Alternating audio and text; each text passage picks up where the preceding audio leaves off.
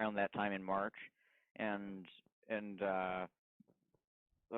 counter to my expectations, there's one Chinese guy on Facebook, a pro communist Chinese guy who was unhappy with me putting out this information, and so I was confused by that, and he said it was because the Communist Party of China hadn't already gone so far as to make these charges publicly. So apparently that's one aspect of how these narratives were trying to be managed by certain political groups, and how complex and how tenuous the situation got around that time. And I think this is because of just how serious of an issue this is, how much of an impact that the narratives and beliefs surrounding this virus can have, both for for a myriad of issues, for public health, for politics, for race, for geopolitics. And so it was a very confusing time for me, where some unexpected information and conflicts arose. So it really caught me off guard, much like how this whole virus has caught people off guard. And now hopefully we can get a more clear picture and move towards a more level-headed, reality-grounded discussion.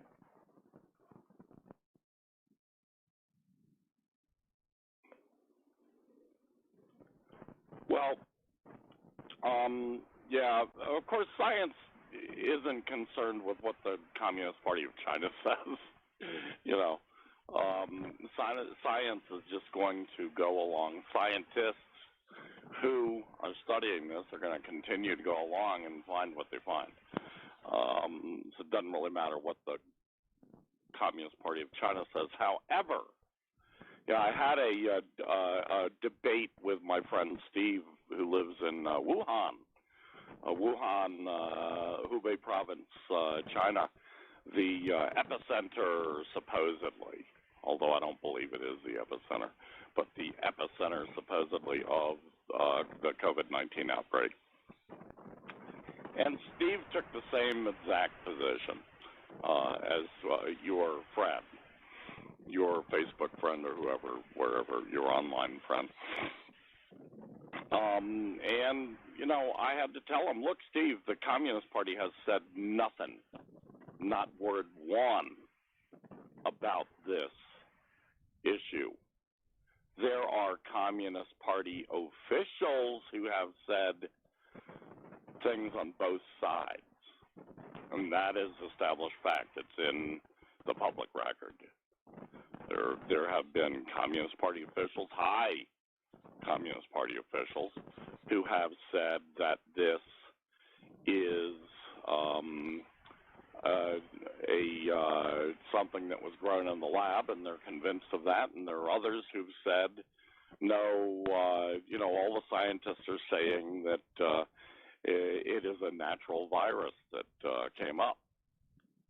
So, but those are specific officials who have said things about the Communist Party of China. You will know when the Communist Party of China is saying something, because you will find it in an editorial in the People's Daily, the People's Daily newspaper, which is the Communist Party's official newspaper.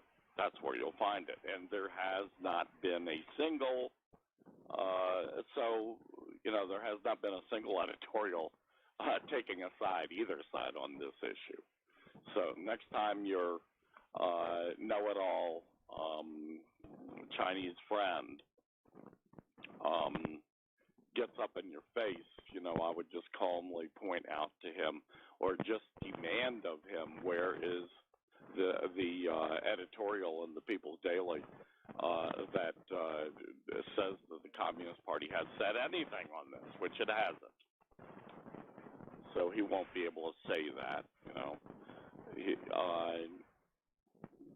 I think that it's pretty obvious that the Communist Party of China is taking a cautious approach on this, and they're looking into it, and that they have not said anything publicly about it, except that a few of their highly placed officials have expressed personal opinions on it, but beyond that, nothing.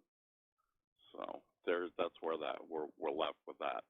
However, right. Of course, as scientific thinkers, as real, authentic Marxist-Leninists, we should not give a fuck what the Communist Party of China says one way or another, although we can say that typically the record has shown that the Communist Party of China is has a pretty good record of being correct a hell of a lot more than they are incorrect. So we'll just have to wait to hear what the Communist Party of China says. In the meantime, I'm a Marxist-Leninist. In other words, I'm a scientific thinker, and so I will follow the science, period. That's all. Now, of course, we know that many, many individual scientists have come out saying, oh, this could only be a natural, and we know that there is a monetary reason that they're saying that. They're saying that because they're chicken shit. I don't blame them, there have been lots of times in my life where I was chicken shit when my job was on the line and I didn't want to get booted out in the street. Nobody does. Scientists are just like any other human being. They want to be able to eat. So, you've got to understand the reality of science, of the science world, especially in the United States, where there are political lines, and these political lines are almost always liberalism. Whatever the liberal authorities say, that's what the scientists have. That's the line the scientists have to take if they want to get funding, because their funding comes through those, more often than not, comes through those liberal lines of authority. Liberalism controls that. Liberalism controls all of the universities in America. Liberalism controls 90% of all the media in America. Liberal billionaire class, or the liberal section of the billionaire class, they control a fuckload of stuff. So if you're a scientist, you are cognizant of that. And so if you want to make sure that you get your funding next year, you don't come out and say what Birger Sorensen said.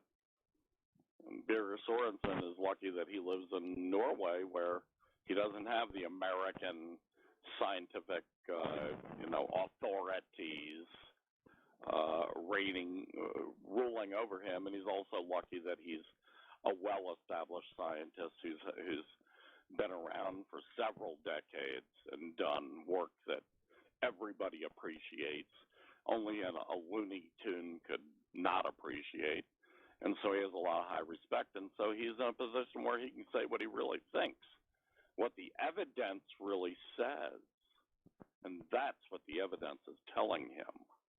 So, I think the jury's still out. However, I am pretty firm in my belief that we are going to find out that it came from a lab. So, there you go. Anything else? Well, you mentioned that some individual Communist Party members or officials had expressed their personal views on the matter, and I remember one tweet from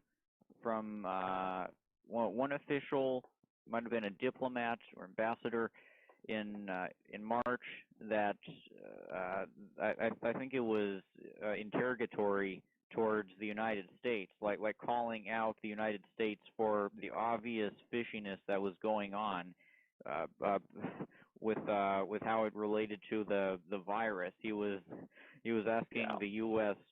Where did this virus come from? Uh, was it transported from Fort Detrick to the U.S.? Something along those Right. lines. And Yeah, Iranian and that guy, officials. he is I think he's like an assistant director in the Chinese foreign ministry, in the section of the foreign ministry that deals with the media. I'm trying to remember. I cannot remember his name at the moment, but I've got that article tucked away somewhere. It was an article that I saw this in, but yeah, I think maybe it did come from a tweet. But yeah, so obviously there's a discussion going on within the Chinese Communist Party on this issue.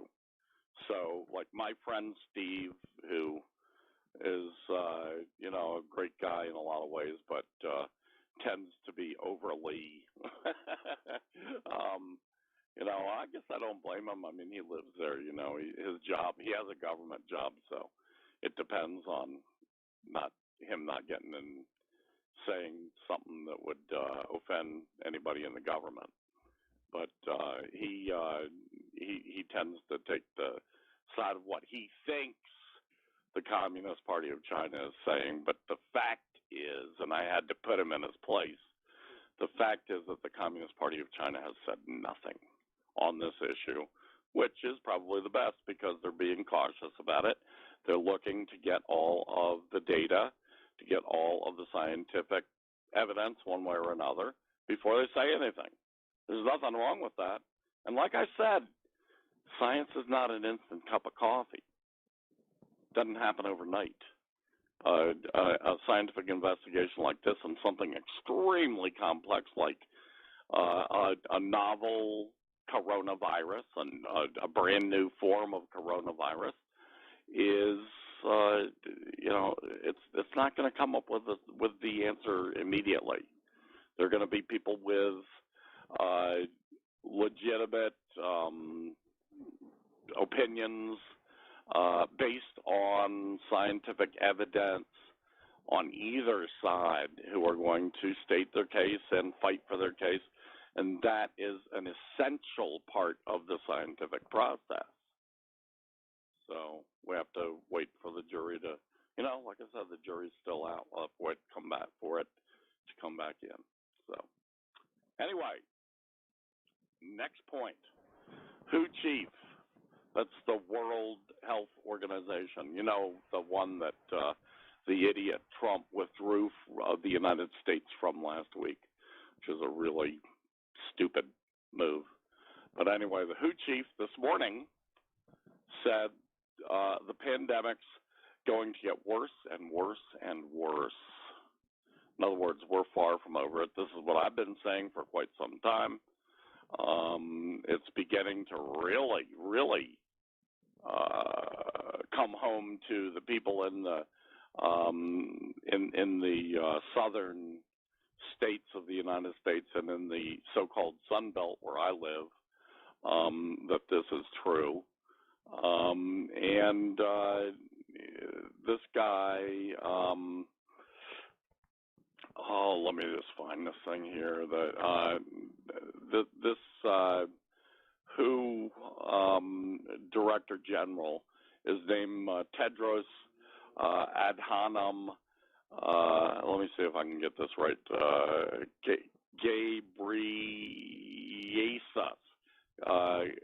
Tedros Ghebreyesus, who is the Director General of WHO. He said this morning that this is just going to get worse and worse and worse.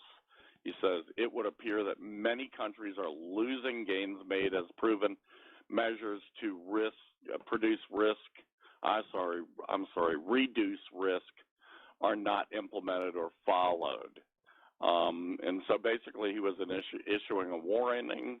he said stated out the statistics that I think most of us know now. Nearly 13 million people worldwide have tested positive for COVID-19, and about half of those cases, 6.5 million, have been in the Americas, in North, South, and Central America. And of course, America, the United States of America, we already know, is the worst of the bunch, the worst in the world, actually. On Saturday, almost 143,000 deaths had occurred. That's 143,000 of the world's 230,000. So, I mean, do the math, that is more than half. Anyway, the North and South America are the real problem areas. And he came out and he was pretty strong about this. He said the reason this is getting so bad in North America and South America is that the basic recommendations are not being followed and not being implemented by these states, by these countries. He said there will be no return to the old normal for the foreseeable future, but there is a roadmap to a situation where we can control the disease and get out with our lives.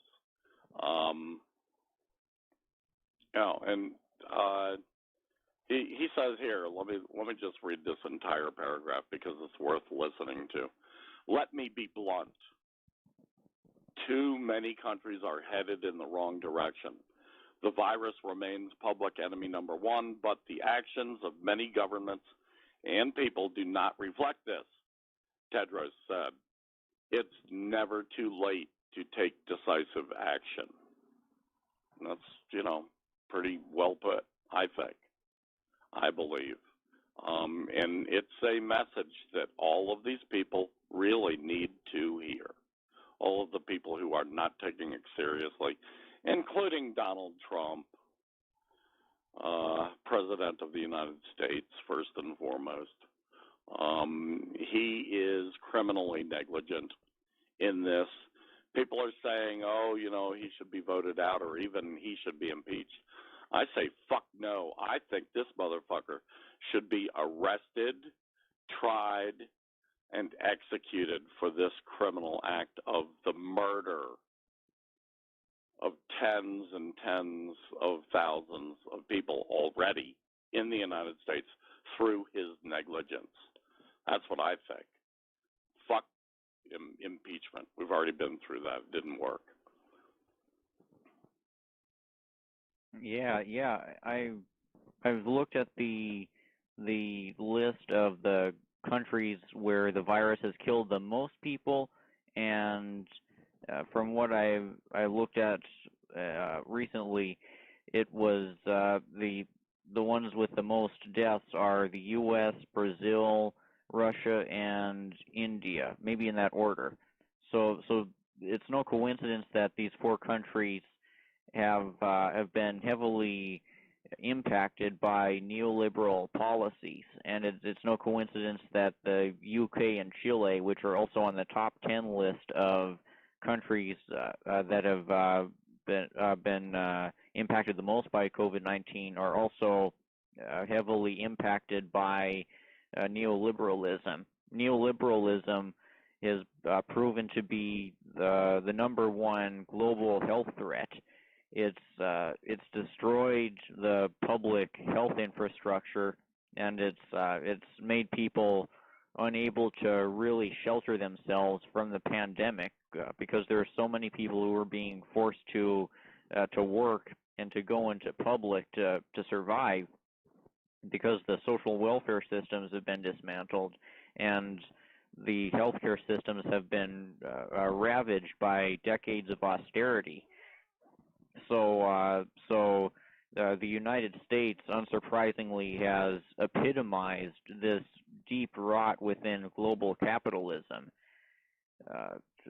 China and Vietnam and the DPRK and Cuba and Laos, the five communist-run nations, they've handled this virus so much better than the capitalist world has, and the most neoliberal countries have handled it the very worst.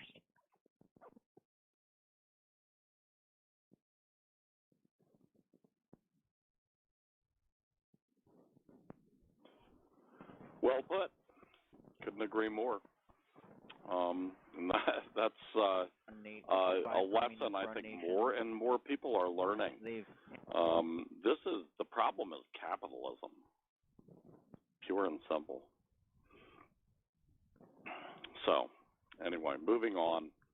Well, we're going to skip topic number 3. Let's see, topic number 4. 32% of U.S. households missed their July housing payments. Wow. Yeah. This is just astounding to me.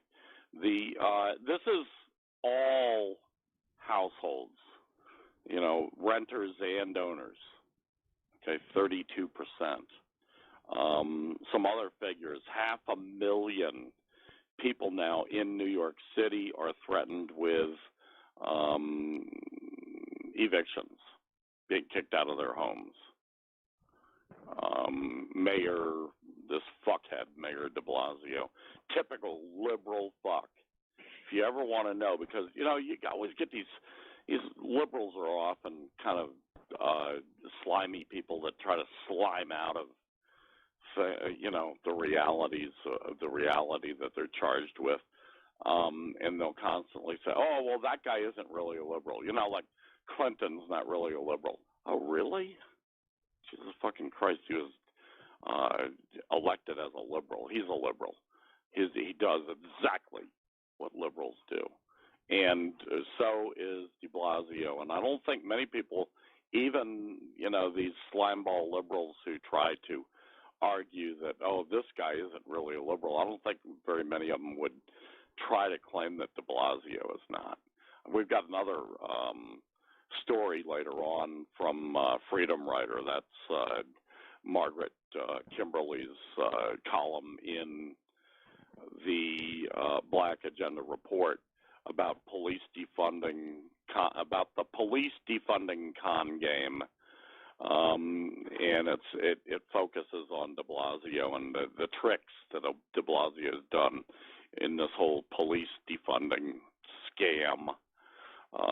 But this is another case where de Blasio is, de Blasio had like a 3-month moratorium on evictions. Now this moratorium is legally over. So the evictions are going to start. And 500,000 people are threatened with eviction because they just could not keep up with their household payments. Obviously, 32% of U.S. households missed their July payment. And it was almost as bad in June and May. So, almost, it wasn't quite 32%. I think it was 30% in June and a little bit less than that, maybe 28% in May. But, people are having a big problem. There's another article that I wanted to discuss along with this article about the 32%. The 32% figure comes from an NBC story. But also there's an article in Common Dreams published today, Monday, July 13th, 2020. Common Dreams is one of these sites that are typically, they're people who call themselves progressives. Anyway, but sometimes they have some good stuff. And this one is an article written by Paul Boucher.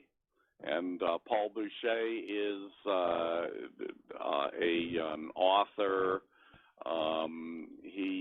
Let's see what this book was called. Hold on a second here. Let's go down. Disposable Americans. That's his most recent book, Extreme Capitalism and the Case for Guaranteed Income, which I've been advocating for a long, long time, a guaranteed basic livable income. So anyway, this article, they go into this whole 2021, half of America is facing poverty.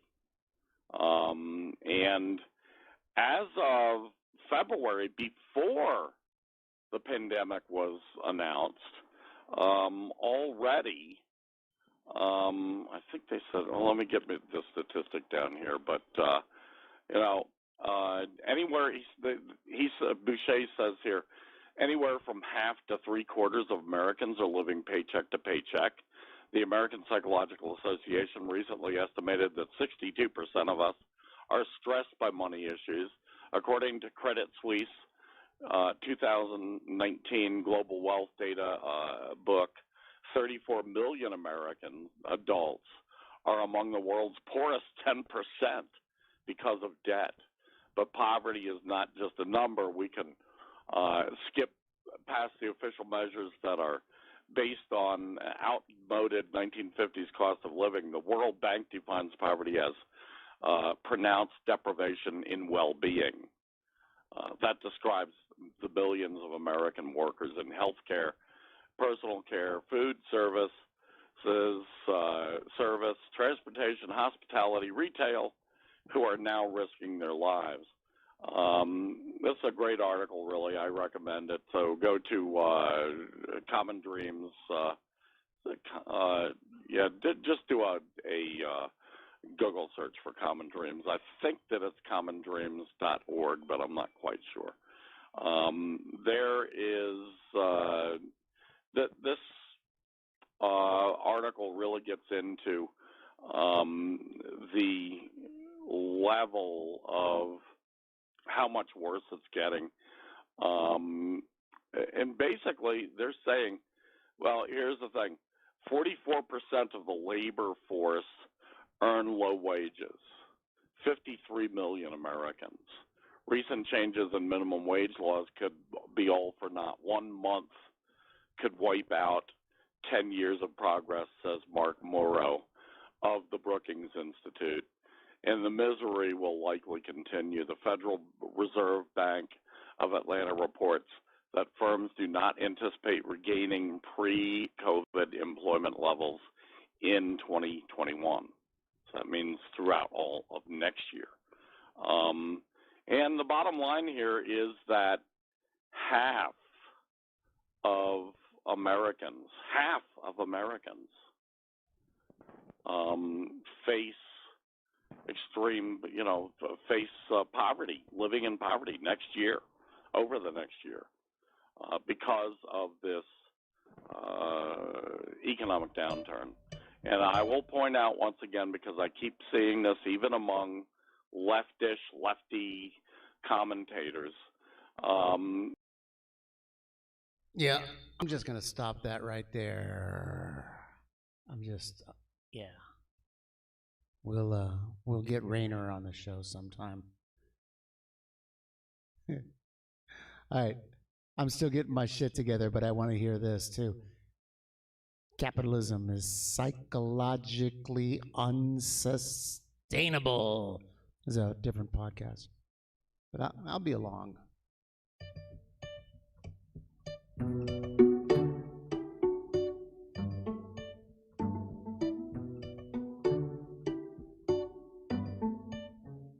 Hello and welcome to the Order of Unmanageable Risks, a podcast about capitalism and anxiety. My name is Max Haven and I am Canada Research Chair in Culture, Media and Social Justice.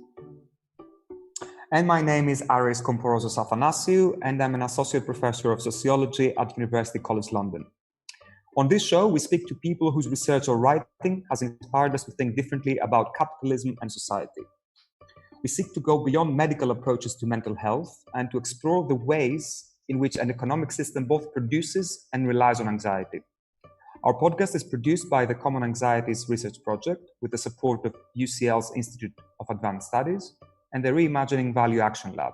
For more information, you can visit anxious.community.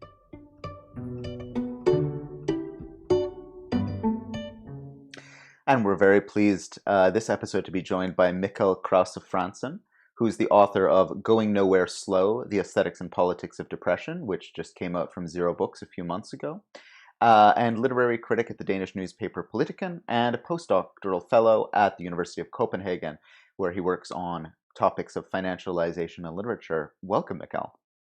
Thank you. Thank you for having me. It's a pleasure.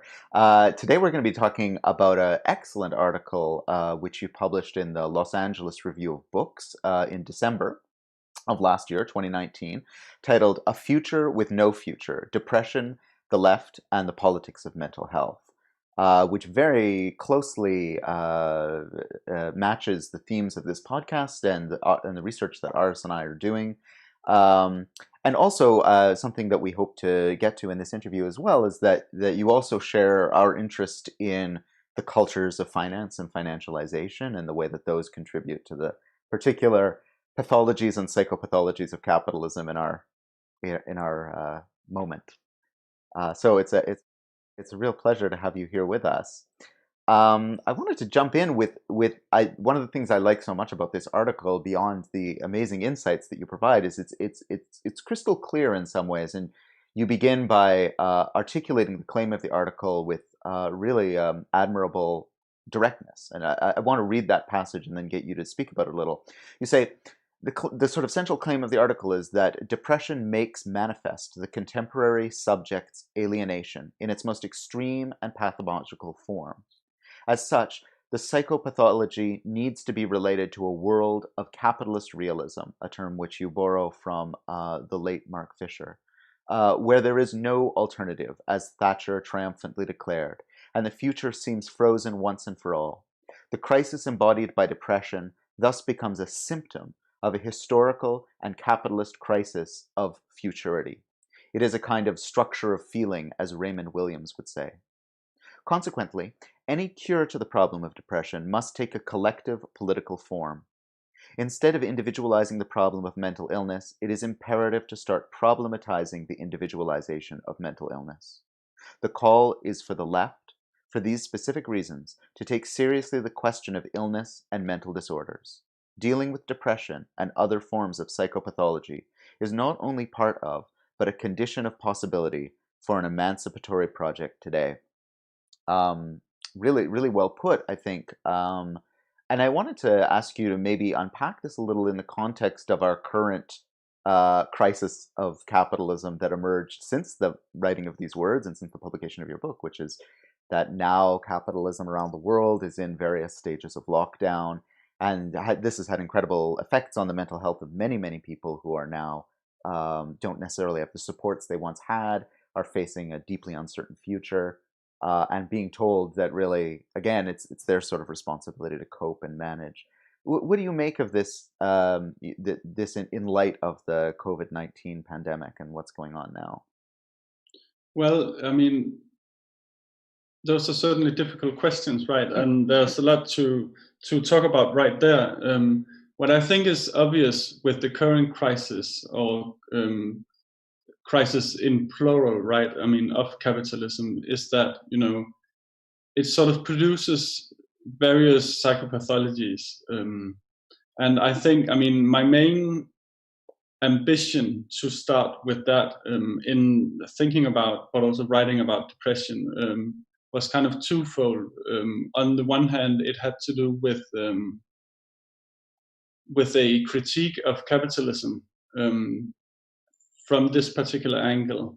But then it was also based on some personal experiences, not only my own, but also, talking with so many people and friends, but also colleagues and students who were in various ways expressing, deteriorating state of minds and, having multiple diagnoses, or within recent years, just, having a bipolar disorder or depressive episode, or were becoming increasingly anxious.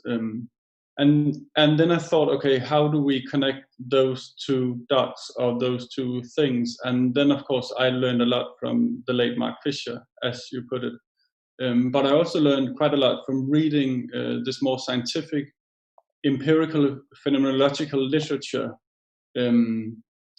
going back all the way to Karl Jaspers, for instance, who wrote quite brilliantly on the experience of people who, for instance, are going through an episode of depression, and he, for one, like Mike Fisher, was really good at talking about or framing the problem of depression in temporal terms. So speaking about depression as a kind of chronopathology, as an illness in and of time.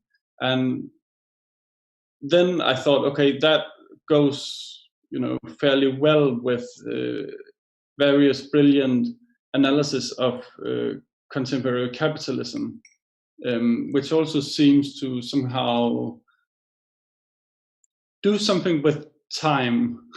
Let me put it that way. And that sense of futurelessness, or that kind of lack of futurity that is experienced on this broader historical level, is for me intimately tied to the more personal experience in depression of not having a future, or of losing the ability to imagine any kind of future, any kind of tomorrow. So that's sort of trying to connect those two tracks were at the outset of my PhD dissertation, which then turned into this book. In terms of the current crisis and the COVID-19, I think it's honestly difficult to say at this point what the both immediate but also long-term psychological effects are. I mean, because you read a lot about the current pandemic being also a mental health epidemic or pandemic, but like Nicholas Rose said in your last episode with him, there's also a danger in hyperboling or exaggerating these tendencies, because then you also run the risk of subscribing to the language of the diagnostic manuals and the field of psychiatry, which is all too happy to state that more and more people are becoming depressed, or more and more people are getting anxious, and we need to treat those problems within a very particular framework. So I think there's a lot still to think about and wait for and criticize, obviously, with regards to COVID-19. I want to follow that up, because you mentioned just a moment ago, and we've talked in the past about how I think both for you and for us, a lot of our motivation for studying this topic has to do with our experience with and our discussions with our students, a young generation who, as with most generations under capitalist modernity, have been told that they are the future, that they stand to inherit the future, that they need to invest in their own future in terms of obtaining an education, and so that they can take their place in society. And yet, at the same time, the incredible rates of mental ill health among students, which has also been framed as an epidemic, with all of the kind of baggage that comes with it. What's your sense of your experience with students? And I wanted to ask you a slightly more particular question too, because I think you teach, work, and live in Denmark, which is often held up by more evidently neoliberal nations as this shining example of social democracy and a sort of functional, cohesive society. And yet I believe, exactly, if I'm not incorrect, you found that many of your students are also suffering these symptoms of the collapse of capitalist futurity. I wonder if you could talk a little bit about that. Yeah. I read one of Mike Davis's brilliant analysis of COVID-19, where he asked the rather rhetorical question, I guess, if capitalism had become biologically unsustainable. But what I would want to say with regards to the students in particular is what they are starting to realize, or maybe they've realized for years, is that their current predicament and that capitalism in general has become biologically and psychologically unsustainable. And a recent report came out in Denmark saying that 17% of the student population or the student body were experiencing and expressing various forms of mental disorders. And that's quite a large number, to be sure, right? And I actually had this project running parallel what you two were doing before COVID-19, I guess, which dealt with students and trying to do this, pseudo qualitative investigation with the students, where I talked to 8 different students a couple of times this semester. Some of them had diagnosis of depression, some of them did not, but had other illnesses. And it was really striking for me to note just how deeply, how deep their pain was. I mean, but also, I think one of them said to me, it is as if all of us students are going around feeling like shit, but we are still sort of, walking around each in our own bubble, not sharing this pain, not sharing this condition that is obviously common to so many of us. And some of them were, indebted, and some of them were not. So there were also, within the same diagnosis, for instance, with 2 students, you had immensely different socioeconomic problems. For instance, some of them had, rich parents. Their parents were academic. Some of them did not. So there were all these different factors, but there were also a lot of common ground. And but what I think is one of the differences between, for instance, Denmark and the US and the UK, and correct me if I'm wrong, is that the activism among students in Denmark is pretty low, if not non-existent. And maybe that has to do with the so-called welfare system and the access to psychology and psychiatry and welfare benefits and all of that. But I also think I had this idea that I wanted to gather these 8 students and hopefully more, and trying to do some workshops where we might be able to collectivize some of these experiences, but also trying to somehow, and of course that sounds awful, but trying to radicalize the students, because they were pretty unradicalized, to be fair. So they were critical of, the whole system and, psychiatry and the diagnostic systems, but they were still unable to connect the dots that I talked about earlier. And they were unwilling to, trying to mobilize or trying to transform their individual diagnosis into a battleground. And I totally understand that if you are, going through a major depressive disorder, then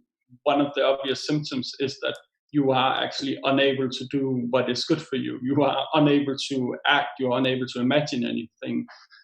But I still thought that was pretty depressing, to be honest, that you had so many students who were going through difficult times or who had clinical depression, for instance, and yet they were still unable to escape that individual bubble.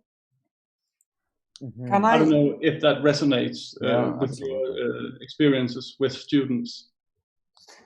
It really does. It really does. And what I was wondering is, so you mentioned that although these were very intense experiences among students, they mostly seem to be dealing with them on an individual level. And I wanted to ask you, I wanted to sort of link this observation with something that you've written in this article that Max mentioned, and Max and I are also interested in, which is the role of financial capitalism in this process, particularly the way finance intervenes in how distributions of risk and responsibility are made in our society. And I'm wondering here how these distributions affect this generation we're talking about, students. And whether, my question to you is whether you think there are any spaces, any fora in students' everyday lives where there are practices of coming together in some way, and I mean outside of perhaps your own efforts to bring them together. Do you think that there is any sense of a collective we that is perhaps explored unconsciously or without, not politically, with a political intent necessarily? But do you think that there are any fragments of such a space? That's difficult for me to say, but some of them mentioned that, one of them had ADHD. Isn't that the name also? ADHD,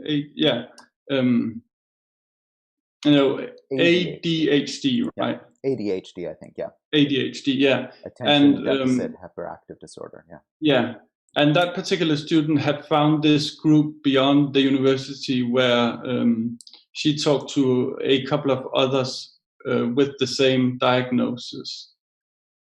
I don't think that was in any way an attempt to collectivize or politicize their experiences. I think that was an understandable way of sharing what they were going through, whether they were university students or not. But beyond that, I don't think there were any even fragmented sense of, okay, let's trying to do something together. And some of them were actually really reluctant when I suggested to them in our individual conversations that, okay, maybe we could try to do something collectively.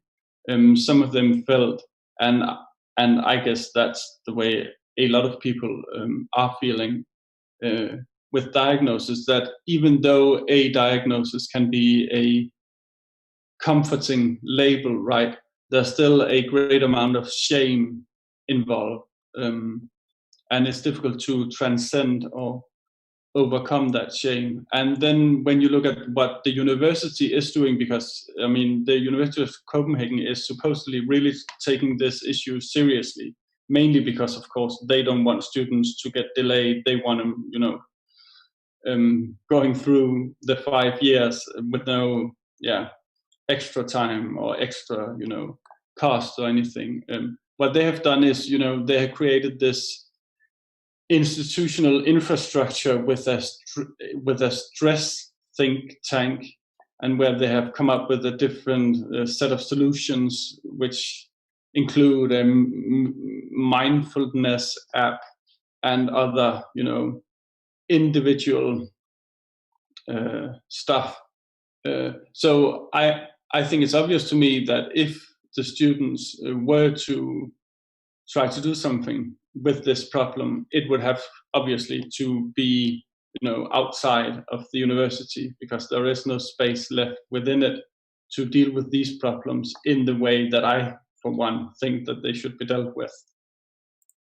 I want to follow up on something you mentioned there and just unpack it a little bit, which is the strange double-edged sword of the diagnosis. And you were mentioning before our recent episode with Nicholas Rose, whose book Our Psychiatric Future does a really great job of showing how, on the one hand, as should be obvious to any reader of people working in the tradition of Michel Foucault and also radical critics of psychiatry from the psychiatric survivor community or mental health user community, these diagnoses of mental illnesses are somewhat arbitrarily confabulated by a medical establishment, often a medical establishment pressured by the need to either create what seem to be functional therapies to return people to some idea of working so that they can work, and also by the pressures of the pharmaceutical industry. And yet the other side of the sword, of course, is that for so many people who are suffering in society for all sorts of reasons, and whose suffering manifests as what we term mental ill health, having a label to name that suffering and to think through a set of procedures to remedy or at least treat that suffering is very appealing. I think you read it really well in your piece when you say, why does there seem to be so much comfort in psychiatric diagnoses? Because there is comfort in the diagnosis of depression. So that's why I feel bad. Depression, a chemical imbalance in the brain. In this way, the diagnosis provides momentary meaning to meaningless misery. The suffering gets a name and a cause, a lack of serotonin. And in the capitalist world as a whole, but this cause has causes, which in the diagnostic system and in the capitalist world as a whole remain undiagnosed and untold. And that seems to really resonate with what you're saying about the depoliticization of mental health and the way that its individualization militates against the sense of this sense of shared risk, shared fate that might otherwise emerge. Yeah, and I think maybe you have already discussed this previously on the podcast, but to me the pivotal year is 1980, where this third edition of DSM came out. The diagnostic the Diagnostic and Statistical Manual. Yeah, exactly. Which came out, the third edition, in 1980, and for the first time really eliminated all sorts of etiology, but also all kinds of contexts and causes, only talking instead of symptoms, listing this set of symptoms that we also know today, right? And I mean, Alan Horwitz has written about the transition from anxiety to depression as the main, psychopathological paradigm in the modern age. And he locates this shift taking place sometime during the 1970s. And he writes, I have the numbers here, that in 1975, the 18 million diagnoses of depression had for the first time surpassed the 13 million of diagnoses of anxiety. Whereas in the 50s and in the 60s, anxiety was really the predominant way of framing suffering. So we have a really landslide there in 1980, where, of course, other important political neoliberal events took place as well.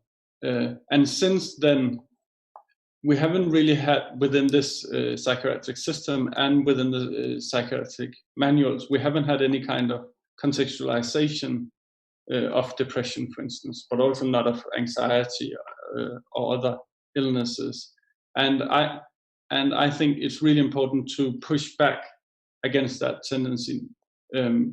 And it seems to me that the one, kind of relief that this system can actually offer people is, at the level of the label itself. And I mean, I have brilliant, clever friends who within the last couple of years have been diagnosed with, one of them with major depression, the other one with bipolar disorder. And they are really relieved in an understandable way that now this suffering gets a name. And it's really difficult to talk about, well, that's true, and it's good for you that you are now sort of recognized within the system, and now some help is suddenly available in a way that it wasn't before, but still trying to think beyond the labels and the etiquette, which, I mean, I oftentimes compare psychiatry to the field of economics as these kind of, sciences which try to be very factual and very scientific, but still, I mean, when you talk to psychiatrists who are able to do some sort of self-criticism, they are openly admitting that of course all these names, all these diagnoses, and with each manual we get more and more diagnoses, more and more illnesses. That is just a very approximate way and pragmatic way of going about things. And of course, to me, I mean, having worked a bit on grief and mourning, it's been striking to me that in the latest edition, I think it came out a couple of years ago, and it is now being implemented in the Danish system, is the inclusion of grief within the whole catalog of mental disorders, where earlier we had this bereavement exclusion clause, I guess it was called, where it sort of said the only context that we will accept within psychiatry is the loss of a loved one, right? There you have kind of an understandable contextual form of psychological distress that we can understand and accept. But now, I mean, grief is also being pathologized, but also individualized in a very normative way. Yeah, absolutely. And it brings up such interesting questions around, and I think this ties into another whole area of critical theory in recent years about what is mournable and what is grievable, and who is mournable and who is grievable. So the example that comes to mind is, of course, the discourse that's circulated now on climate grief. And it's a whole other interesting set of questions here. But I want to sort of move us towards the end of your article and a discussion we want to make sure to have here, which is about, well, then, sort of what is the alternative? What is the alternative way of framing this suffering that we're speaking of if we're going to have a really legitimate and important suspicion towards the sort of diagnostic turn? And even a suspicion towards the forms of activism or mutual aid that circulate around diagnosis, as you were saying, groups that form around specific diagnoses, which can be important lifelines for people suffering, but ultimately sometimes reproduce the kind of depoliticization of mental illness. And so I want to go to a quote from your article where you're sort of parsing a set of recent work in theory and in art about different forms of therapy that are capable of naming the root causes of the quote-unquote epidemic of mental ill health in capitalism. And you draw here again on the work of Mark Fisher, on the work of Franco Bifo Berardi. And so I'll read this passage.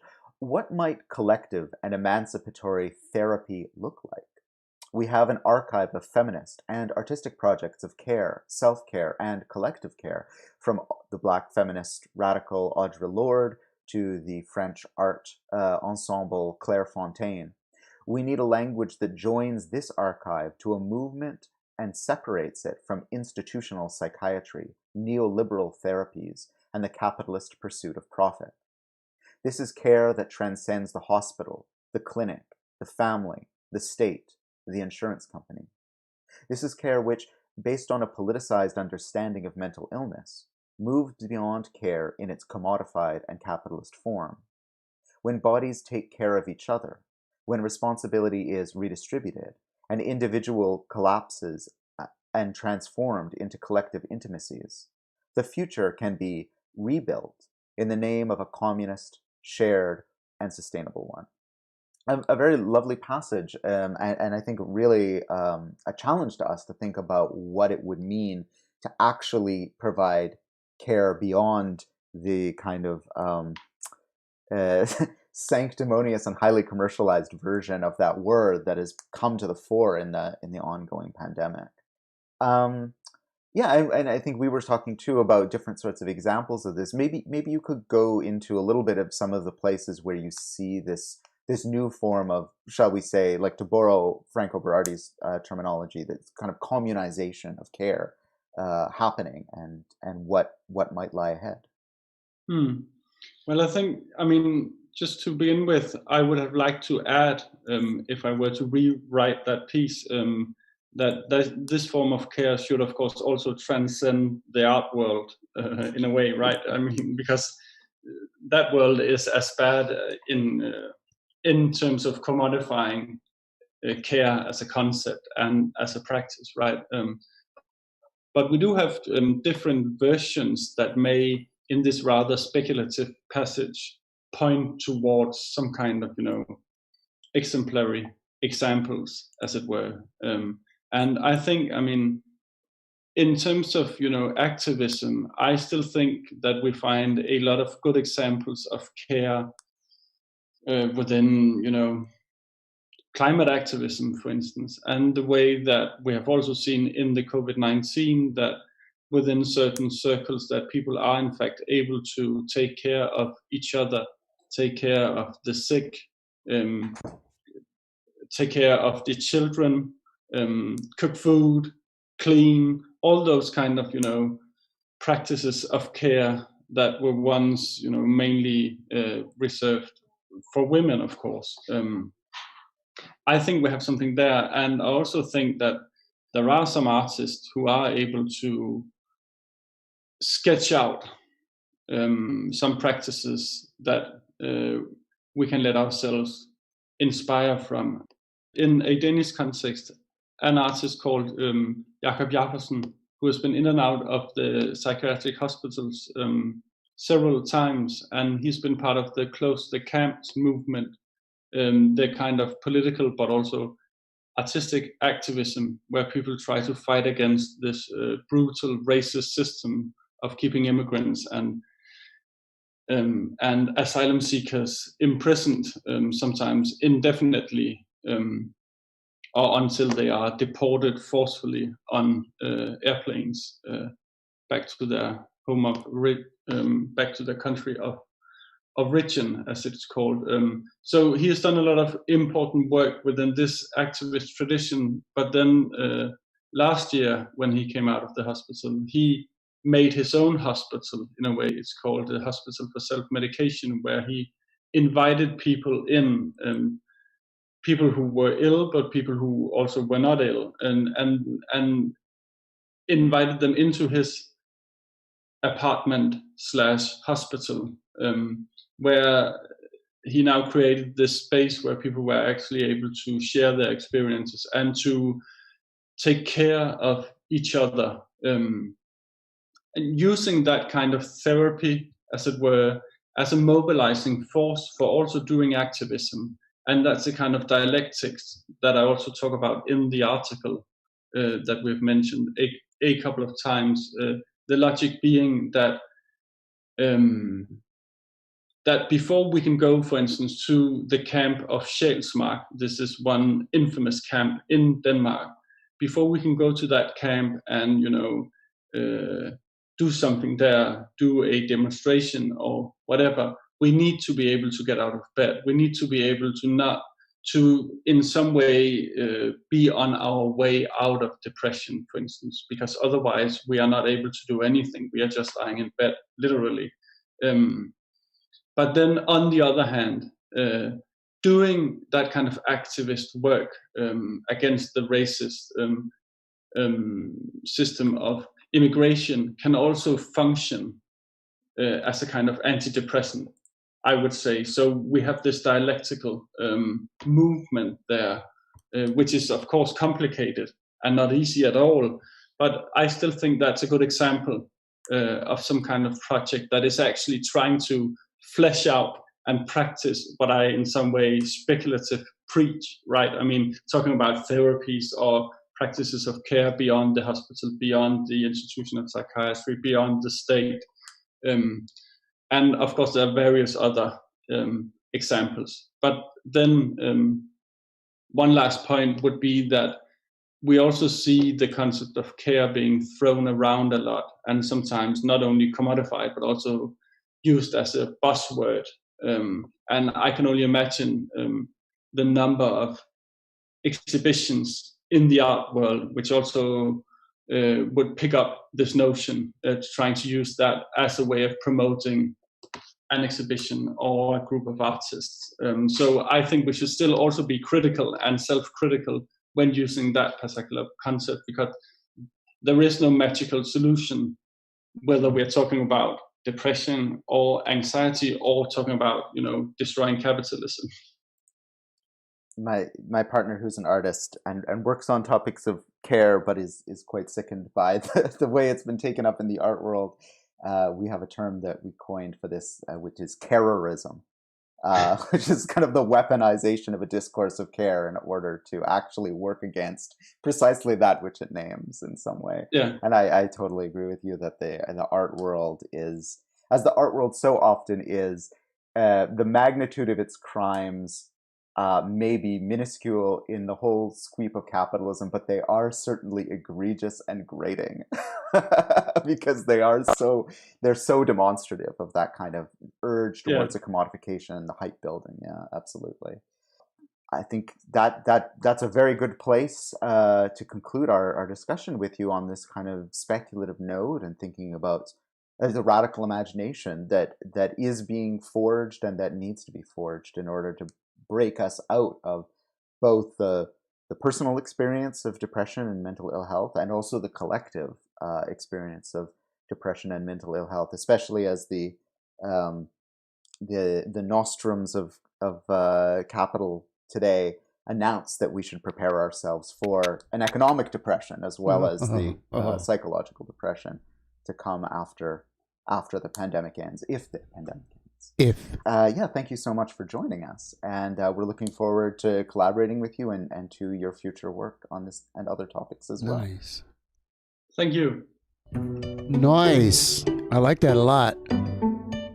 No, I thought The Reimagining Value Action Lab. There's a big wide world of podcasts, and I don't listen to them. I mean, when I was commuting more regularly and I had time, I would listen to podcasts or music. But anyway, this got on my radar. Because, things are fucked up and shit, right? And it's taking a toll on people's mental health. And some folks that my wife knows said, "Oh, here, you should check out this podcast." Excuse me, I've got a little of that feedback from dinner. But anyway, so my wife showed it to me and says, "Hey, why don't you listen to that? You've got free time. Why don't you listen to that and get back to me on it? Is it any good?" She doesn't have any time, but a couple of people that she respects said, "Hey, you should listen to this." And she's like, "I don't have time for that." But you know what? The bear's got time for that. I'll ask the bear to listen to it, and then he can tell me in in 2 minutes. There we go. I wanted to check the sound levels, but yeah. So I'll give my report to her. Maybe I'll do a little clip of this. Honey, capitalism is psychologically unsustainable. That podcast that your friends sent you that they wanted you to listen to, you tell them you thought it was great. Tell them that you are inspired and you're thrilled to know. I need to change OBS. I can see that. You're inspired and you're thrilled to know that my attention is split, right? Because what I really want to do is get the scrolls off of the damn screen, right? That's what I want to do. I want to get that all off the screen, and then I want to get this off the screen. Hold on now. Watch out now. What am I doing? Where's it at? There we go. Get that off the screen. Boom. Hi. I feel much better. So let me start over. Hi, honey. Remember that podcast that you said I should watch or I should listen to? I listened to it. Tell your friends that you thought it was great, that you are inspired, and you are happy to find out that there are actual thoughtful, professional mental health care folks that would really like to see a different model, and instead of doing, having the for-profit healthcare model, which includes, mental, they have a different, mental healthcare. That this communist from Denmark, he's on it. He's right, and he made a lot of really good points. And boy, what if we change the conditions that we live under? What if we change the conditions we live under? And what if we treated the symptoms that are bubbling up? What if we treated them in different ways instead of just, oh, it's a chemical imbalance, here, take a pill, take a pill, take a pill, take a pill. I thought it was a thoughtful conversation, and the knee-jerk reaction some people might have is, oh, I bet I just hear it in my head. People will make this argument immediately that, oh no, this is necessary. It's science. It's saved my life and all that. And okay, yes, because we're living under capitalism, and you need it.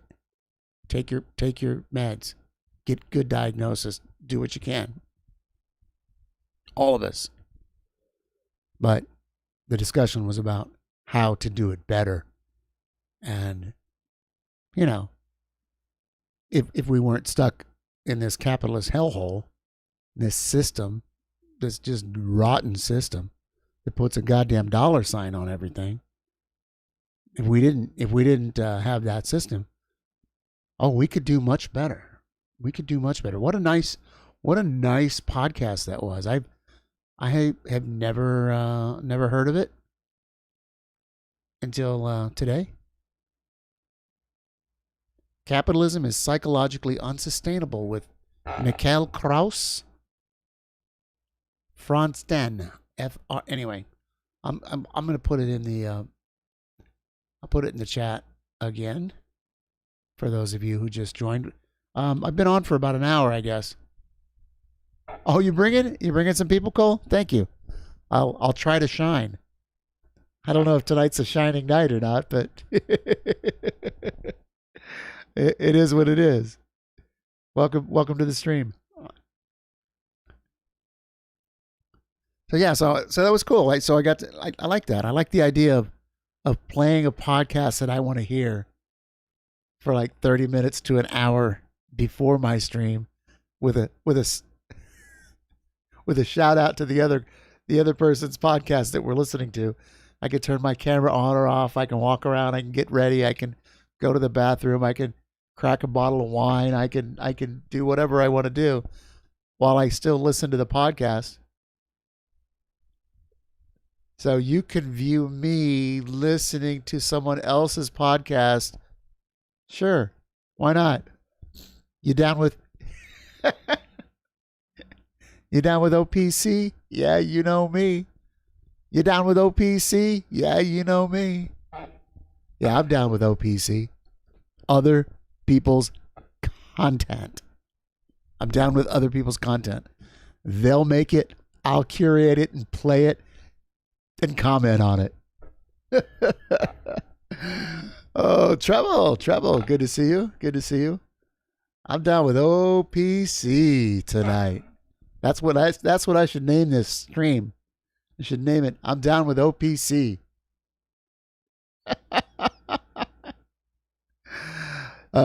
So yeah, I've lined up a couple of things that I wanted to listen to, a couple things I wanted to see. And for those that were here looking, you could see there was a demonstration. I put it in a window above my camera. That was the Sander Bland demo today, anniversary, and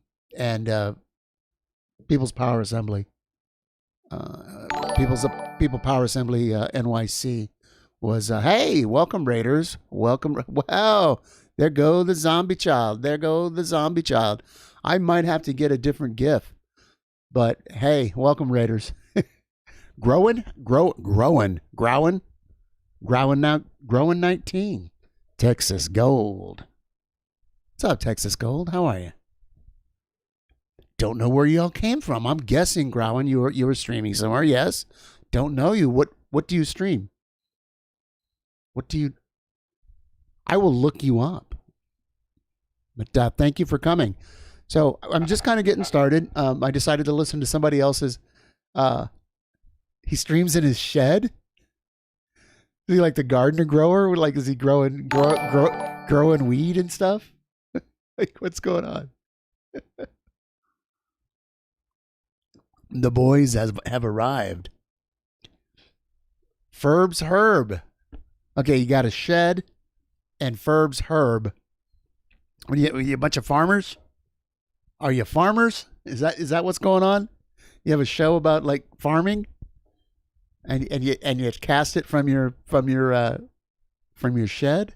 I think that I would watch that. I would get high and watch that. Yeah, thank you, Cole. We appreciate that. So yeah, that makes me feel good. So, well, Canadian in the wood, and you. Oh, you're Canadian, and we've got a guy from Utah. Mostly it's just talking, but farming does come up in sound. All right, well, very good. So mostly here it's talking, and then sometimes it's watching. So I think tonight we're gonna call it. No, we like sheds, and an Australian man with alcoholism. You like sheds, and you like an Australian man with alcoholism. All right, well, hey, the struggle is real. The struggle is real, my friends. I have my grape juice tonight. We've got to stop meeting like this.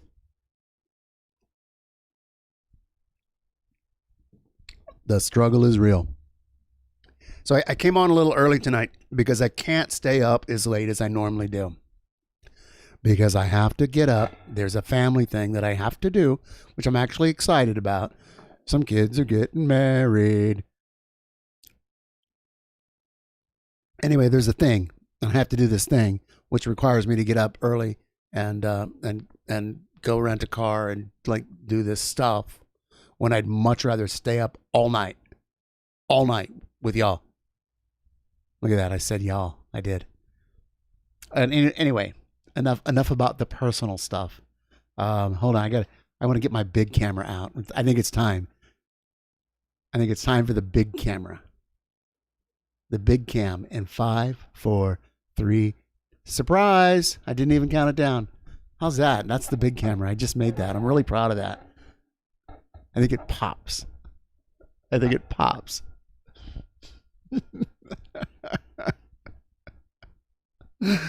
Oh, welcome to the left. Welcome to the left pole of the Twitchesphere. So I've been saving some things. I was gone all day. I was doing chores. I was doing work. I was doing actually free labor. It was free labor for my wife's job because she still has one, and she has a lot of shit to do. So I was doing the errands that she didn't have time to do, but it had to get done. So it was horrifying today, by the way. It was horrifying. I had to take the bus. And I don't know, maybe a couple of you know this, but I have not been allowed to take public transportation for about 5 months, right? However long this lockdown's been going on, right? What happened is the last time we were out, and when it first started getting bad, and we've got masks, and we got gloves, and we've got wipies, and all all this stuff, and there was some, and everybody had masks on, and hardly anybody was out. It was very, very ghost towny, scary, right? It might have been March, it might have been into February. And they had just instituted the you can't get on the front of the bus, but you can't get on the front of the bus. Talking's hard.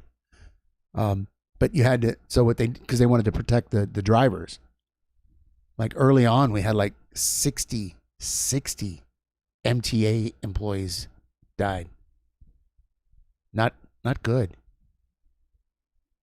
So, no fare. They suspended the fares.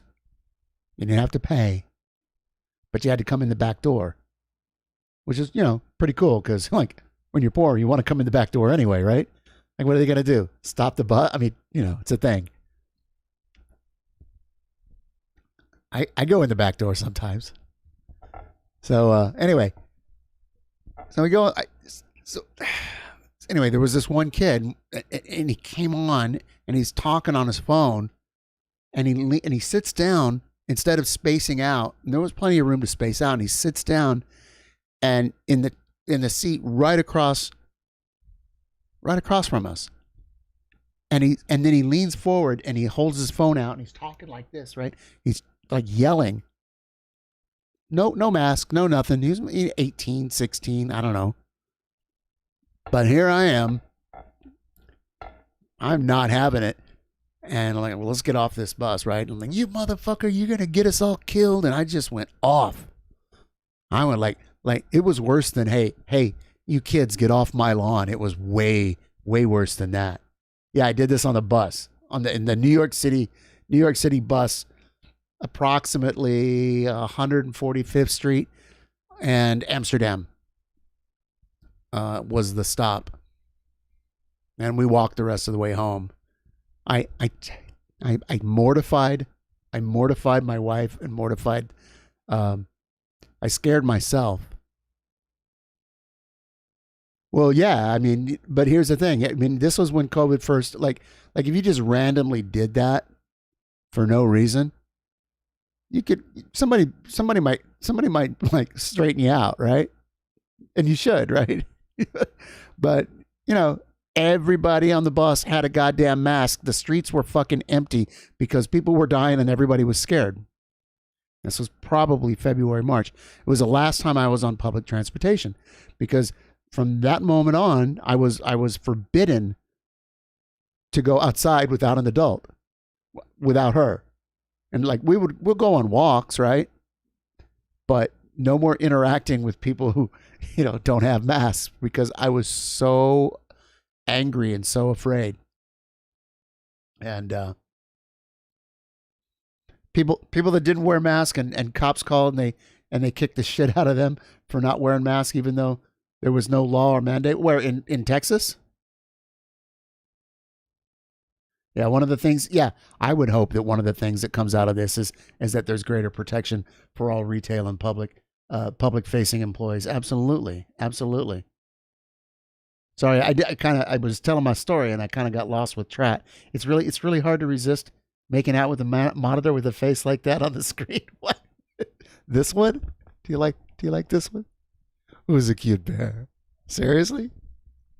That's sweet. Are you talking to me or are you watching somebody else? I don't know. Are you in the right chat room? Are you tabbed out? Where are you at?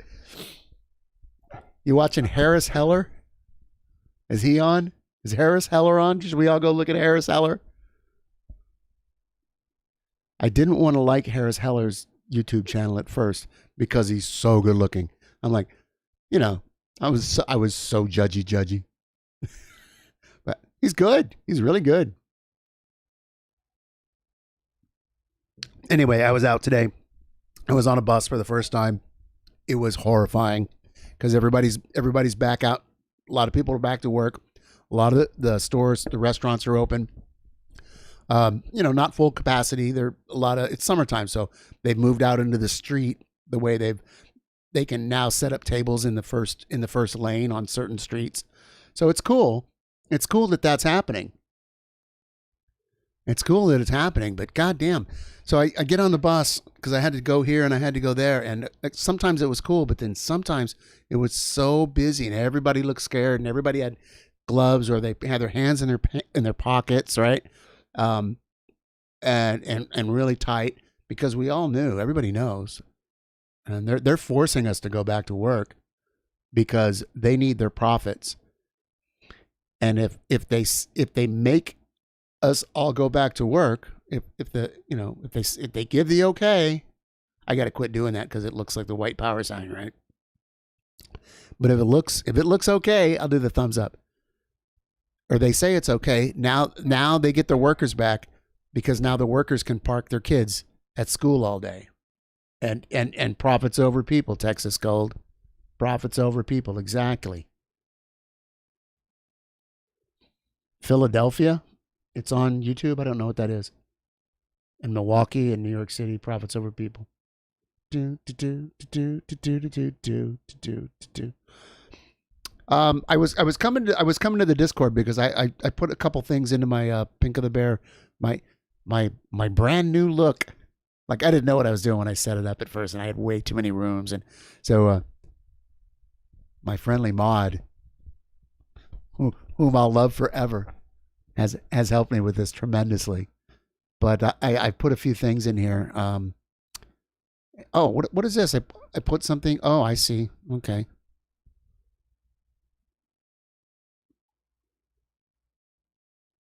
But I haven't quite decided. And we need to change the camera focus if I want to do this. I do want to do this. Hang on a second. It's hard for me to talk and chew gum at the same time. Here we go. Back to this. Capitalism kills. I like this page. I just want to share a couple of things that I saved. Here's a big I put it in the announcements of the Discord. I think that's the correct spot for this. Can y'all see this? Liberals hate leftists because leftists are a constant reminder that liberals aren't what they pretend to be. Caitlin Johnstone, everybody. Who's from Australia here? That's I think Caitlin is Australian, right? And I heard something. Somebody followed, I think. Is that right? Hello, Texas Gold. I used to live in Texas. 15 years, 20 years. Dallas, Houston, and Austin. I went to the University of Texas. Got me a finance degree so I can be a banker. True story. And look at me now. I'm over here in the red fucking corner on the left pole of the Twitchesphere. Thanks for the follow, Texas Gold. Please come back. Hook'em horns. Please come back. Sometimes I don't talk. Sometimes I play other people's content. We're going to do that in a second. We're just getting started. Anyway, yeah. So there's that. Also, I wanted to take a look at this, particularly just the beginning of it, with a little bit of volume. These are some comrades of mine from New York City. There are individuals who have that sharp-ass syndrome. This is People's Power Assembly, New York City. This says so. This is Union Square on the it's Union Square, but I see it's a little off. Okay, I see where the statue is. They're just off to the side. It's a tight in shot. So I just wanted to hear some of this. I don't know if Mark Apollo took this, someone or somebody in. Who have that sharp-ass syndrome. So instead of us working together, you know what? Excuse me, I got this. Yeah, she is from the forgotten borough of Staten Island. That's where she's from the forgotten borough of Staten Island. She never says she's from Staten Island.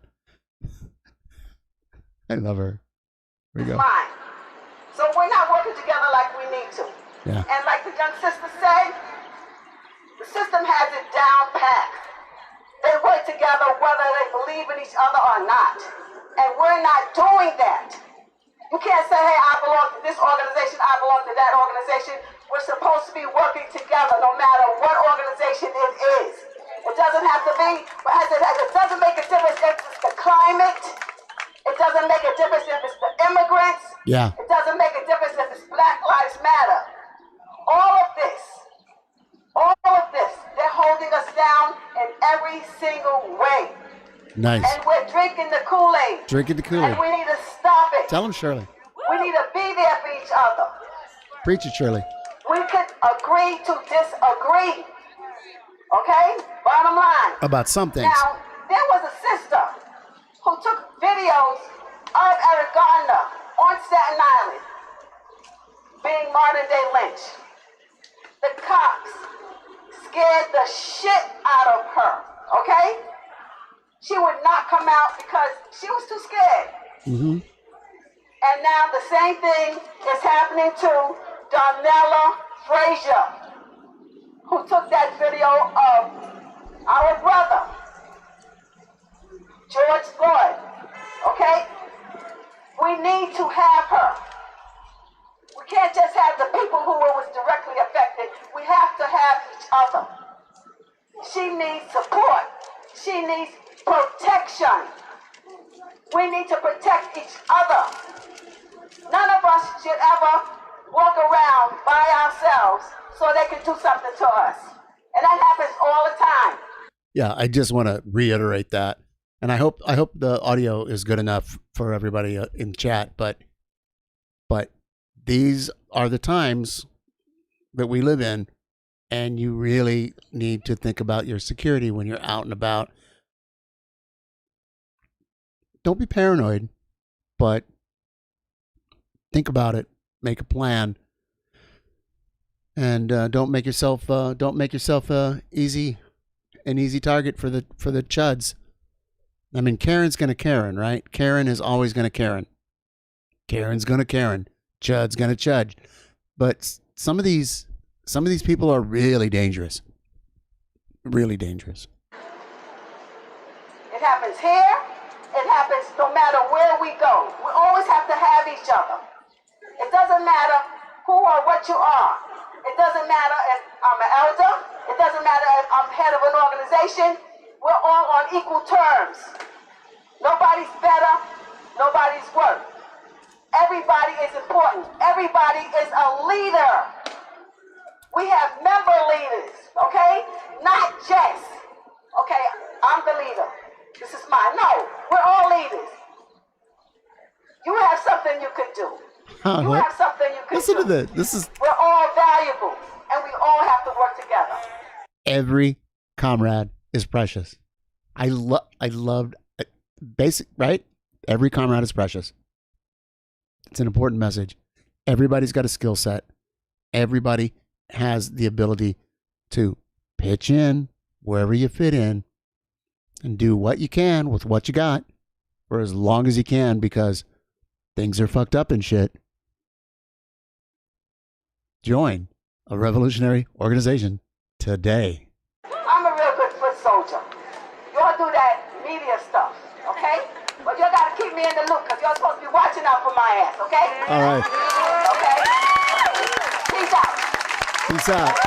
From the forgotten borough of Staten Island, Sister Shirley. Thank you, Sister Shirley from Staten Island. And she's touching on another point that I wanted to bring out. And also that Monica Cruz brought out. And this is one of the leaders from People's Power Assembly. By the way, the donations that I get into my PayPal, which I'm really thrilled that I've gotten a couple donations. They're going to the People's Power Assembly. It's an organization I personally know. It's an organization that I used to be in. I mean, I'm still technically in, because it's not like you sign up and like, oh, you're a member. But I'm not doing the street stuff. This is a mass org, and I'm not doing that as much because my health says I can't. I can make signs. I can help out here and there, you know. And when there's a larger demo, I can handle getting together a crew to get the right sound system or whatever, right? But I don't go to the meetings, and I only know 30 people there. I don't know everybody there. So anyway, I don't know why I feel the need to tell you that, but that's where the money goes.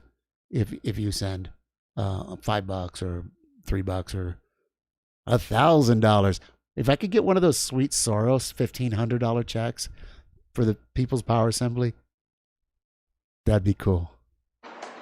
Support an organization. Join an organization. If you don't like the organizations that you see, form your own organization. Yeah. For a problem that you think that Tell it, Terry. help resolve. I have not heard this. I have not heard this. They can promote healing to the black women and girls in your community and femmes in your community. So the other thing I wanted to touch upon, concrete things we can take away from here besides joining and organizing, and if you can't do any of those, support. People need, these organizations need money. We need to pay rent. We need to pay printers. All of these placards, you know, we have to copy. Yeah. That costs money. We have to buy paint for the banners.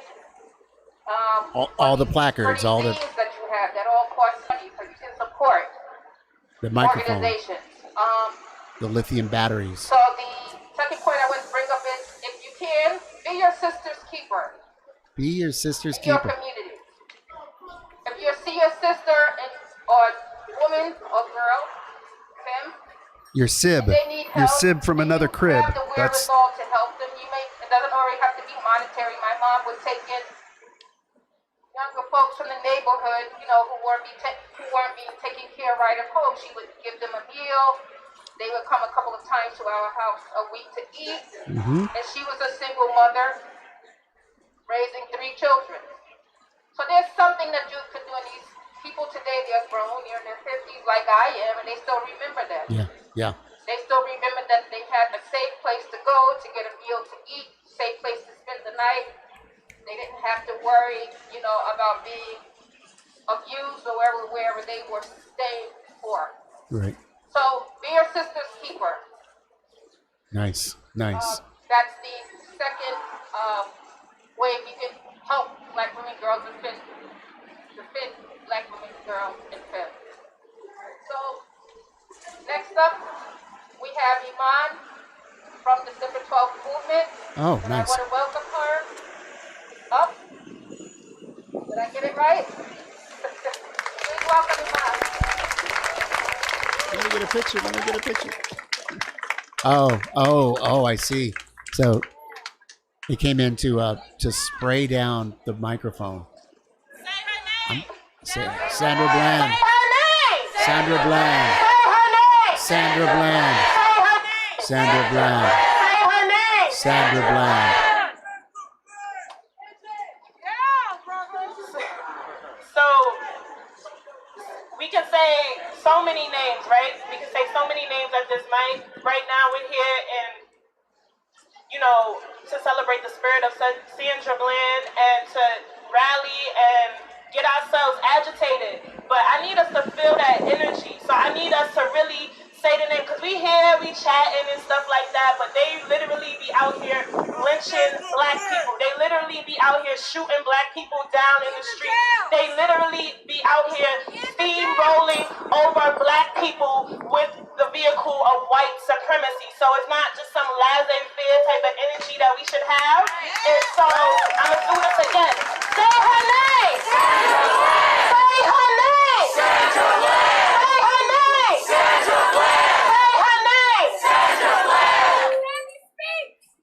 That's right. Yeah. In the spirit of Sandra Bland, who prior to her being murdered by the pigs, you know, she did used to speak up in regards to, you know, just justice in general. And her death, her lynching, her modern day lynching is just an example of what black people just go through on an everyday basis.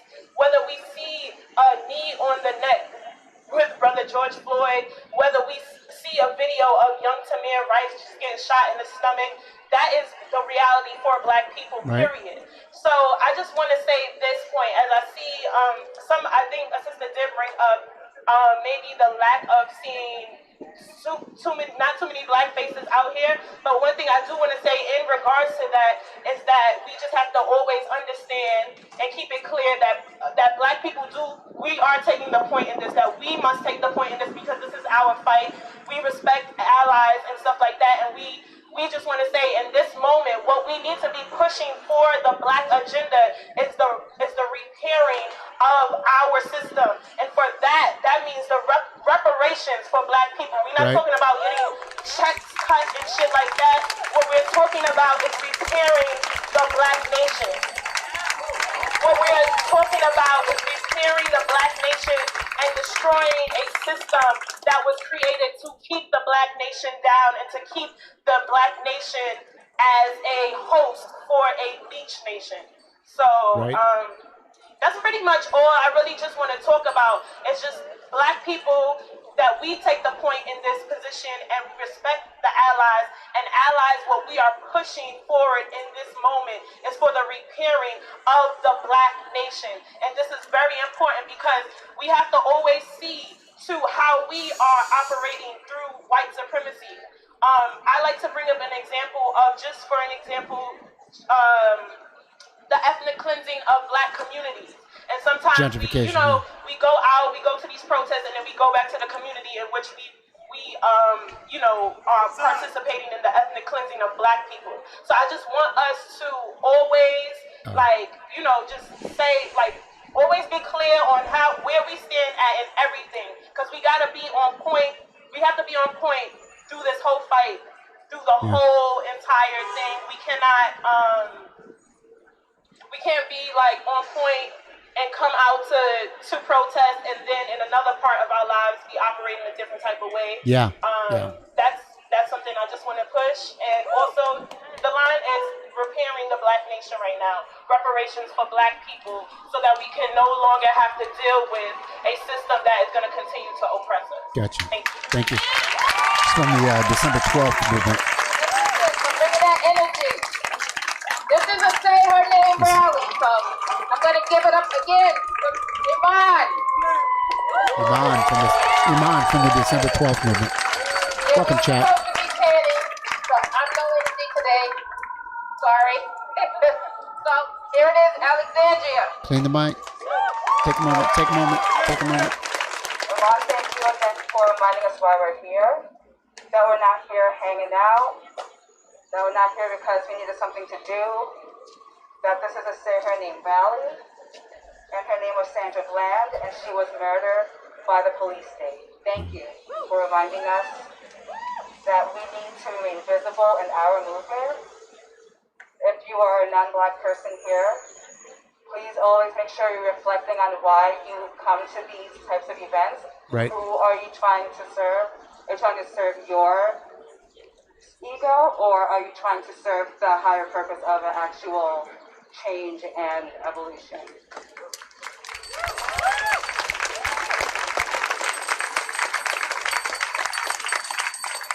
Because I've seen a lot of people look a little funny when they're not at a rally holding a sign, and I'd hate to catch y'all out here acting funny. So, but I trust that you're here at a Say Her Name rally on a Monday night because you actually want to fucking see this shit go down.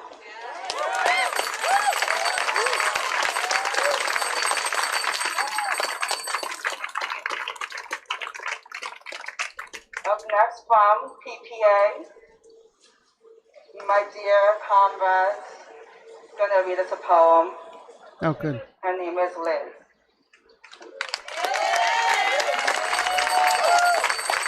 Bring it, Lynn. Welcome, chat.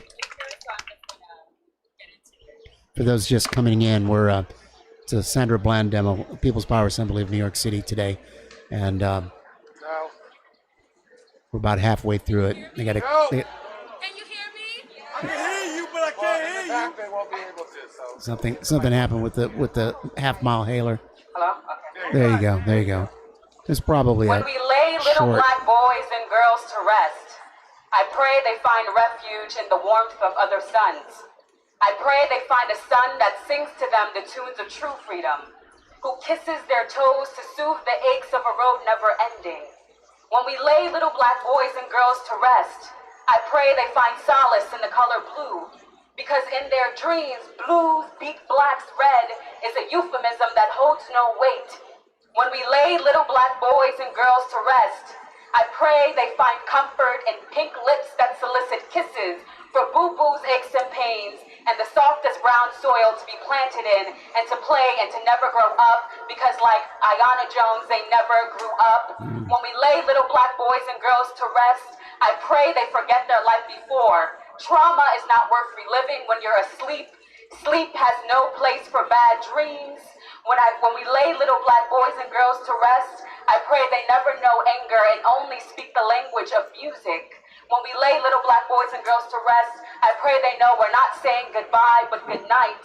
When we lay little black boys and girls to rest, I pray they never feel the wetness of our tears or the emptiness of our hearts. And when we lay little black boys and girls to rest, I hope they never hear this prayer to not be reminded that suffering is for the living.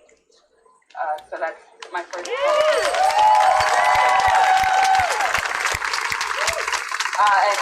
My second poem, I wrote this a few months ago because I knew this demonstration was happening, and I had no intention in sharing it, but Terry asked, can I speak? And I said, why not? So the title of this poem is A Tale of the Strange Fruit. The darker the berry, the sweeter the juice. Right here is where you'll find the strangest of fruits. This fruit bleeds black, not red, white, nor blue, with sap so rich an entire nation grew. And in this fruit, there's a pit that's exceedingly tough, for the poplar that bore her was mangled and rough, thumb-thrashed, and battered as part of her history. What makes this fruit so sweet is still a mystery. They say that struggles today make for sweeter tomorrows, so listen closely to the events that follow. Despite being strong and sure in her identity, this fruit for no reason acquired an enemy. The nation she bore despised her and her tough pit. They'd say, how dare she be so resilient? So they harvest this fruit by 2, 3s, even 5s. It's honestly a miracle this fruit is still alive. The nation meant to outgrow the strange fruit, but her skills of survival were rather acute. She's always been told that you reap what you sow. And this fruit will not go till she's got what she's owed. Unwavering and tall is how she stood, protecting all plants in the neighborhood. Although she has fallen and may fall again, we replant and nourish the Sandra glands. This fruit lives in us and cannot be maimed. That's why we remember to say her name. Say her name. Sandra Bland. Say her name. Wow. Say her name. Sandra Bland. Say her name. Sandra Bland. What's her name? Sandra Bland. Thank you, Liz. That just helped me so much. Hi, Carpy. So, Welcome. it's like everyone is touching on the things I want to say. That we can help defend ourselves, black women, girls, femmes that's out here today, and that you can take home. Be creative. Even if you could just draw 2 stick figures together. If you could sing, you could draw, you could paint, if you can bake. Something to fill your spirit. Because the life that we lead is wearying. Because this life in the struggle, where we're struggling against racialized capitalism, we're struggling against misogyny and patriarchy. We're struggling just to survive this oppressive state. You need something to fill your spirit. Yeah. Be creative. Read poetry. Listen to music. Something to refill you as you work through your trauma, as you are your sister's keepers. You know, be in alignment. Be in fellowship with other black women, other black girls, other black femmes. Be creative. Yeah. Fill your spirit and your soul, because this work is hard. It's hard, and it must be done so that future generations don't labor and live and die under this oppressive system. Right. It must be crushed. It must be stopped. It must be for black people to live. Because what we're doing now, what's being done to us, is a slow genocide. nourish your spirit because we need soldiers, medics, runners. We need them all in this struggle. And when we look for a new world, we don't want to recreate the oppressive structures that we're getting away from. You don't want to recreate policing and jails. So use your imagination. That's my last thing. To imagine what a world could look like. Right. Free of police, free of prison. You have to dream it in order for it to be. You have to pass that dream on to others in order for it to be. Right. Right. So next, I want to introduce Brenda Stokely Oh, Brenda. from the International Working Women Committee. Brenda? Brenda's been around a hot minute. Brenda knows a thing or two. Brenda knows a thing or two. Well, everybody there does. That's why they're there. Brothers and sisters, I'm another elder. I will be 75 years, and I've been through all the things you're going through now. But what I'm very proud of seeing people on the street. But you can't just stay on the street. Organizing means that you must be a person that people respect and people honor, who will come to you. If you are working in a place that is not unionized, but then unionize it. If you live in a building that doesn't have a tenant association, but then build a tenant association. Go, Brenda. If you are in any situation where people are oppressed, you must understand the oppression only stops with your resistance. Go, Brenda. Your strategy. The imperialists have never changed their tactics. Why? Because they fucking work. That's right. To divide us every which way they can, by color, by language, by whether or not you got a degree, by whether or not you are working with one better title than somebody else in the job place. We have to overcome that stupidity and find out that all of us are human beings. But basically, this is not a country that can be fucking patched up. Right? It stinks and it's rank and it needs to be totally destroyed. Destroy it by running the culture. You have to destroy it by being as well organized every place you can. There was a time in the 60s where every segment of our communities were organized. Students, public assistance people, women, everybody was organized, and that's fighting the hell out of them. Because not only were they organized, they were connecting with each other. Right. So a lot of people have egos, and they want to have an organization that's just for them.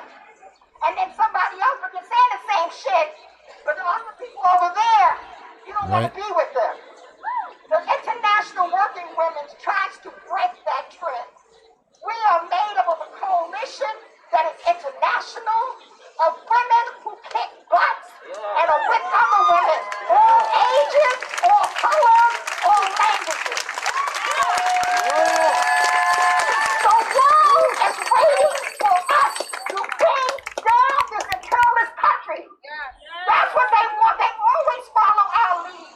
And the people that have to lead anything have to be the people that are most grievously damaged, most grievously stomped on, and disrespected.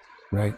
So that means the Indians, the Native Americans must be in the lead. There was a time when the Native Americans had their own organizations that fought back just like the Black Panthers, that fought back just like the Front Gun Lords, that fought back together. That was the frightening point. That's where we have to get back to. Yeah. But we cannot fail by making the same mistakes that were made in the past. We cannot fail them. This sister died needlessly, but she died because this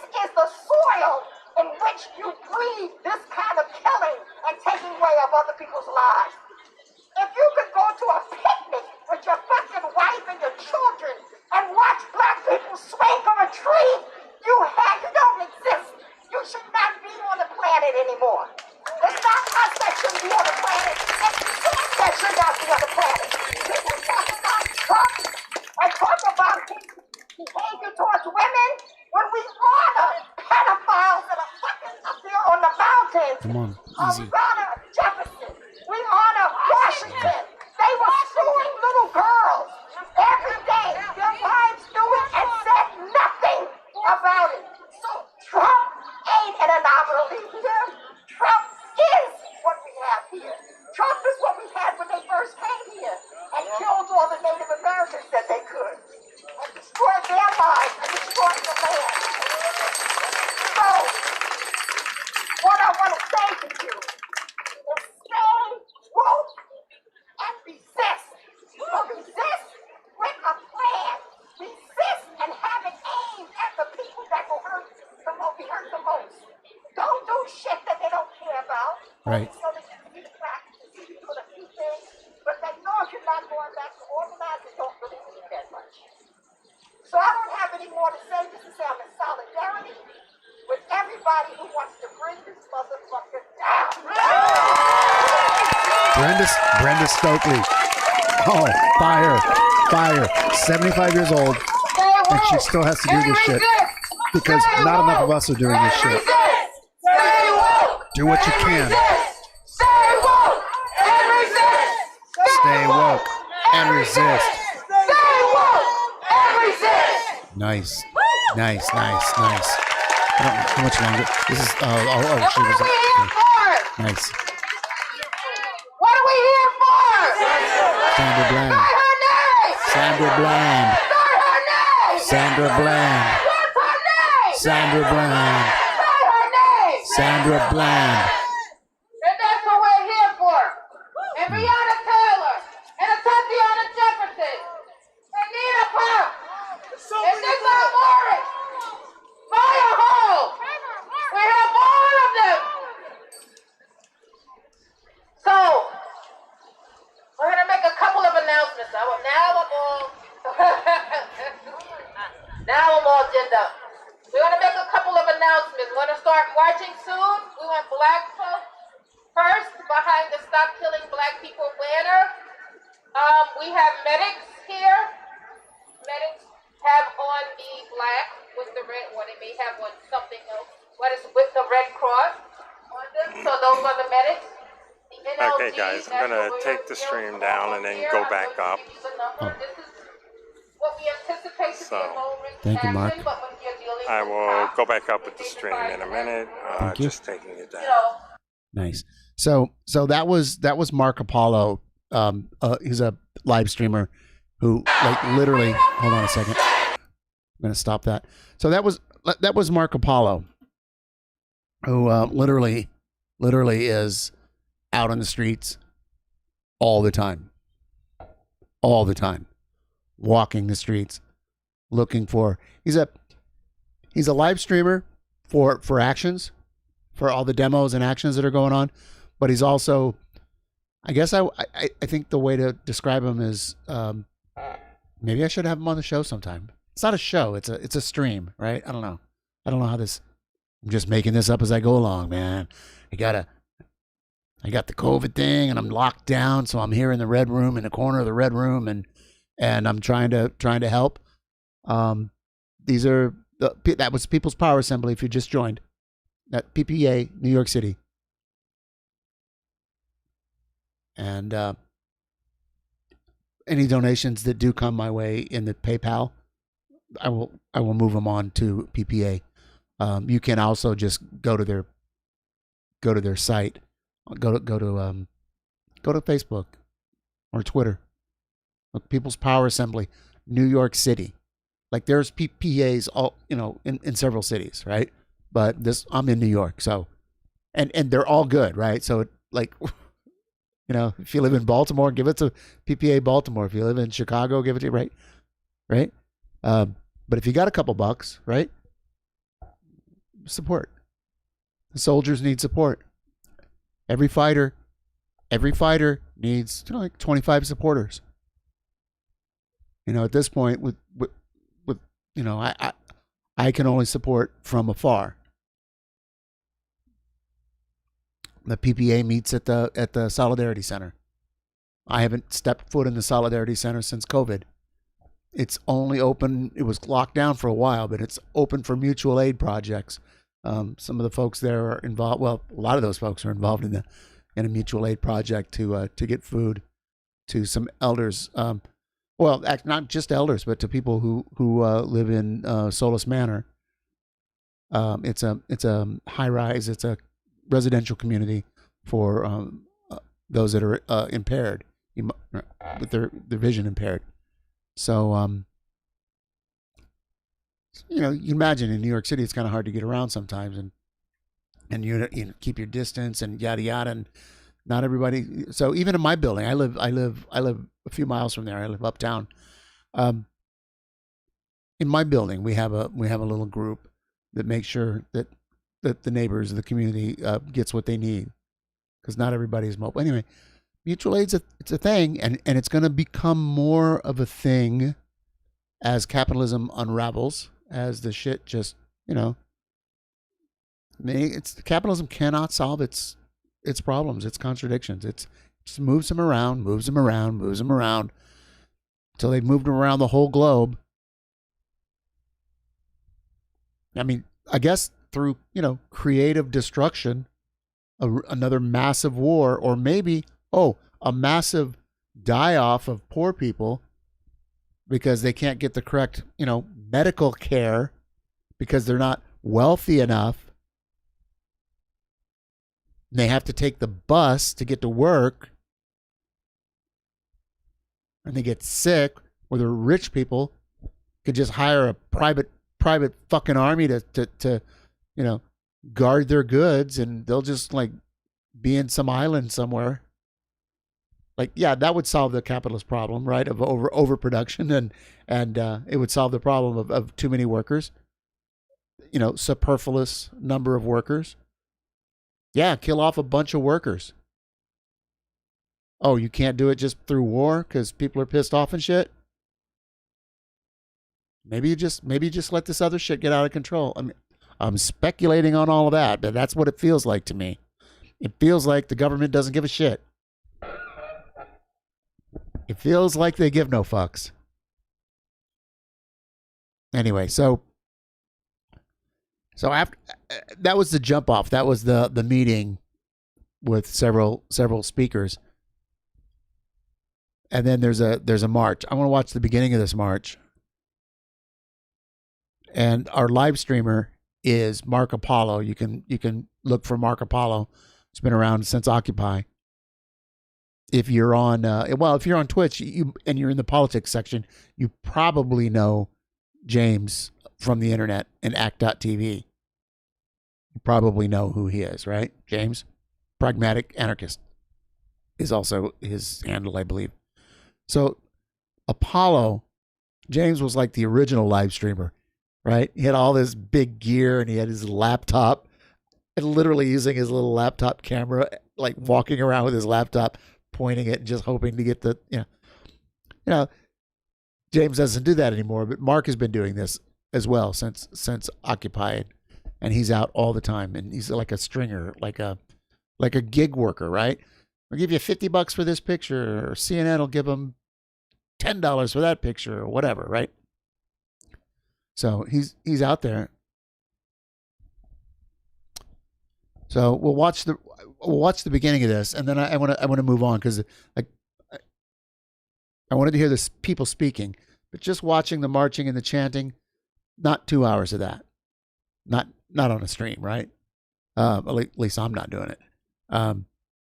But I want to see the beginning of it, and I want to hear what Mark has to say, and then we'll move on to some other content. I guess we could call tonight's show OPC. You down with OPC? I'm down with OPC. Other people's content, and we should pay them for it. So any donos that I get is going to go to People's Power. We've taken care of Mark a little bit. So right now it's from. I want to give it to PPA. So hit that thing if you like. All right, where are we at here? Let's do this thing. Sorry, guys. Bring it. For some reason, here we go. stream dropped off again. No. What do we? Now, where's my dealio? If we don't get it, shut it down. Who shuts shit down? Who shuts shit down?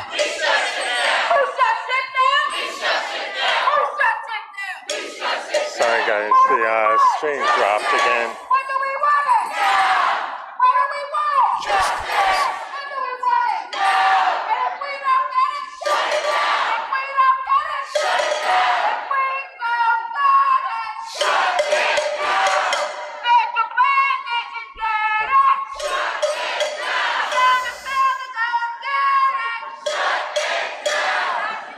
It could be that there are just too many notifications coming over the phone.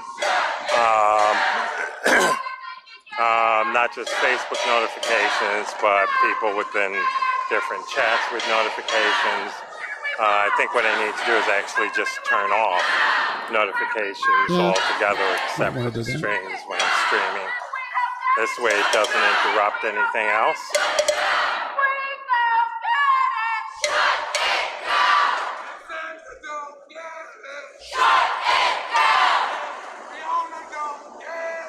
What's up, chat?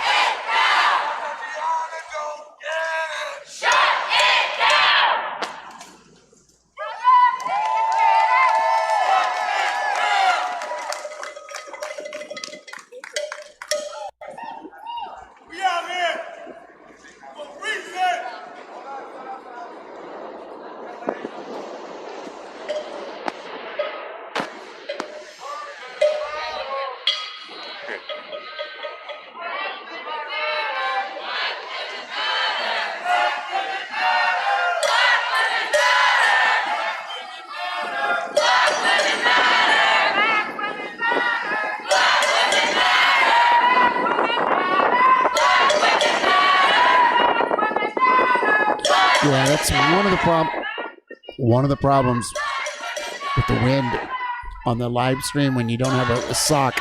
It doesn't have a wind sock on it. In my headphones, it's a bit much.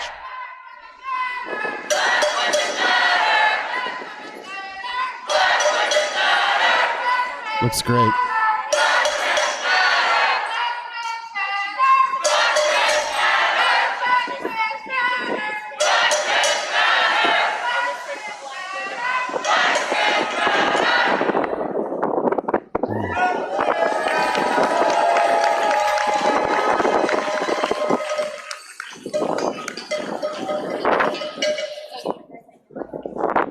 Hey guys. Yeah. All right. So I just wanted to get a good visual. I wanted to kind of assess the beginning of it and look. I'm so happy to see this. I'm so happy to see this.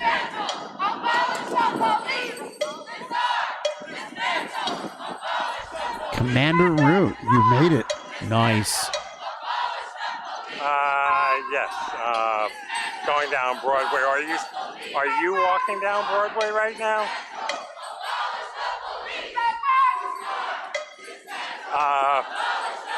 We're right before what is it?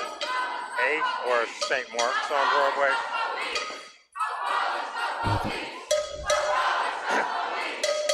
So this came out of Union Square. There was a gathering there.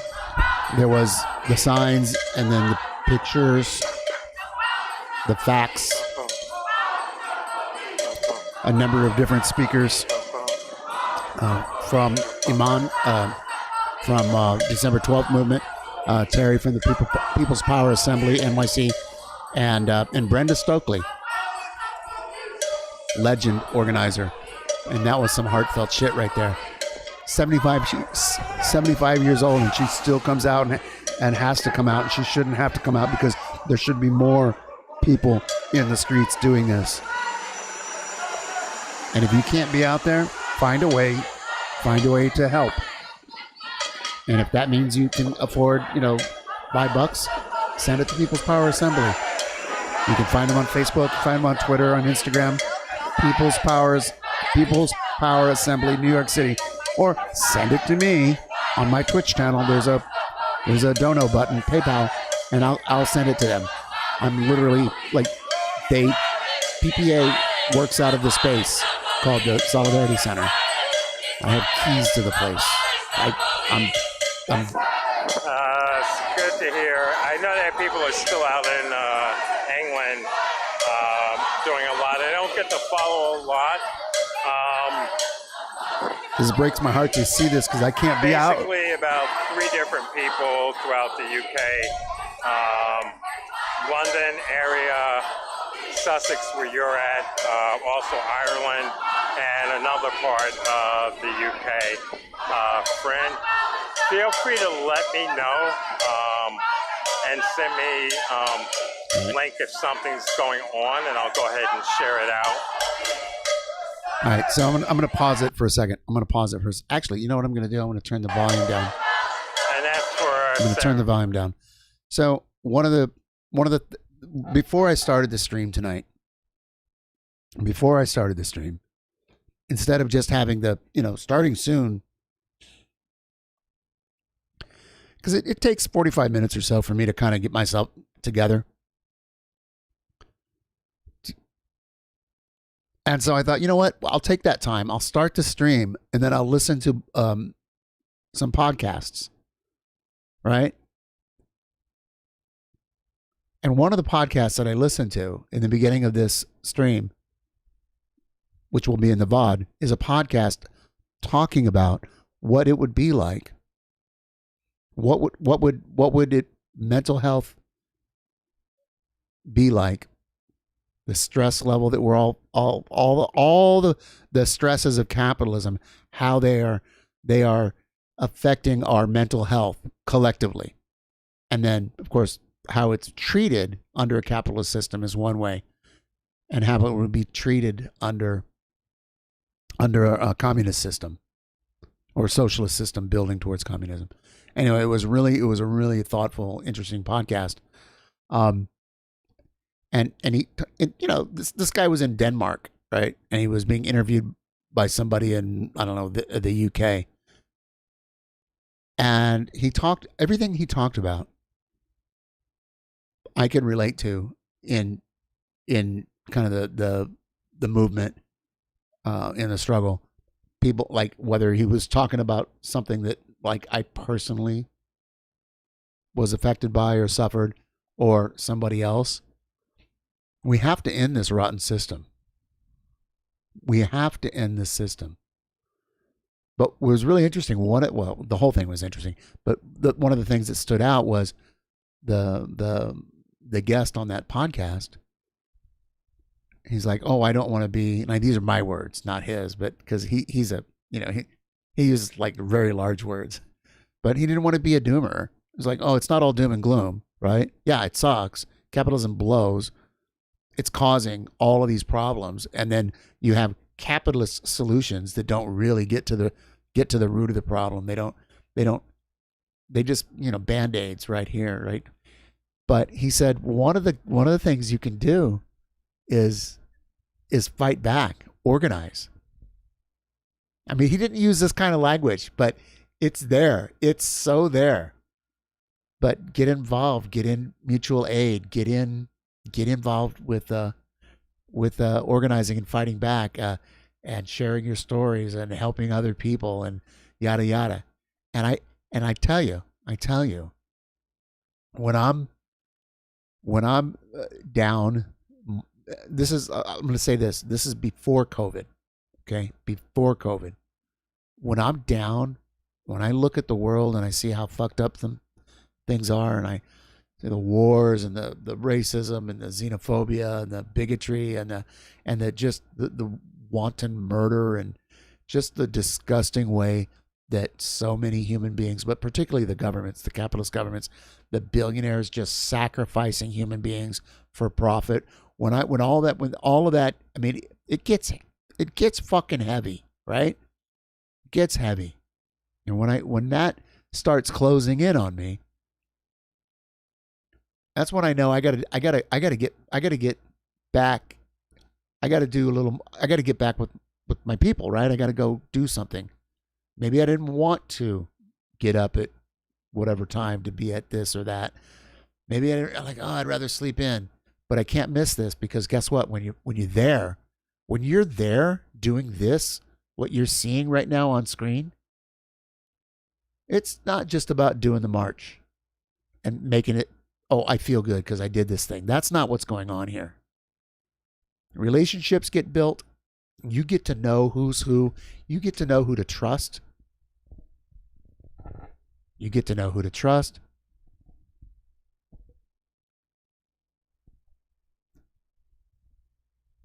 Because this shit's going to go down. Find your people now. Find your people now. Join a revolutionary organization today. Fucking do it. Like, it was so funny because I say that and Nightbot says that, right? Join a revolutionary. Things are fucked up and shit.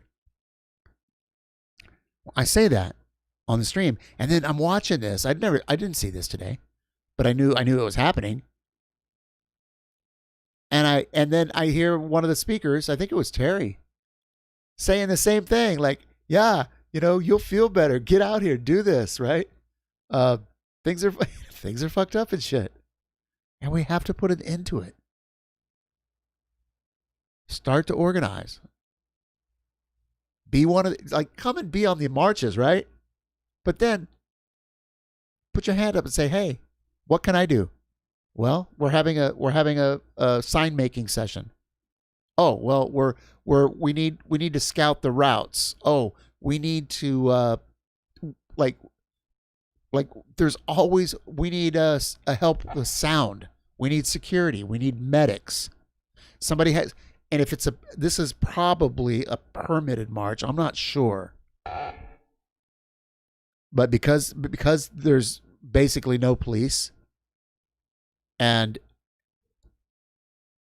yeah, because there's probably only, I don't know, I shouldn't say, but it only looks like a couple hundred people. I don't know. It could be 500. It could be 1,000. I haven't seen any stills or anything. Or it could be 200. I don't know. I could ask somebody, but that's not the point. Right now, I don't see any police. My guess is it's a permitted march. So somebody has to go and file the paperwork and get the permit. And there can't be just like one person who knows how to do that in the organization.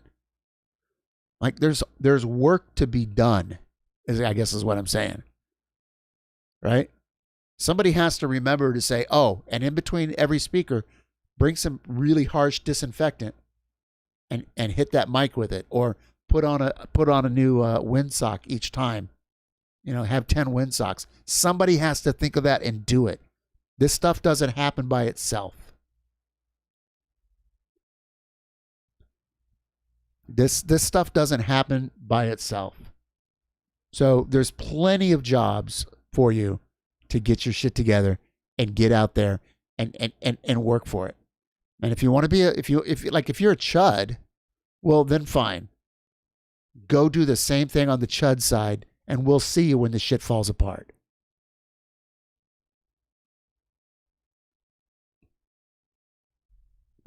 Anyway, so this was looking good today. This is the anniversary of her murder, and I think so. This is People's Power Assembly, New York City.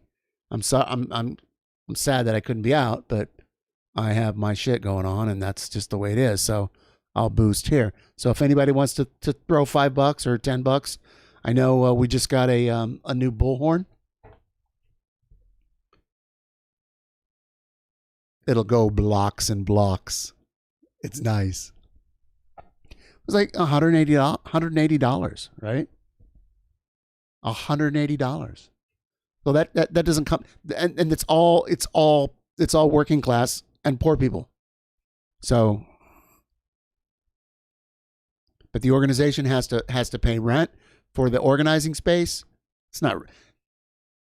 There's a bunch of organizations sharing space, right? So it's not like it's all on them. There's a bunch of organizations sharing the Solidarity Center. but this is one of them. You can look them up on Facebook and Twitter and check it out. Lost American. Welcome to the Non-Chud Show. Thank you for coming back. I don't think I was particularly nice to you last time you were here. Because you say stupid shit like, so much for social distancing. You don't say hi. Right? You don't say hi. You don't chat with anybody else in the chat room, even though I realize it's, slim pickings over here on the left pole, right? Like, yes. Oh, okay. This is great. I love this. Like, wow. All right. Yeah, I'll go with this. I'm going to go with this. Here, we'll keep playing Sandra. We'll keep playing this in the background, but I just want to adjust. No, I'll just leave it the way it is. I'll leave it the way it is. Oh, gosh. This is nothing but a political agenda. Yes. Why, yes. Why, yes. There's a political agenda. Chud politics are horrific. They're bad for every living thing on the planet except for the 1%. Chud politics have no right to exist. So yes, I have an agenda, and so does everyone else who doesn't want to die because of capitalism. So yes, this is nothing but a political agenda. So that's good. I'm glad you understand that. I am sure that there are people in there and desire police reform. However, it's too bad that it has become a political agenda. No, it's not too bad. It's always been a political agenda. The police literally came into existence as slave patrols. Do you know what slave patrols are? I don't think you do. How come? I got a question. Do they have police that? I don't want to go down that road. Anyway, so yeah. So here's your assignment. Here's your assignment. Do a little reading on slave patrol and police, right? So, it's too bad it's come to this. Like, that's not the way shit works.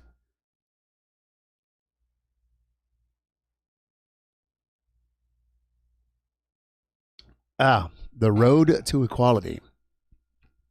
Beautiful, beautiful, beautiful. How we organize society and who gets power is a political agenda. We just don't want to be ruled anymore. We don't want to be ruled. And particularly, we don't want to be ruled by capital and those who have stolen it all, accumulated it all by, genocide, slavery, exploitation, super exploitation, right? So we don't want that anymore. And capitalism can no longer buy off large swath of the middle class. It can't buy them off. It has no jobs and it has no answers. And so here's the thing. It's falling apart in your lifetime. And I'm guessing you're young, right? I'm guessing you're young. You're on Twitch, right? And you don't know the answers to these questions. So then who do you want to be ruled by? Why would anybody want to be ruled? Well, like nobody wants to be ruled, right? However, the society still has to be organized. You're over 50. If you're over 50 and you're still asking these questions, I can, if you really want to help, I can try, because guess what? I'm over 50 and I came from a background that would have never thought communism, never did think anything good about communism, right? I have a degree in finance from the University of Texas. Double major, finance and real estate. 3.0. 7 years, but like I know how this shit works. But the last book I read wasn't in fucking high school.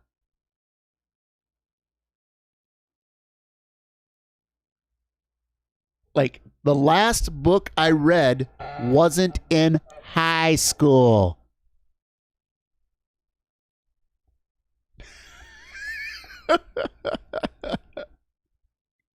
I'm like, oh, you are an elder gentleman. You've seen his show? He presents as a centrist. I love that. He presents as a centrist. I love that word, presents, as a centrist, but has a very white right-wing agenda. Yeah, I believe you. I believe you. Like if you get to be over 50 and you literally say there's nothing good about communism, you've missed out on such an incredible wealth of knowledge and beauty. You've missed out. Hold on a second. I think I'm gonna keep playing this in the background, right? Hold on a second. Let's see. What do we need? We need the big cam for a minute, right? We need the big cam. Hi, big cam. Hi, big cam. Oh, I can see my mirror. I'm cutting off my DJ Lennon. There. Now you can see my artwork.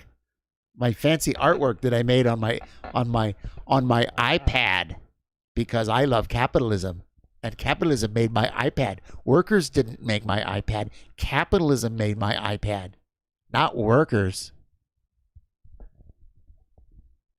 So I found a side view of Lennon, and I drew around it and reversed it and did a bunch of stuff to it, and then put a background, and I put headphones. So that's DJ Lennon. And he wants to know, what is to be spun? What is to be spun? So, so here we go. Here we go. I just wanted to present this. This is beautiful. It's actually where I got to figure out where the camera is. It's Korea to. Oh, you can't read that. Hold on. Here, let's do this. Does this work? It's Korea Today. Juche 108 from 2019. Are we catching that? Like I'm just going to stop you right there. Lost American Show. You've read Marx. And you hold the beliefs that you hold. I am calling you a liar to your face. Like you sound like one of those people that claims to be Christian but has never read the fucking Bible. That's what, like, oh, I've read Marx, but I'm a capitalist. That's exactly like I'm a Christian. I believe in this and I believe in that and I believe in that. Because you know what? If you can have those beliefs, but here's the deal. If you actually read the Bible from the beginning to the end, you know what happens to you? Do you know what happens? You become an atheist. Because you read it from the beginning to the end and you're like, oh, wow. Oh, it's raccoon food. That's raccoon food. It shocks, if it shocks the mind of a child, it's probably raccoon food. It's probably trash. If a 5-year-old can figure it out, a 9-year-old, well, wait a minute. Why did he do? Wait a minute. He told him to kill his son. What? He did. He made everything and then he killed everybody and just basic fucking questions. But that's what you sound like to me. I thank you for coming because I need that content. I need something to riff off of. God. And here I was being so serious and I was doing this other thing. And then you come in here and next thing I know, I'm like, I read Marx, but I'm a capitalist. No, you're not. You're a liar. You're like the person who says they read the Bible and understands it. Because the only way you could do that if you really understand it and you had any, no, just no.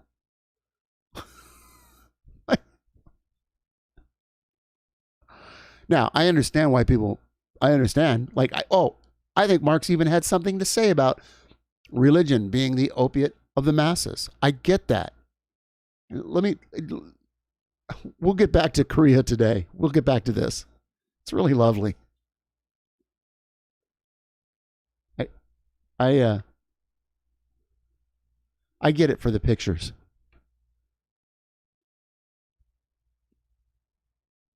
I'm just saying, I get it for the pictures. But where was I? I'm just in my head. I'm just like, wow. Anyway, I've had enough fun with that. Let's go back to Sandra Bland. Nah, let's not. Let me stay on this. I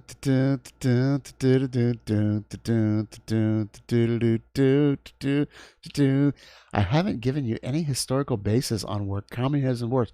You know, I haven't, because only 4-year-olds ask questions like that.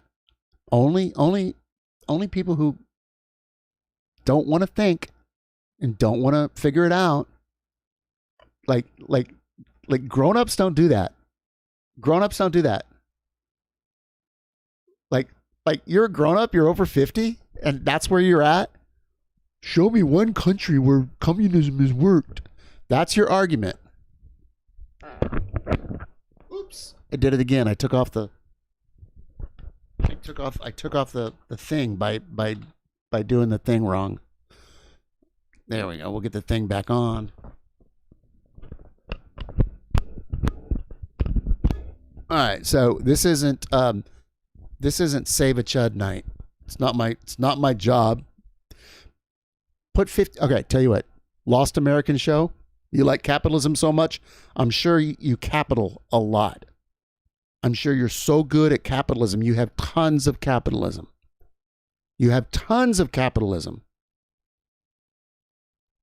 Because you're a capitalist and you're on Twitch, right? So I'll make you a deal, straight up, and you can record it, and I'll keep recording it so everybody can see. You make a donation, $100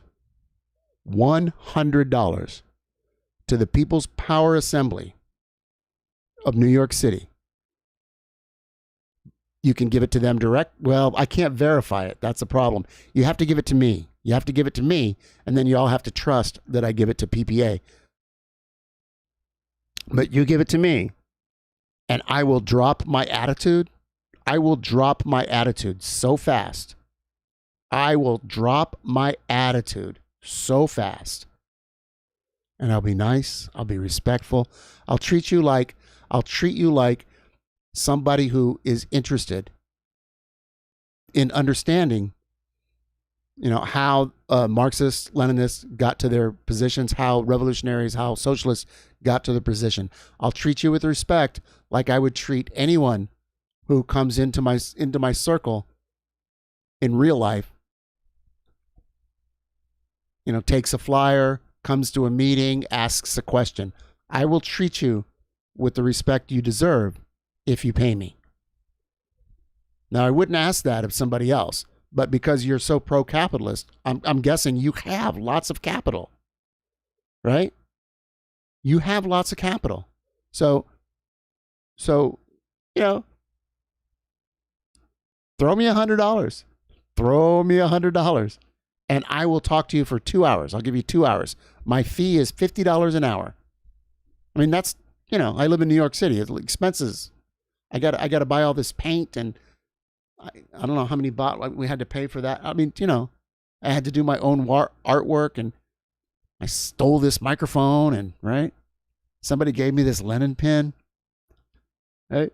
Anyway. God.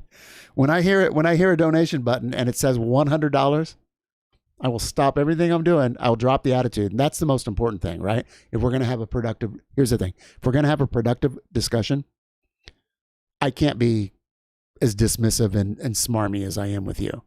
But I only am with you because you're a grown fucking man and you're a chud. So, you know.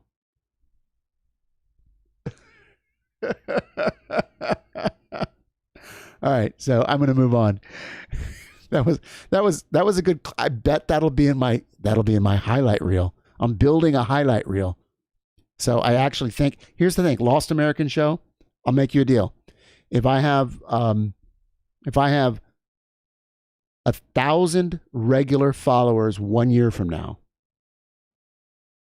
not regular followers, if I have 1,000 people in the chat room on the regular a year from now, and I'm making like $1 million, or 500,000 or whatever that is, I'll triple your money. You give me 100, and I'll give you 300 next year. How's that?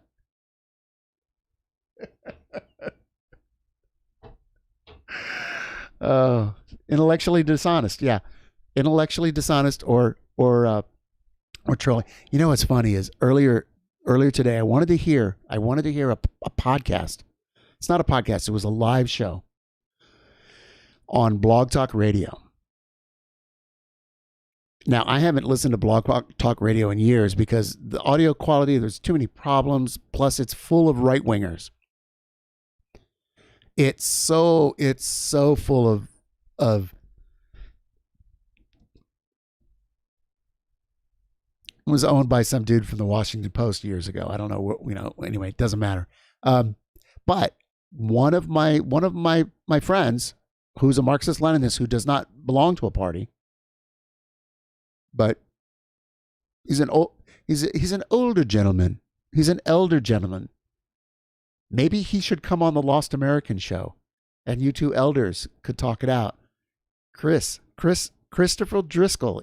I'll clip this and ship this.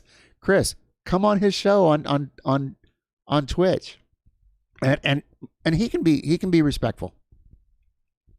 I don't have the bandwidth right now. Pay me. Oh, look at that. Nice.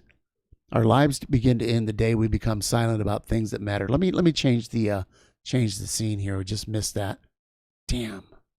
Here, let me back that up a little bit. I'm going to back this up. So yeah. But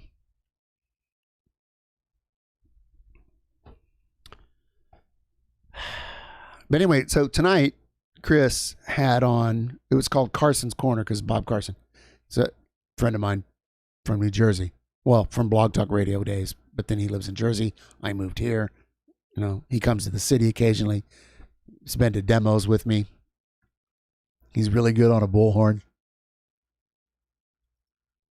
But so they have this show called Carson's Corner, and they had on Rainer Shea, Rainer Shea, Shea. Anybody can Google or DuckDuckGo that name. You'll find him. He writes and publishes at Medium. He's all over Facebook. He's all over Twitter. He's got a YouTube account, and his production, the audio is he's not a YouTuber. He has an account and a phone, right? So it's a little rough for me to play, and with all the wind and but he's a better writer than he is a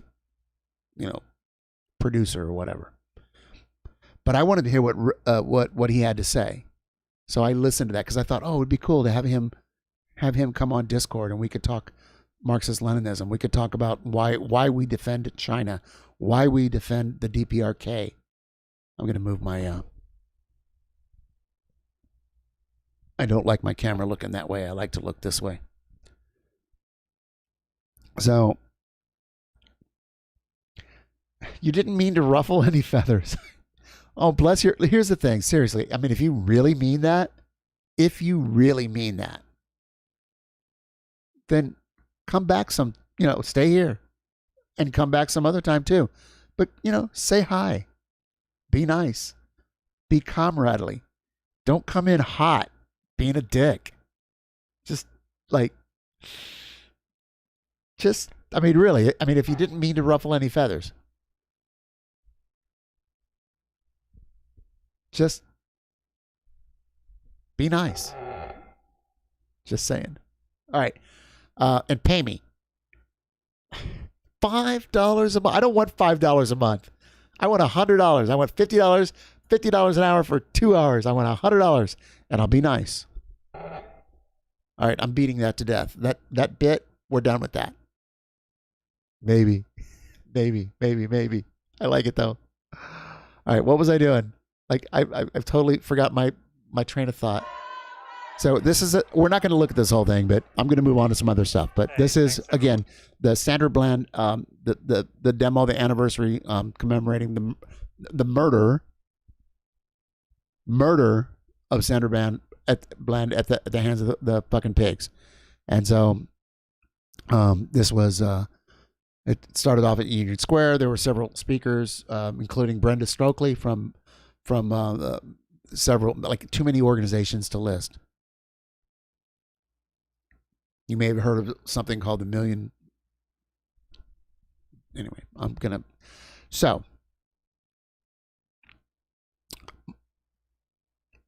all right, we're gonna move on because I'm gonna skip forward because I played where all the people, everybody was speaking, right? And then there's the marching, and occasionally Mark Apollo, who's doing the video, will do a narrative and do a talk. Let's see where we're headed. If I could get a good look at that. So this is later in the afternoon. Oh, it looks like we've gotten down to City Hall. We've gotten downtown. I think we've gotten downtown. Or, yeah. Down. Shut it down. Shut it down. And just like also when I say send, if you're gonna dono, right? Hit the PayPal and it'll go to People's Power Assembly, New York City. But all those signs have to be paid for. Right? We live under capitalism. Oh, this is great. Oh, I love this. Hold on. I'm gonna stop it.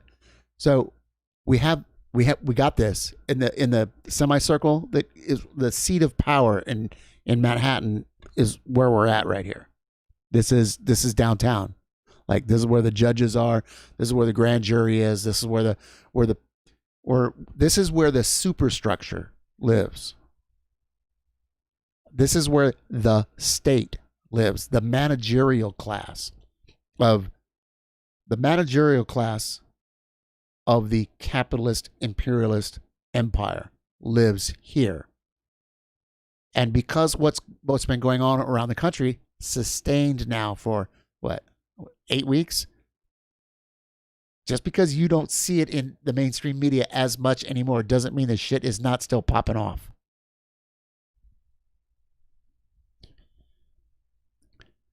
But our borough president, Gail Brewer, was very, very happy and very proud to be out there with the paint and, to do the ribbon cutting type of thing. That's what politicians do. They jump out in front of a popular movement, popular uprising, and then the Democratic Party comes in and they send in their Al Sharptons and their, they send in their co-opters, right? To try to, they buy off whoever they can buy off, and all of a sudden you're not burning down a police station, but you're doing other things. That's what they do. They try to. That's the response of the state.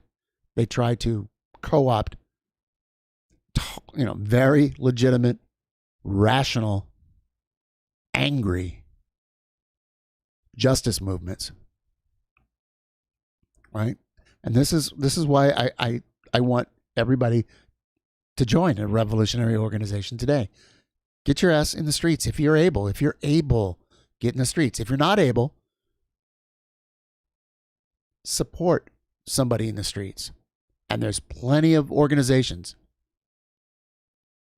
Maybe one day in the Discord, I'll put Pinko knows these organizations and approves. Send money to these. They're not scams. These are real people really fighting. Maybe one day I'll do that. But right now, we start at home. So it's People's Power Assembly and Workers' World. Share office space. So there's cross pollination, and it's where I got more radicalized, I guess you would say. So anyway, let's watch a little bit of this, and then we'll move on to some other people's content. Tonight it's all about the OPC. Yeah, you know me. OPC. Yeah, you know me. Yeah, well, that's what we're doing. Other people's content. I am a content curator and a commentator, not a content creator. No peace. Fuck these raceless police. No justice. No peace. Fuck these racist police. No justice. I'm assuming this is the That's painting Mark. aspect of the matter, of the Black Lives Matter mural in the streets, which is nice. It is and nice. I definitely love it. But I also look at it as a symbolic gesture from a system. I think it's important, and it is a statement, but I'd like more to happen than just politicians coming out in unity to go ahead and support the murals going up, which again, like I said, are very important. Very important symbolically, in terms of unity, messaging, but if this is the only thing they come out and support, sorry, this is an actual change. So I just want to kind of boost that, right? I am really happy to see this as well. This mural. And it's happening. DC, Washington, DC was the first, right? But it's gone down in Oakland and a bunch of cities, right? It's happening all over. I promise you the power structure is fucking afraid. They're afraid that they have pushed people too far. They're afraid. And this is a response to see if they can calm things down. And then the statues get pulled down, and then people aren't going to go to prison, right? They're going to find, I mean, somebody will, right? But writ large, hundreds of statues coming down. So they're going to do what they can to buy people off. And I thought what Mark said was very good. It's important. It's important that it happens, that this happened. It's important that it happened. The road, oh my God.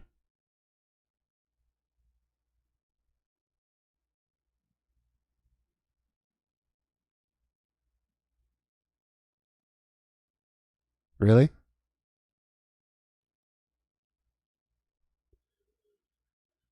All right. The road to equality.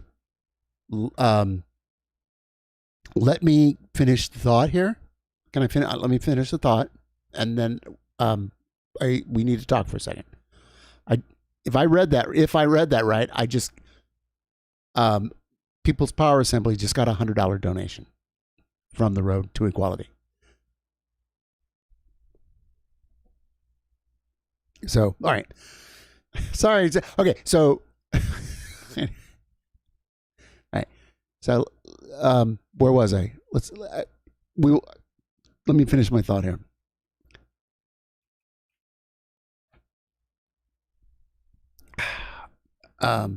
So Mark, and by the way, Mark is black. Okay. And so Mark, I'm so glad that he said what he said, because it's his place to say that. It's his place to say that. It's not my place to say, when I saw that DC article, like when Black Lives Matter went down on the road in DC, it was all over Facebook and Twitter and Instagram and every social. I know who that mayor is, and I'm not an expert, but I know enough about how the system works. But it wasn't my place to say any of that. And within hours or days, plenty of people chimed in. Plenty of people of color chimed in and made it and said it. But it wouldn't have been helpful for me to do it. But I'm so glad Mark did. In fact, you know what? Rather than, I'm just going to back it up. We're going to back it up. We're going to listen to what he said. And then I'm going to talk to my friend who just donated $100 to the People's Power Assembly of New York City, and see if you want to come on in the Discord and talk for 2 hours, $50 an hour, right? Or if this was just being really, really generous. So, well, but I want to do this again, okay?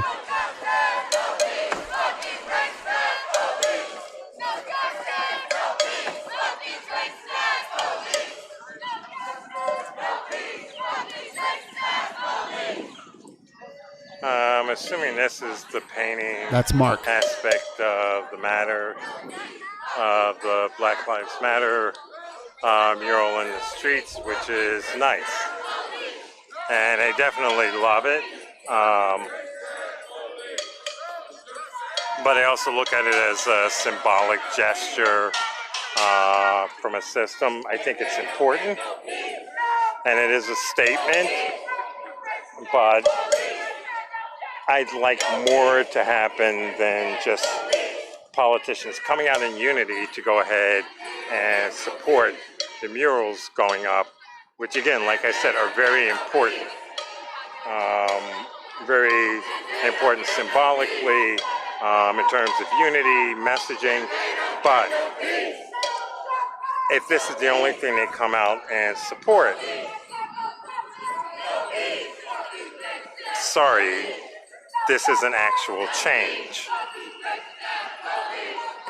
And we saw that in New York City with the council vote on the defund the police, despite how many New Yorkers were for actual defunding and pulling that money from.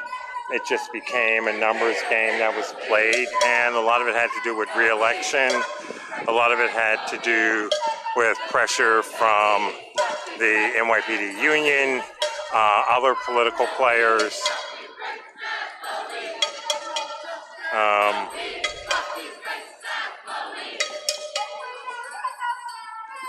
I mean, my feeling is either you are going to actually do it and bring about change, or you're not.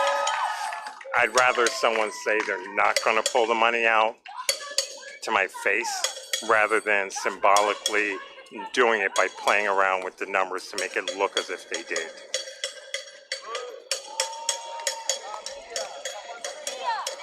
This is beautiful. Wow, I did not see the close-ups of this. I saw some overhead shots before, but I haven't seen this.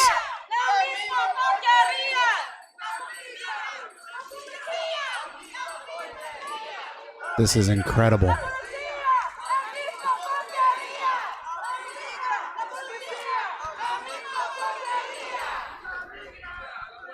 Every comrade is precious. Everybody can do something. Everybody has a skill. Everybody has an ability. Everybody's got something that they can add in the struggle. The Road to Equality has just donated $100. Sure, that's why I wanted to make it. I was speaking to one of the women that was involved in it, and she made sure to let me know that it was, people from the community, artists from the community. The one on Fifth Avenue, I will grant the fact that the business was a black-owned business from what I was told, which is nice, but having the artists come from the community, not just a business, but from the community, is a lot more powerful, and I support that 100%. Like I was saying, I love it, and it's a good symbol. It does make a statement, but as far as politicians are concerned, they need to do more than just come out for this stuff, supporting it, like saying, yeah, this is a great thing. They need to actually do tangible action. Exactly. Because a lot of times throughout history, you see when all of a sudden all the streets were named MLK. That's great. It didn't change the fact that, hundreds, thousands of black people were being killed unjustly. Well, I don't think there is a just way, but the idea is that you have these people being killed by police, not just here in New York, but across the country, and basically with impunity. And that's one of the biggest issues that's going on. That currently there isn't accountability in any way, shape, or form, that at least the people feel that there's some type of justice going on with it. That's probably a good. I'm gonna stop that for right now. But anyway, we may just finish this last 12 minutes. We may, but a big shout out and a big thank you. Big shout out and a big thank you for the donation for the People's Power Assembly from the Road to Equality. And I whispered you if you wanna chat, if you wanna come on, if you wanna or if you just wanna leave it the way it is. Bless you. So that $100, see all these signs, all of these signs, that all the ones that are on the cardboard pole, so you can't take a baseball bat and put a sign on it. They won't let us. They'll shoot us with rubber bullets. Well, they do that anyway sometimes. But all the signs have to be made. So the supplies, the printing machine, the ink. Oh my God, the ink that goes through at the Solidarity Center. And so each group that comes in and shares the space, the community space called the Solidarity Center, each group that comes in pitches in whatever they can. If they come in and they need a meeting room for 75 people, for 20 people, for 6 people, right? There's a kitchen, there's toilet, there's revolutionary posters, this shit all over the place. It's great. It's fucking awesome. But these are expenses. The air conditioning goes out. Things have to be, paid for because we live under this capitalist hellhole.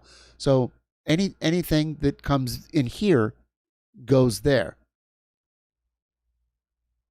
And God knows, a year from now, if there's a lot, then it'll go to other places, right? But this is something I'm doing during COVID because I can't do that because I got the zipper. You know what the zipper is?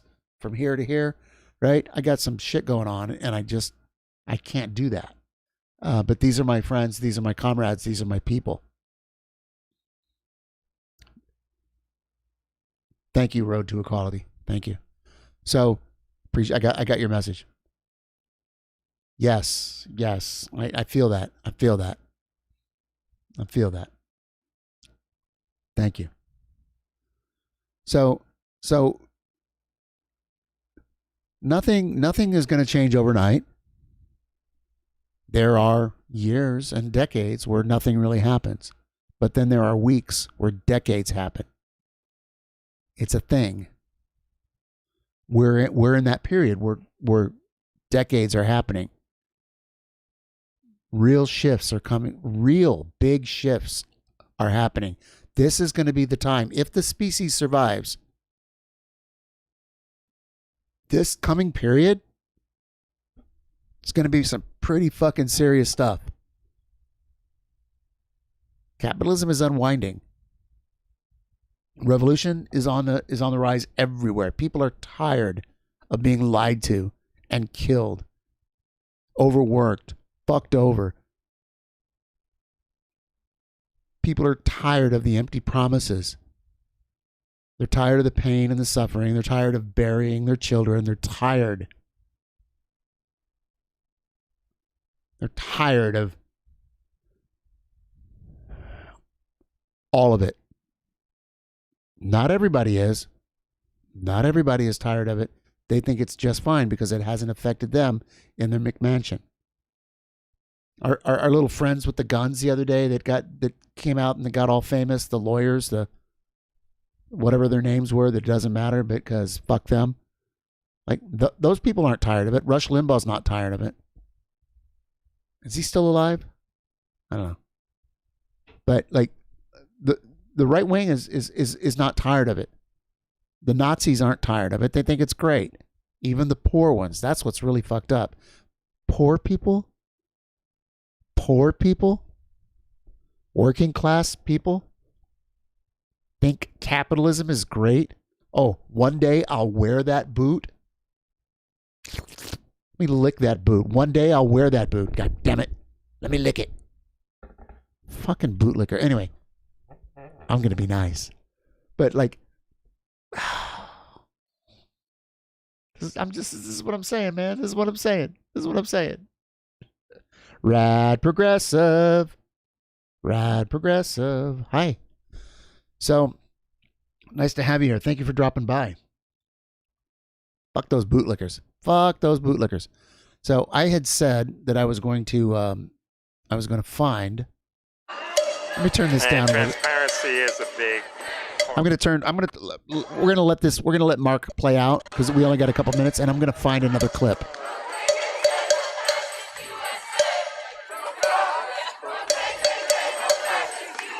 And I'm gonna toast. It's good for the heart.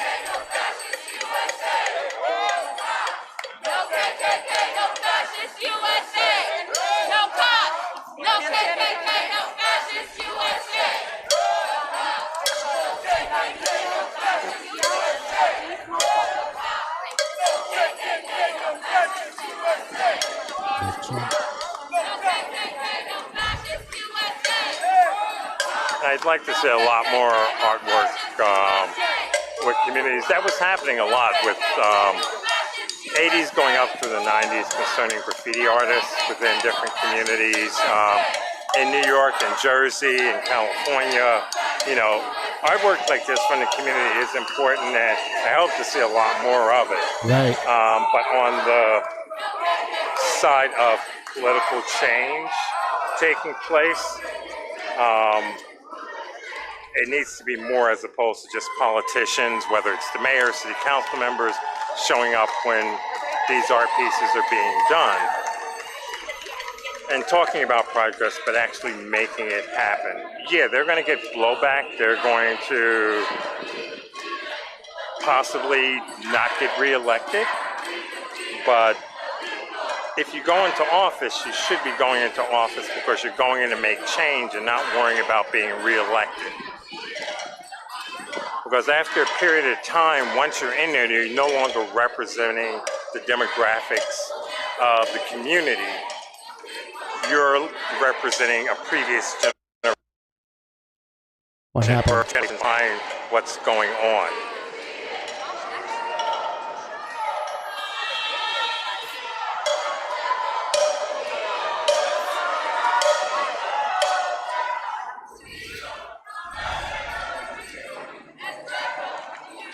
True. I agree on that. But it was a great photo op. And I understand the importance of photo ops, so I'm not putting it down. You need that. I mean, right. A great photo op on this mark could be the banner, you know, with the backdrop of everything. It's right. Important. It's what people connect. It's important. It is important. But they're already in office. They need to actually make that change realistically. Say her name.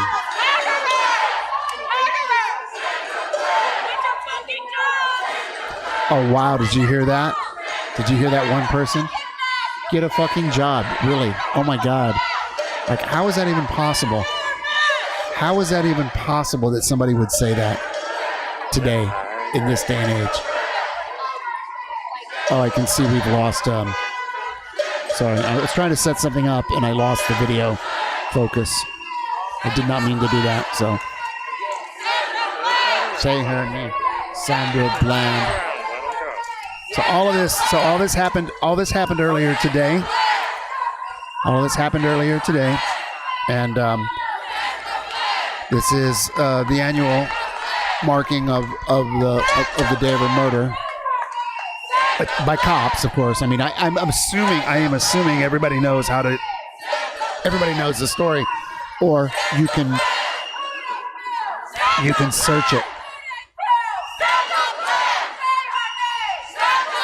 It's a lot of enthusiasm. This has been going on for a long time, right? It started up at Union Square, and now it's all the way downtown. What is that? An hour and a half, 2 hours at Union Square, people speaking. And that's Occupy. That's the not Occupy, but it's that's. Can't think of the official name, but that's where people are holding down the space right in front of City Hall. They're going to have all sorts of support.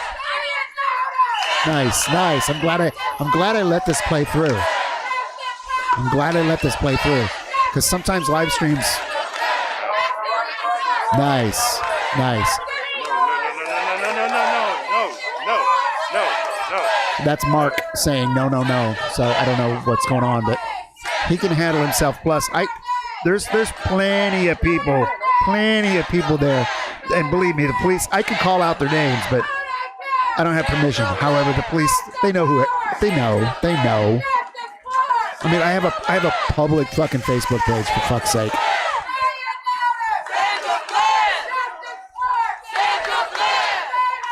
But if you're going to be an activist, if you're going to be a fighter, somebody's got to be public. Somebody's got to be out there. Somebody's got to stand up and say, yes, this bullshit won't stand. Somebody has to do it. Somebody has to do it. Somebody has to be public and active and out there. If you can't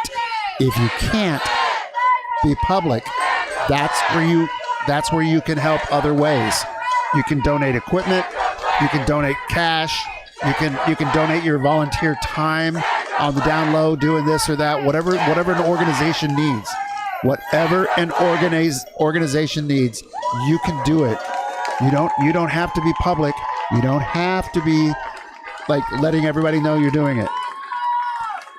You could literally be a millionaire. You could have inherited $40 million, but you know it's fucked up, right? You could be that guy.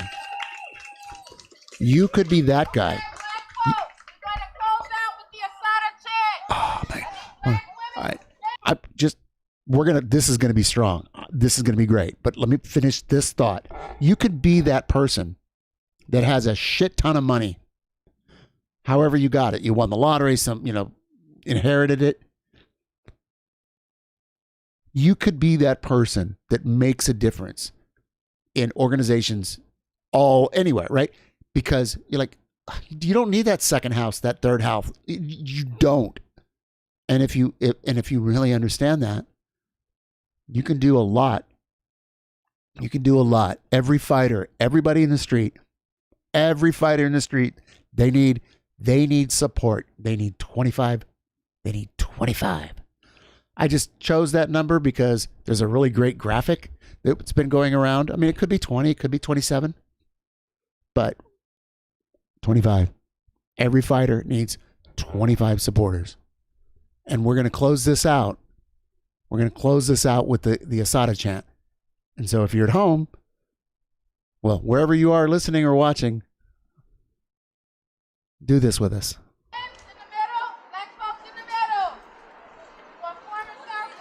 Form a circle. Let me turn that up.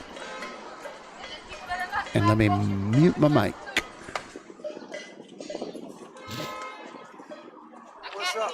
Black folk right here.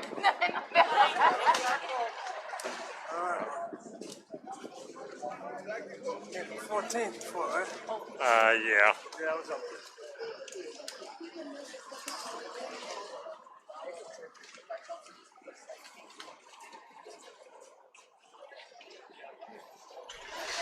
Y'all know the Asada chant?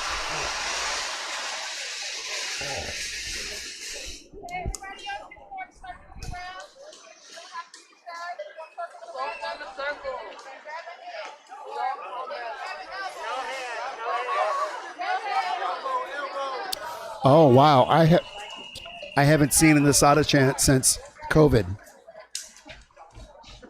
I haven't seen one since COVID, so there's no oh, okay. So they're doing. Ah, nice. Okay, so we're not doing hands because of COVID. So it's masks. It's masks and elbows. Oh, that's really sweet. That's nice.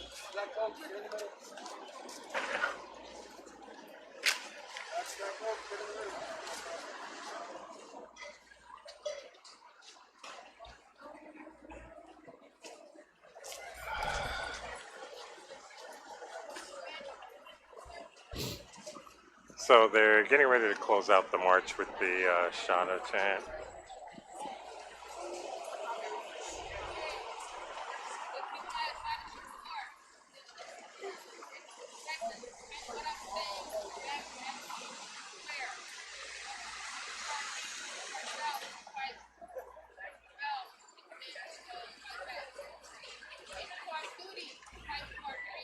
It is our duty to fight for our freedom.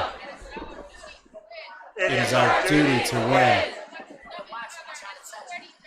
We must love each other and protect each other. We have nothing to lose but our chance. It is our duty to fight for our freedom. It is our duty to win. We must love each other and support each other. We have nothing to lose but our chance. It is our duty to fight for our freedom. It is our duty to win. We must love each other and support each other. We have nothing to lose but our chains. We have nothing to lose but our chains. We have nothing to lose but our chains.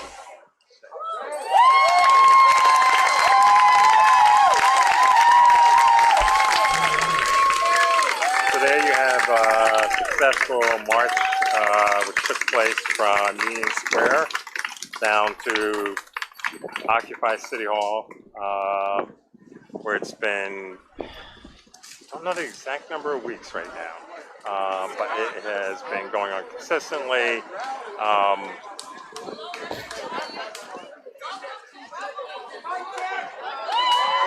Nice. All right. So so the live streamer, if you just joined, I saw a couple people popped in. If you are here, it is because you see something so wrong, not only in the world, but in this country, and this state. You are here to abolish the systems that exist. For true liberty, justice, and equity for all. All right. So this is wrapping up.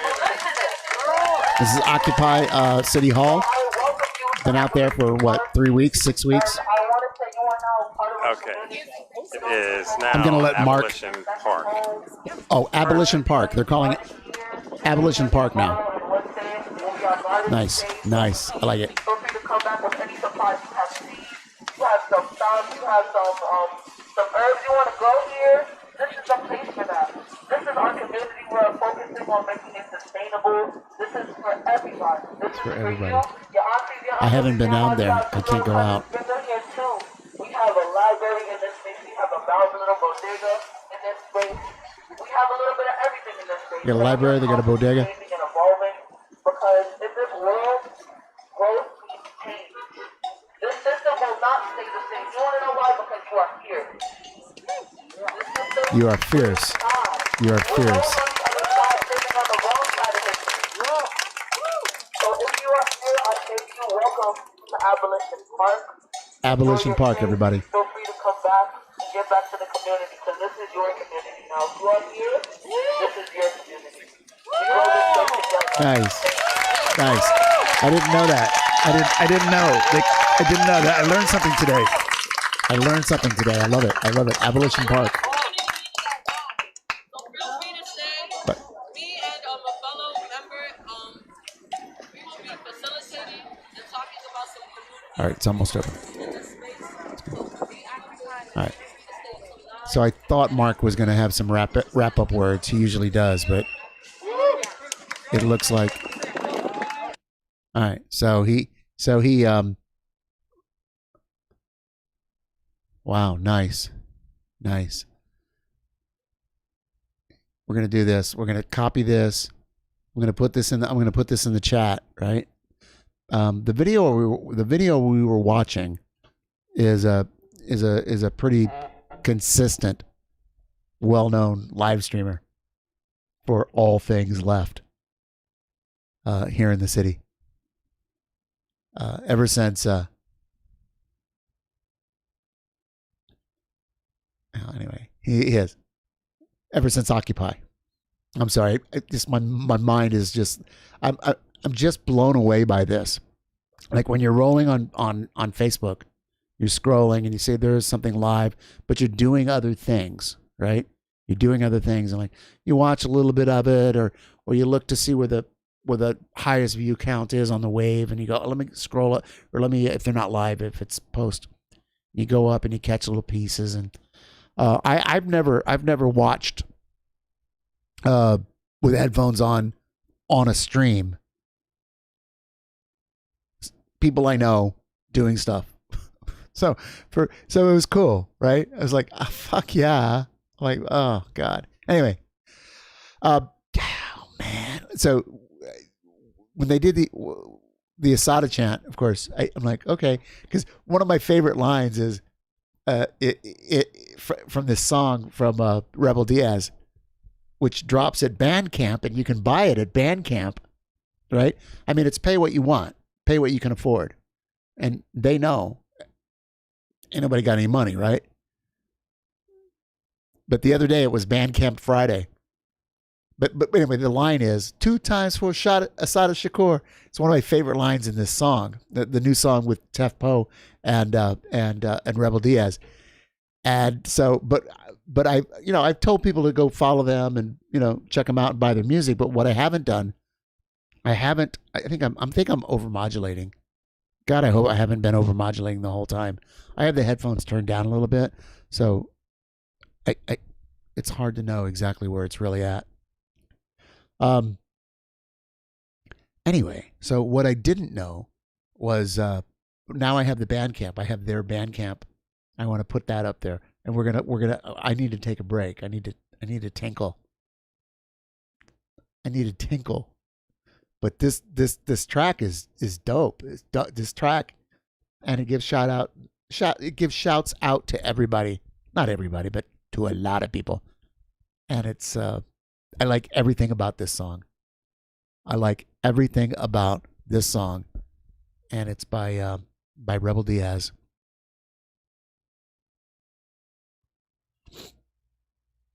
And it's called Multiply. But here's the Bandcamp. Here's the post on Facebook. That's not the way to go, since not everybody's on Facebook, right? Because it's for old people. Yeah, I get that. Where's Rebel Diaz? This is it, right? Oh yeah, this is their Bandcamp. I don't spend any time at Bandcamp, but I want to put this in if I'm going to play their song, right? And people are going to like it, and it's dope. There should be a link. Pay what you like. Pay what you can afford. But Multiply. Oh, the track. So officially the track drops on 7/17. I had to check my calendar. That's in 3 days. Officially the track drops on 7/17, but I've been playing it for like 5 days. Because we're Facebook friends, and we've met each other a few times. Just in movement stuff.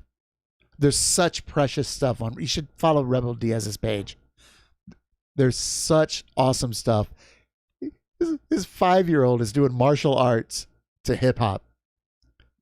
Check this out. Hold on. Getting his martial arts game up, studying and practicing Taekwondo. Self-defense is self-preservation. It's also great with kids, being healthy, doing exercise, and having self-confidence. Teach the babies. You know what? Fuck that. We're gonna watch Multiply. We're gonna watch Multiply, but you know what?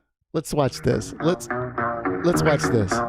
Nosotros no obedecemos a caudillos, ni burócratas, This is awesome. ni comités Oh, centrales, I like this. I like this. ni nada. Para Teach the nosotros babies. el comité central es nuestro pueblo. Son racista, imperialista, capitalista y yo digo no, no, no, no, no queremos sus vidas, queremos justicia. Dictador, son racista, imperialista, capitalista y yo digo no, no, no, no, no queremos sus vidas, queremos justicia. Ellos quieren el poder, yo creo que podemos vencer. Yo nací con venceremos, guerreras y guerreros. Time to wake up, no dormitory. Move the city like something bloody. Campesinos y profesores, it is time to tell my story. Soy semilla de la rebelión, soy semilla de la rebelión. Soy hip hop revolución, soy anticorporación. Nueva canción, with a bit of Wu-Tang. Social say but we don't gang bang. Pinto cara mixed up with Nas. Yo no quiero ver impunidad. Zapatita la realidad. En el Bronx, en el Ardac. Territorios son liberados. Vamos hermano, ¿qué esperamos? Dictador, son racista, imperialista, capitalista y yo digo no, no, no, no, no queremos sus vidas, queremos justicia. Dictador, son racista, imperialista, capitalista y yo digo no. This is so great. I love that so much. I love that so much. I'm glad it is. Self-defense is self-preservation. 5 years old. Daddy making sure. So go to the Bandcamp. I put it in the chat room. Go to the Bandcamp. Download their music. Throw them some green folding dollars digitally. Buy some music from Rebel Diaz. And now we're going to hear Multiply. I have to figure out where I had it set. Hold on a second.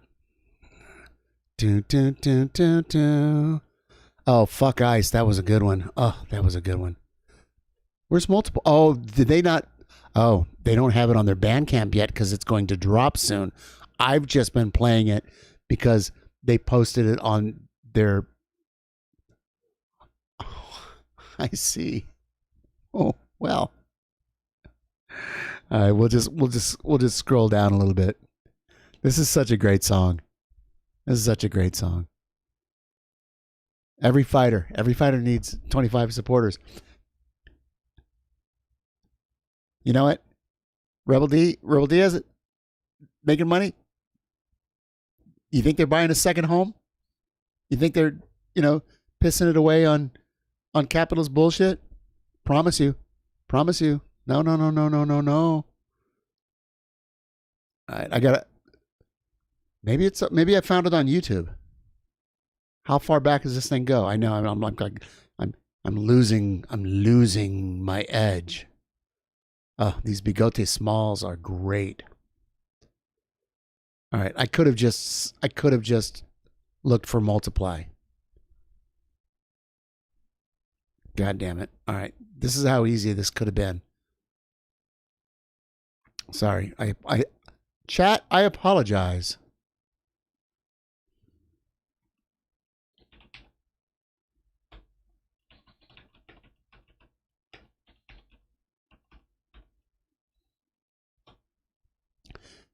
Literally, this is how easy it was. And instead, I bored you with 40 seconds or a minute and a half of nonsense.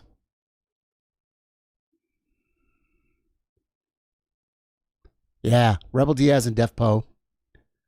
Leaders and shooters. Who are the leaders? Who are the shooters? Nice. See, I don't know if that's Saw Rock or SA Rock. I think it's Saw Rock. Saw Rock, Bamboo, T-Double, and Rod Digger. Oh, yeah. I just love that sound. I love that sound. Nice. Who are the leaders? Who are the shooters? So light this bitch up. It go like this, bitch. You decide your future. Who are the leaders? Who are the shooters? Who are the leaders? Who are the shooters? Who are the leaders? Who are the shooters? Like this, bitch. You decide your future. Who are the leaders? Who are the shooters? Yo, you ain't never come around to my casa. I know, but you don't know the pain of my raza. Just came to paint a picture. I'm the man with the paint in the pickup. I'm the one with paletas de agua, de piña, de coco, de mango, de guava. You don't wanna mess around with my squad. We are the rebels, we all out loud. I came up with a couple of guys who always kept a 9 in the glove of the Dodge. Koran in the right hand and left middle finger for them jump out boys when they went up on the squad. Said we got John Jackson, born faction, hold the world hostage. When the camera's the pot, that's how you know imposters. If they ain't no seeing in them boys, will double cross you. While they gorillas out at midnight, toss them all. It go like this, bitch. You decide your future. Who are the leaders? Who are the shooters? Who are the leaders? Who are the shooters? Who are the leaders? Who are the shooters? Like this, bitch, you decide your future. Who are the leaders? Who are the shooters? In my experience, only the illest shooters can properly transition to leading a crew of shooters and shooting along with them and getting arrested with them. And if it come down to dying, you dying along with them. I know, homie, but I would never follow you to battle if you never seen an armor light right at you. And you can never tell me what the neighborhood in need of. If you ain't never lived inside the neighborhood you speak of, we gon' like this, bitch, you decide your future. Who are the leaders? Who are the shooters? Who are the leaders? Who are the shooters? Look, who are the leaders? Who are the shooters? Like this, bitch, you decide your future. Who are the leaders? Who are the shooters? It's fuck the police with my every breath. Conscious rappers living life like fairy tales. I grow closer to death or jail with every step. I sold a piece of my soul with every piece I sold. We come from EBT, Roman noodles, and pizza rolls. Magazines for sources of trouble to make sinners fold. Long as I got work falling off the clock like hickory, dickory. Fuck America, this is history. Drillers, killers in the headline. You ain't a revolutionary if you never did fair time. Quoting the side of what you wouldn't kill a fruit fly. Real life, 3 open cases so I can prove mine. Jesus was in Chicago, he probably gang bang. AK, lift like CT Fletcher, maintain. Leaders and the students are same motherfucker. Single mothers living next door at the range, motherfucker. Like this, bitch, you decide your future. Who are the leaders? Who are the shooters? Nice. Nice. Who are the leaders? Who are the shooters? But my favorite one's coming right up. Here it comes. Who are the leaders? Who are the shooters? Like this, bitch, you decide your future. Who are the leaders? Right here. Who are the shooters? Beat up there on West Florissant is flourishing. Not my favorite Revolution one, in the air, thank Ferguson. Unnamed shooters on the front line, serving them. Police had to retreat, these streets burning them. Yeah. Time passes, what came from the ashes. In the aftermath, who paid, who casting? I don't see those faces that was masked in the actions. Caught them homies backing, let's get it cracking. One time for the Angela Davises, 2 times for Asada Shakur. Exercising my rights to carry, bitch. What you think all the guns is for? Rather go out standing, then down on my knees. I'ma shoot a motherfucker, then cry in peace. Shake it off, reload, back on the front line. Time to wake that ass up, cause it's the crunch time. It go like this, bitch, you decide your future. Who are the leaders? Who are the shooters? Who are the leaders? Who are the shooters? Who are the leaders? Who are the shooters? Like this, bitch, you decide your future. Who are the leaders? Who are the shooters? Yeah. Yeah.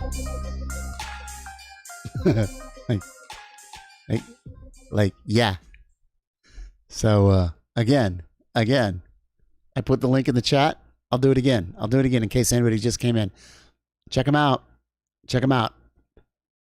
Go over to Bandcamp.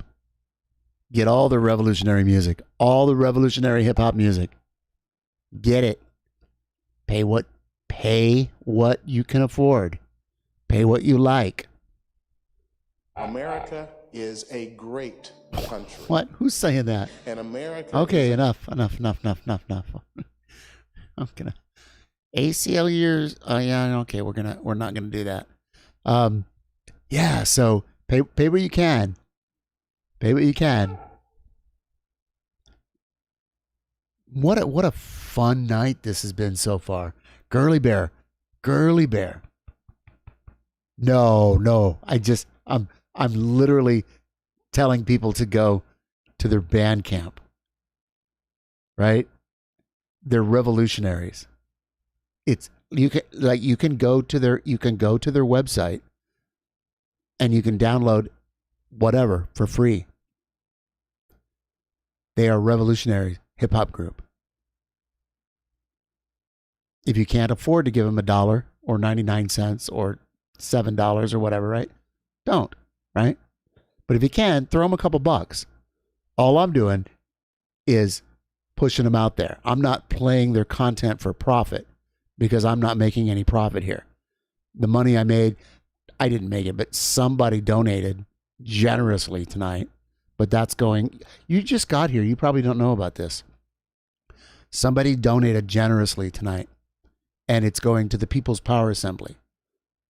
In my PayPal, over the last 4 nights,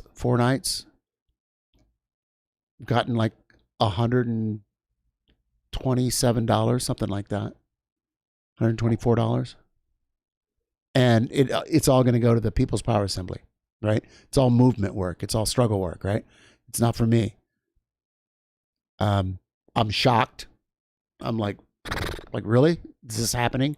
People did that? That's so cool. And if it continues to happen, I'll have to figure out a way to set up a way that, PayPal doesn't strip off 2%. And then when I transfer it, there's another thing. I'll have to figure out another way, right?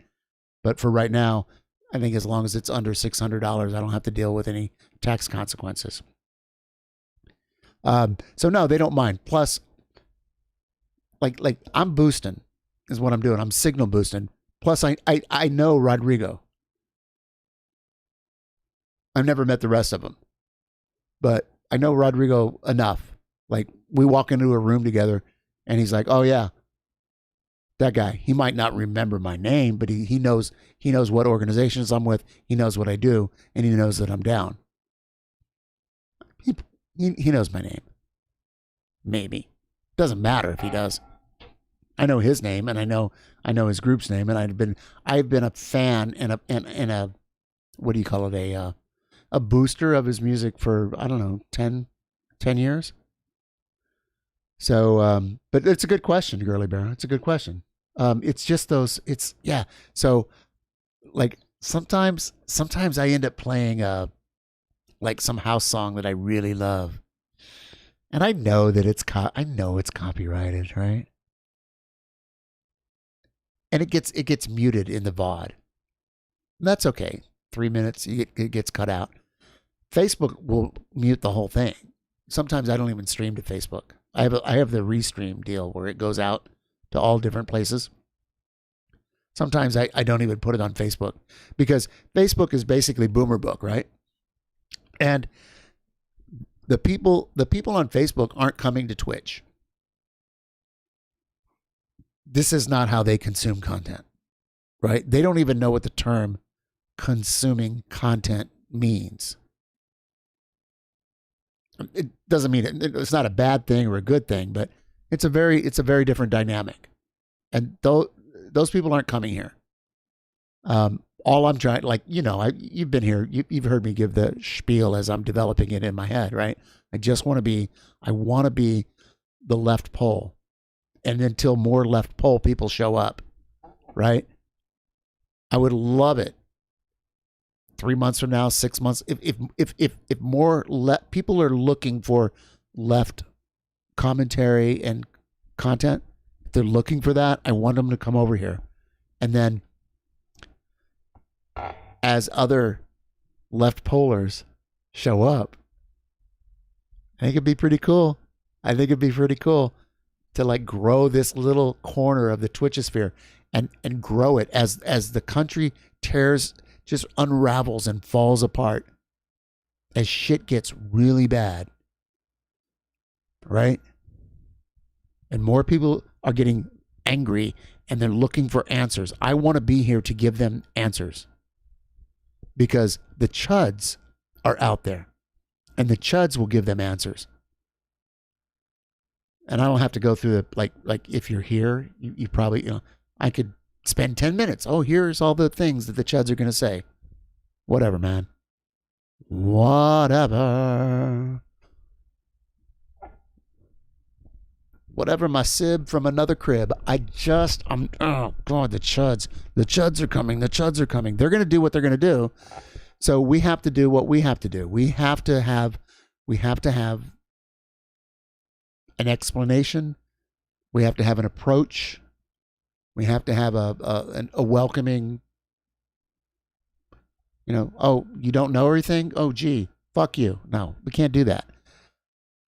But some 50, 60-year-old patriot flag wearing guy, like, that guy, if he comes in here trying to, tell me that I have to explain to him one country where communism worked, I'll do that. But he's got to pay me. He's got to give $100. He's got to give $100, and then I will bring him on Discord, and then we will have a conversation, and I will drop any kind of anger, any kind of like that. You feel it, right? You like when you watch me, I'm fucking furious, right? And I'm like on the verge of crying half the time. But if somebody wants to pay me, and when I say me, I mean the struggle, because I'll just move it on. If somebody wants to pay $100, I'll give 2 hours, and I'll be nice. I'll be respectful. I will literally in my head, I will pretend like that person is somebody who has honest questions and came to a meeting, or I met him at a rally and I gave him a flyer and he came back and said, oh, I had questions, and I looked at him in the eyes, and in the eyes I could tell that they were serious. And they weren't just baiting me, and they weren't being, a troll, right? So that's the price to get that conversation. I mean, not you, Girly Bear, not you, right? You know the conversation. But if you're on the right wing, or if you're a debate bro, oh, maybe I should put that out there. Debate bros, $100. Right? And then they, oh God, look at my brain. This is my brain. This is my brain on Debate Bros. So I put it out there. Maybe chat could tell me if this is a good idea. Do you know where I'm going? I put it out there that I will do that. I will debate any right winger. It'll cost them $100, and I have to be nice. They don't have to be nice. They can do all their chud shit, and I have to be respectful and camaraderie. It's a thing. You can look it up. And I will do that. I will take one for the team. And then they can get all of their chud people. Is that a term? Chud people? Chud people got no reason. Chud people got no reason. Chud people got no reason. TOS. I don't think I can do the rest of that, even though it's kind of a joke.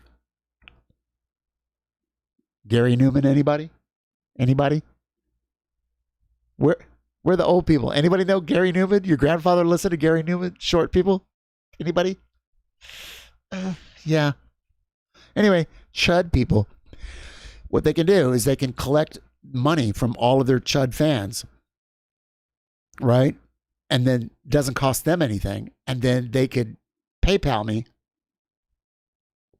And then I could talk to them, but I'd have to be nice. That's the price of me being really nice to a chud. Like somebody that I will never win over with an argument. I will never win over a chud with an argument or a debate. But what I can do is win over an audience. Not all of them, but right? But people who are just wondering what the fuck is all this. I can do that. I don't want to do that because that's not what this show is about. It's not a show. God damn it. I keep saying that. It's not what this stream is about. But it's an idea. The question is it a idea? I wouldn't know. Chat, is that a good idea? Put out the chud the chud challenge.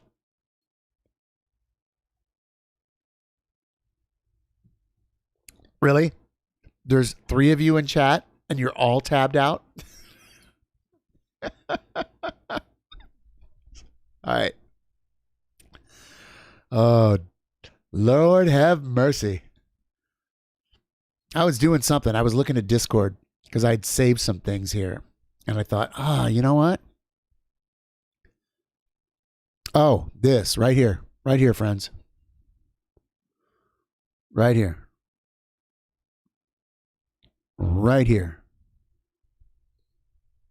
You heard there's a guy named Kurt. He does something on Twitter to coordinate political debate on Twitch. Oh, all right. I believe there is a guy named Kurt. I don't know it, but I mean, doesn't surprise me. Girly Bear, what happened earlier today? What happened earlier was somebody came in here who has their own show from a right wing, claims to be centrist, but is right wing. And he's an older person. I'm 57. They're over 50.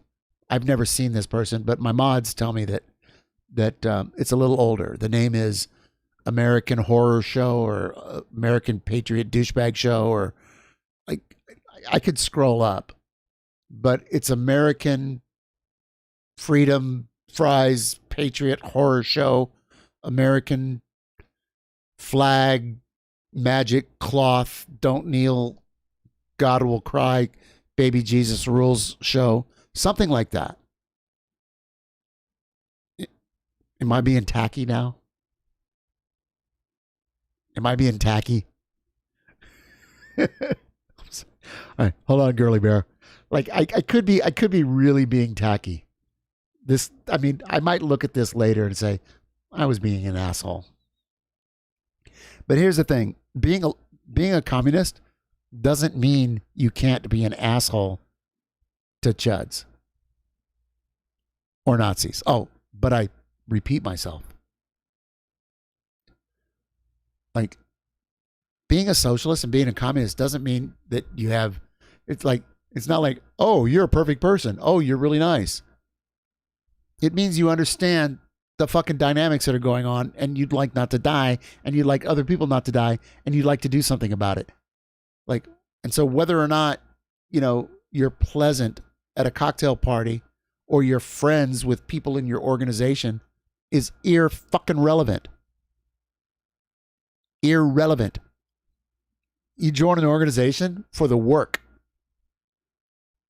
You're going to make some really great comrades, right? And you're going to make some really great friends. But not everybody's going to be friends, and that's okay.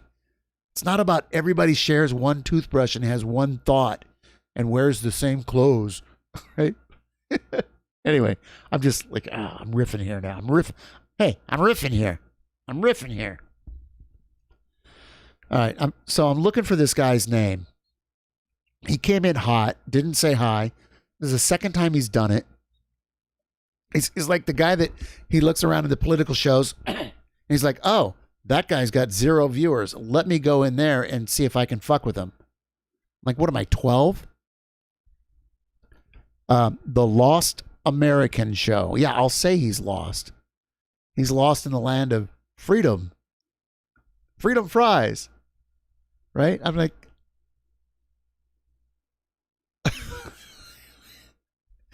he's like over 50. He claims to have read the Communist Manifesto, and he's still a capitalist. I'm like, okay, if you're a capitalist, pay me.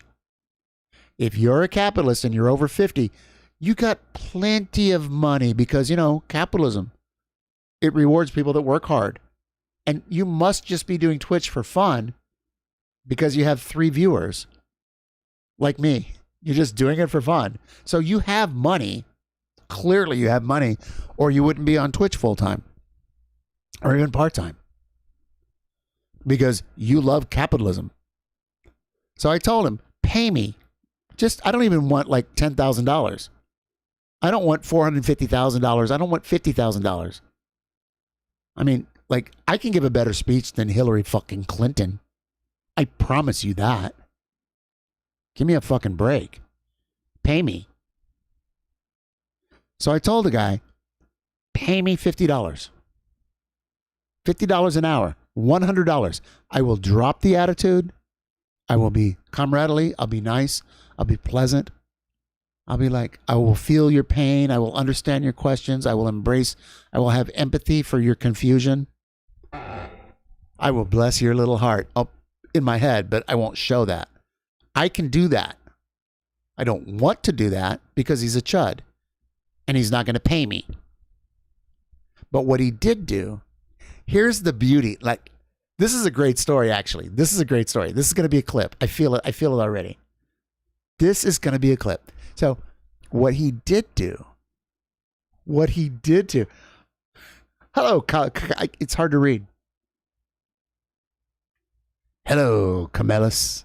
Nice to have you here. I'm in the middle of a story, but I'll clip it so you can see the whole thing later. Maybe it's not so good. I like it. So Girly Bear and the rest. So if you weren't here earlier, so I'm like, fucking pay me. Give me $100. I will drop the attitude. I will drop the tone. I'll put down the whiskey. No, I'll be nice. I'll be respectful. I will treat you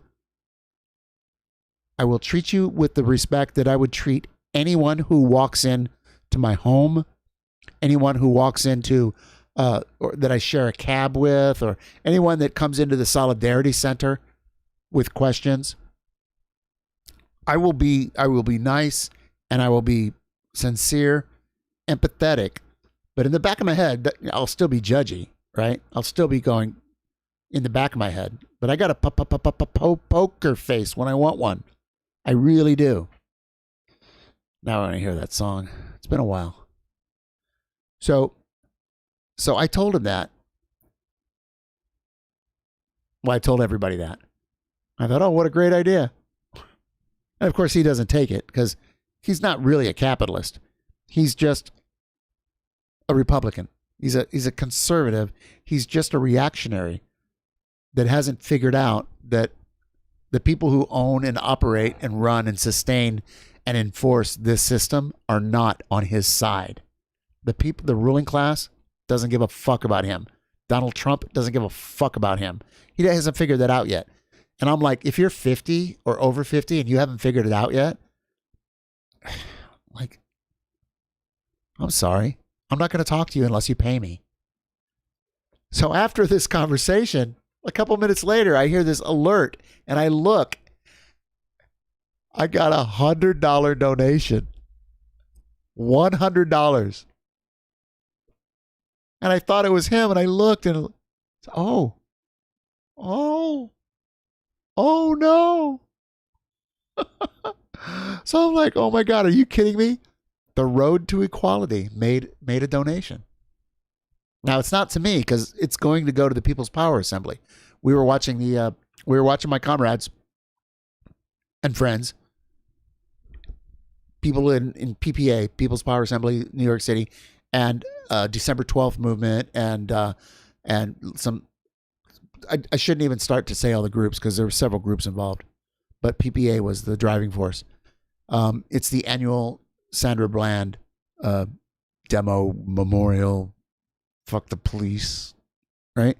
So we were watching that, and during that, this conversation came up, and so anyway, so the Road to Equality was generous and gave $100 to go to the PPA. We recently just bought a very large. I could pull it up. We bought a very large bullhorn. I don't. Does anybody want to see? Does anybody want to see what we bought? I can probably pull it up. It may have gotten. No, it's on that communication was on it. That was not on Facebook Messenger. It was on another platform. But anyway, that's what's going on. So yeah, it's kind of cool. It's kind of cool. So now I have $123.40 that I can. I'm probably going to do it. Probably going to do it by hand in cash.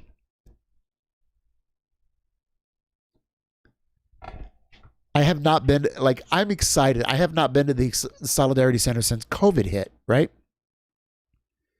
And it's being used for demo just for certain hours. Certain people were they're making signs, they're getting equipment. It's also there's food going to people at Celis Manor. It's a mutual aid project. So it's being used. It's just not used full time, open all the time, right? And I haven't been down because I really can't be around. I mean, I got the zipper. I got more than that, but anyway, it's not happening. But I would go down there. I would go down there to hand over the cash and do a photo op, and then show some pictures of the Solidarity Center and the kind of work that gets done out of that place. But y'all can find it. Just search Solidarity Center. So that's what's up. So I don't know. I was going somewhere. I was doing this. Why we defend China. This is on Thursday. So today is Monday night. Tuesday night and Wednesday night, if I stream, I won't be here on a camera. I'll be on a mobile device 150 miles or something from here. A question was asked, a ring was produced, an answer was given in the affirmative. There must be a celebration for a couple of days. It's not me, but it's family and it's personal, and I'm not going to say a lot of shit I say what's real because I'm pretty public. But anyway, so we got to go do this thing, and it's going to be great. Couple of days. But on mobile, I'm going to put this out on Twitch. And I would suggest anybody who would like to see this, go ahead and register for the Zoom call. And then if I don't have a signal, if I can't do it, if I'm like balls deep in mushrooms or like, no, I mean, if I'm tired and I can't do it, or, you know, I don't know, I get in a fight with I don't know, if I'm arrested, if I died, right? I won't be able to like, there's all sorts of things that could happen. I could drop my iPad in the water. So register for this thing. Let me find it for you. Here, first of all, no, I'm sorry. Here's copy, paste. Here you go. I would say register for this. Go to that link and register. It's a Zoom call. The reason you have to register is we just can't let randos come in to a Zoom call and be disruptive. It's a webinar. There's a lot of work has gone into it, a lot of thought and planning. Organizing, I think, is the word. And there'll be a list of speakers. There'll be moderators. Or chair. Then there'll be a note taker. Then there'll also be somebody looking at the chat and feeding chat questions to the folks on the panel. And what I normally do, what I like to do is I like to take these webinars that I'm in and I like to push them out on Twitch, just raw. Boom, there it is. And then later that night or the next day or the next day or the next day, play it, but play the parts that I really liked and kind of do some commentary on it. So if you go to that and register for it, it'd be really cool. Just in case I can't, you know, rock and roll it like I think I can from the kind of vacation spot situation. I don't want to call it a vacation, but you know. So why we defend China against the U.S. attacks? Let me change. I can feel myself, my energy levels going down. I have to be up and I was up at like, I stopped streaming at 6 a.m. or 5:30 and I was up at like 9:30 or 10. Anyway, here we go. Check this out. Why we defend China. 8 p.m. to 9:30. 9:45, 9:30. Yeah.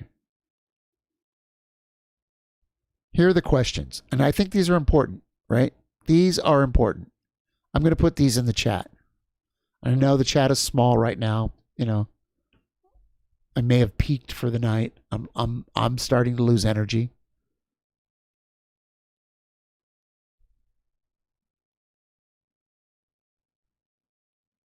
God damn it. I'm going to put these in the chat. Here you go. These are the questions. Paste. Boom. These are the questions.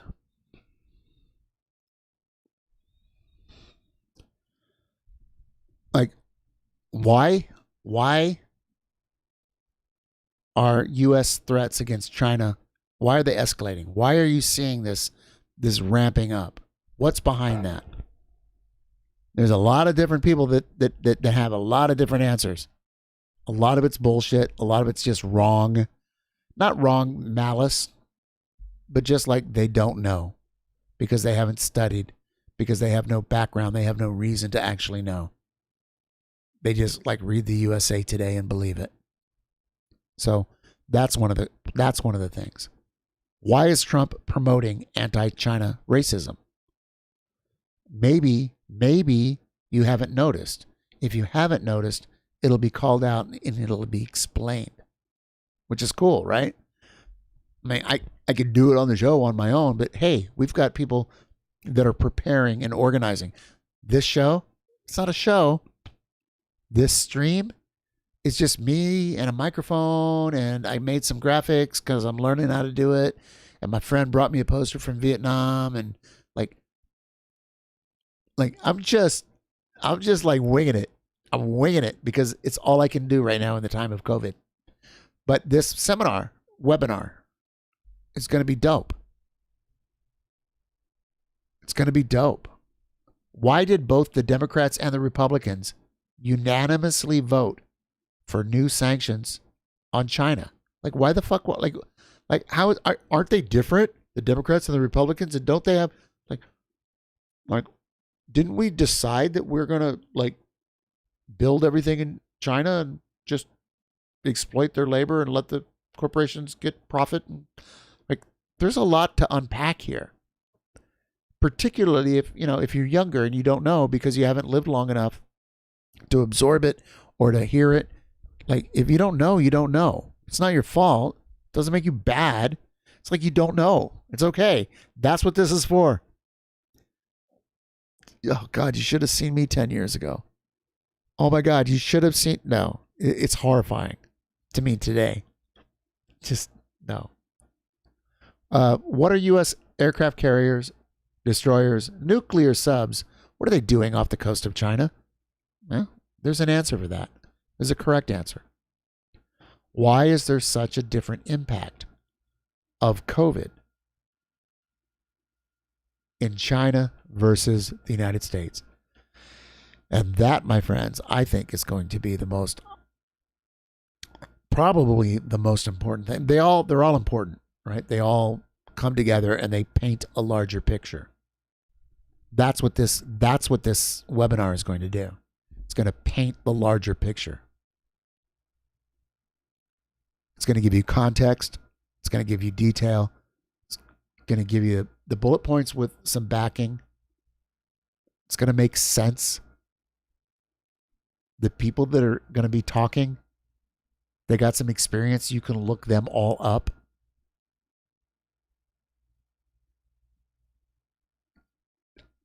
It's going to be great. I won't be here, so I will not have access to this and that and this, and I won't be able to stream it. I'm going to try to do it on mobile. That's why you need to register for Thursday, 8 p.m. to 9:30. Starts at 8. You'll be registered for the chat in the Zoom. And then I think, even if you miss that, and I can't because I don't have internet on Thursday, even if you miss it, I think you'll get a notice saying, hey, thanks for registering. Sorry you couldn't make it. Here's a one-time password, or here's the link. You can go look at it. And so, Even like, here's an idea. Even if you're a right winger, and you're in here, register for it. Then you can try to debunk it on your own show, and people will see how fucking miserable you are because you can't. You can't because you're wrong. Oh my God! Did I just say that? Yeah, I just said that. But anyway, that's gonna be on Thursday night. I see a couple more people just joined the stream. So these are the questions. They're going to be answered on the Thursday deal. And I'm not going to be here live streaming from where I'm at. I'm going to try to do it from mobile. I may or may not be successful, but there's where you go and you register to be a participant, which really means you're in the audience, right? You're a guest. You can talk in the chat. You can ask questions for the panelists. But be camaraderie. This is not a Twitch thing where you can come in hot and say, Stalin killed 100 million people with his bare hands. Like, these are grown-ups. That was tacky, wasn't it? Yeah, well, that's how I feel right now. I feel tacky. But anyway, so there I go. I go and I give this really nice little speech, and then I say something tacky because I just really, like people are like that. Like, how is that a thing? How is it a thing that you think Donald Trump is like anything? How is it a thing that you think it's okay to go killing people all over the fucking planet so you can like steal their lithium and their bananas and their aquifers and their oil? Oh yeah, oil. I forgot about oil. Like, how is that a thing that you think it's okay that you just like walk in, genocide all the people that live there, take their shit, and then you don't want to do the work? So, okay, you pay people to go capture other people and make them your slaves. Like I don't understand. I mean, it's 2020. I mean, I know the apocalypse is here, like murder hornets and all that shit, but I don't understand how anybody can look around in this country, look around in the world, and see that things aren't fucked up and shit, and then draw the conclusion that the motherfuckers that have been running this shit suck, and they've sucked ever since they started running this shit. Because they're just one generation after another generation of ruling class shitheads. So how can you think that there's any way this plays out other than revolutionary consciousness being raised, and then the people united can never be defeated? You know? How do you see what's going on and you go, oh, I want to be a chud? I don't get it. I really don't get it. I don't get it. Do we need a song? We need a palate cleanser, right? I just feel like my mouth is so full of dirt right now. I've said chud like 75 times. I need a chud counter. Nightbot, can we get a chud count? How many times have I said chud? It's a rough one. It's a rough one. All right, I'm going to go down to 2020. Here we go. Perfect. I also need to do a time check. This is exactly what I needed. This is Girly Bear. I hope you love this. I hope you, because I think it's just you and me, Girly Bear, and then a couple of bots, and then whoever's 1010 on the side or tabbed out. So I'm going to do a short intro, and then we're going to play this, and I have to pee. I'm a little bit too old. I've been on for 4 hours and 5 minutes. What? That can't be true.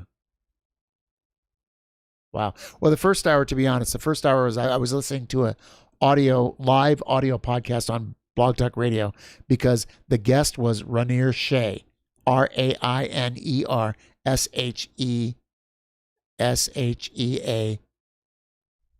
I don't know, Shea, Rainier Shea. On Medium, writes at Medium, is also on Twitter and Facebook. Rainier was the guest, but the host talked the entire time. He sounded like me, but he sucked. Oh God, he could be watching. Nice. Thank you. All right. Uptime. Beautiful. So the first hour or so, I listened to a part of a podcast because I wanted to hear this guy that he writes really elegantly. He writes good. And he's a Marxist-Leninist, and he doesn't belong to an organization, and he's like 24. Or he's 34, but I can't tell because I'm old. Or he's 12. I don't know. It's hard to know. I'm old. So he writes well. And I've been following his shit, and he's working all the time. He is on social media all over the place. Like, he's really pushing him. And so somebody I know from Blog Talk Radio from like 10 fucking years ago that I'm still friends with, that I don't talk too much anymore. I mean, he's not a bad guy or anything. It's just like But anyway, I'm like, okay, I'll tune into your show because you've got this guy. And then he doesn't let the guy talk. Like, it's a show. It's Blog Talk Radio. They had a whole, I shouldn't be trying to critique his shit when I still don't know what I'm doing here, right? But I want to get Rainier Shea on the stream. I want to put him on Discord. Make sure he has a decent mic. Make sure it's all copacetic, and just have a conversation with him and not talk over him and dominate.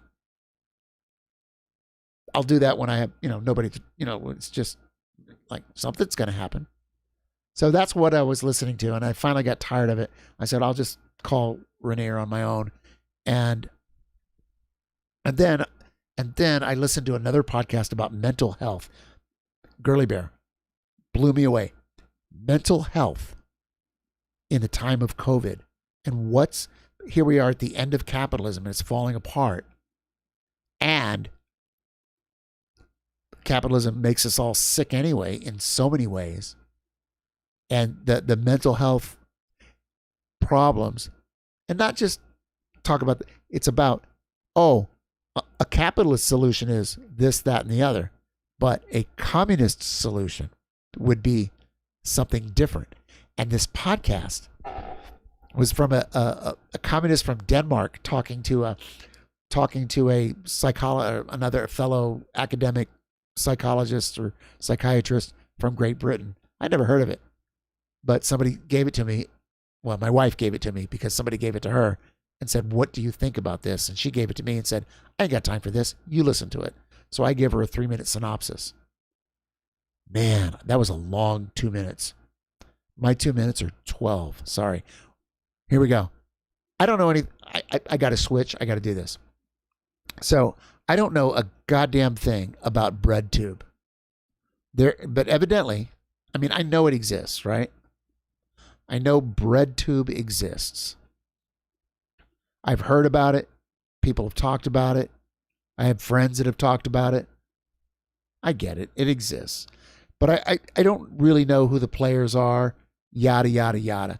And I've heard the name Thought Slime, right? And I really don't know what people think about it, about Thought Slime around here. I've never read a review. I've never read a comment. I've never, ever had a discussion about Thought Slime, ever. I'm trying to find the right that one. Oh, here we go. Got it. So we're gonna switch. Boom. So I have never seen Thought Slime. Evidently, he's like a big thing. Evidently, that like he's got a lot of views and people know him, and some people think he's this and some people think he's that. And I watched this. And I heard I watched the first 10 minutes of it, or first 5 minutes of it. But let's check this out together, and y'all can decide what you think about it. Where's the Discord deal? There it is. Now we good? We good? Oh. We got no volume. That's not a good deal.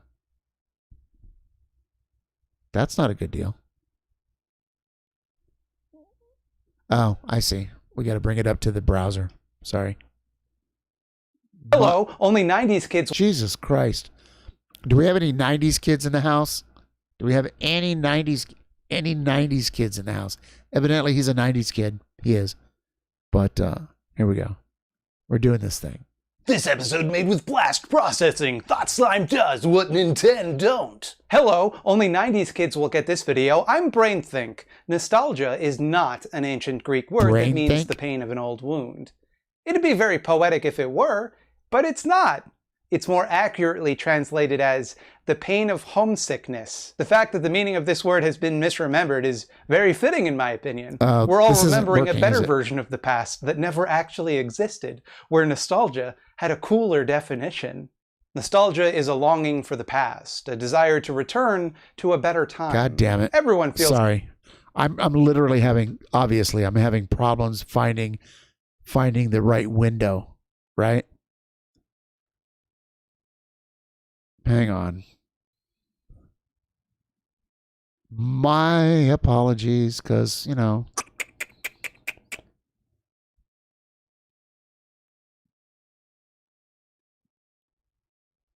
There we go. I think that's it. Oh, my God. This is why I have to pee. I'm going to pour myself some wine, and we're going to watch this, and then we'll see if we do anything else or not. But I liked the first 5 minutes of this. And then I'm like, I got to go because I had shit that I had to do, right? So here we go. Let me just back it up a little bit. There we go. Existed, where nostalgia had a cooler definition. Nostalgia is a longing for the past, a desire to return to a better time. Everyone feels it sometimes as they age, but people of my generation in particular, in my corner of the world, tend to have a far less healthy relationship with it. We grew up in a time that was very stable, or rather, appeared quite stable to us, the benefactors of the instability everywhere else. We came of age watching that stability become dismantled after 9/11 and the Bush administration's erosion of civil liberties. Then, when we entered the job market, an enormous recession kept us from building up the type of self-sufficiency that our parents had enjoyed before us. Robbed of that seemingly natural progression, we escaped into happy memories of childhood and tried desperately not to grow up. And maybe I'm projecting a little bit here. A lot of people didn't have the privilege to regress in this way, but I sure did, and so did plenty of other people. The sewer background behind me is sometimes pixel art because I grew up playing Super Nintendo, like on my shirt. Like on my shirt? So I drew a bunch of pixel art, and it frustrated Hammerbeam T-Corp so badly that she had to make a good one. And it's a sewer full of slime because I grew up watching Teenage Mutant Ninja Turtles. The Eyeball Zone, whatever that is aesthetically similar to a Canadian children's programming block from the 90s.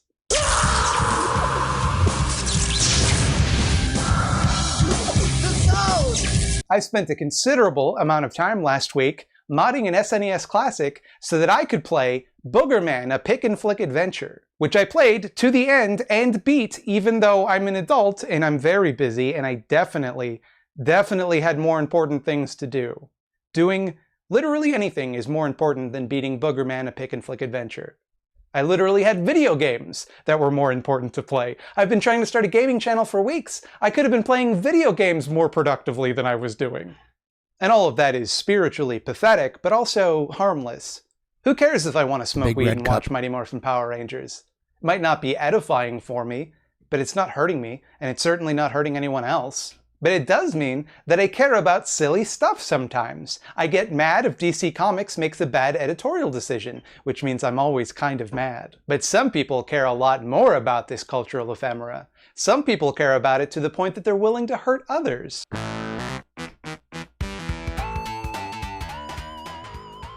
Hey, you know that part in The Empire Strikes Back where Luke heads into a spooky cave and he sees Darth Vader, but then he kills Darth Vader, and he finds out that Darth Vader has his face. Because guess what, dickhead? You can't hate someone without carrying them within you. We hate most that which we cannot face within ourselves, dummy. If I were to head into that cave, which I would not do because I have no interest in becoming a Jedi, Jedis are cops, I would see Jeremy Habley, or the Quartering as he calls himself online. I've talked about this dingus a lot on my channel, a lot more than I probably should. I'm a little bit obsessed with him. For those that don't know, the Quartering is a pop culture commentator who got famous for being too toxic for the Magic the Gathering community, because he kept harassing women within it. Nowadays, he sits in front of a wall of all of the same stuff I like, the same stuff that makes me happy because it reminds me of my innocent childhood, and weaponizes them to spread hate and bile. I can't help but think that if I met this guy at a party, if no touchy political subjects came up, we'd probably hit it off. We have a lot of interests in common. On paper, we're practically the same person. Schlubby white dudes who rant to YouTube about their political views, often guised in the pretense of pop culture analysis. Like, by the way, like, I just want to interject. This is about as far as I got, right? And I'm just looking at this guy. I'm like, yeah, like he's got this really nice, like everything he said up to this point. I'm like, okay, I get this. And then I hear him talking about this other guy who's got a lot more people, evidently more followers, more subs, more money, more clicks, more revenue. Fuck, 2 years ago, I didn't even know you could get revenue for being on YouTube. I didn't know there was a thing called a YouTuber. Like, I've been busy doing other shit, right? So I didn't know.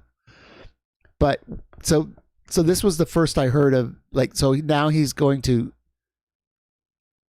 not expose, but he's going to deconstruct, attack, but really deconstruct and say some shit about this other guy. But that's what.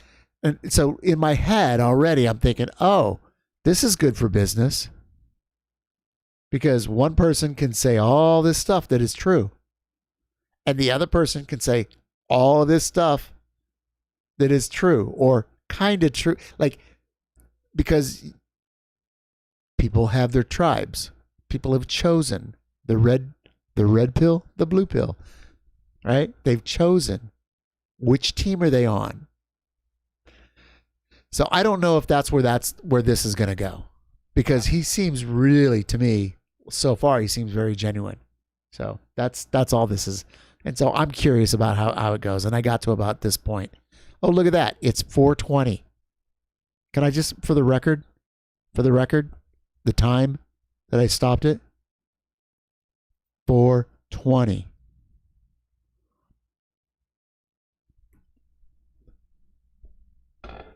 That's not even really funny.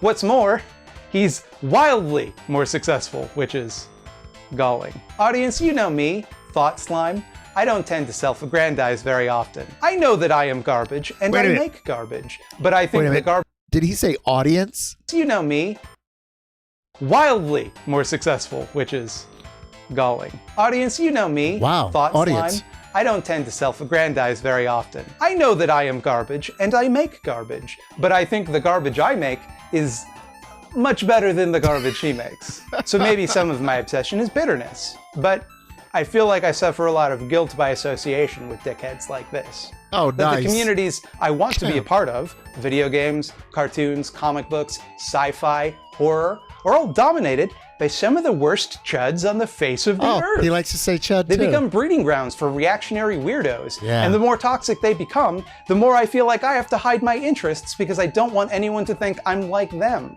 Or worse, maybe I am like them. Maybe I'm more like them than I'm willing to admit.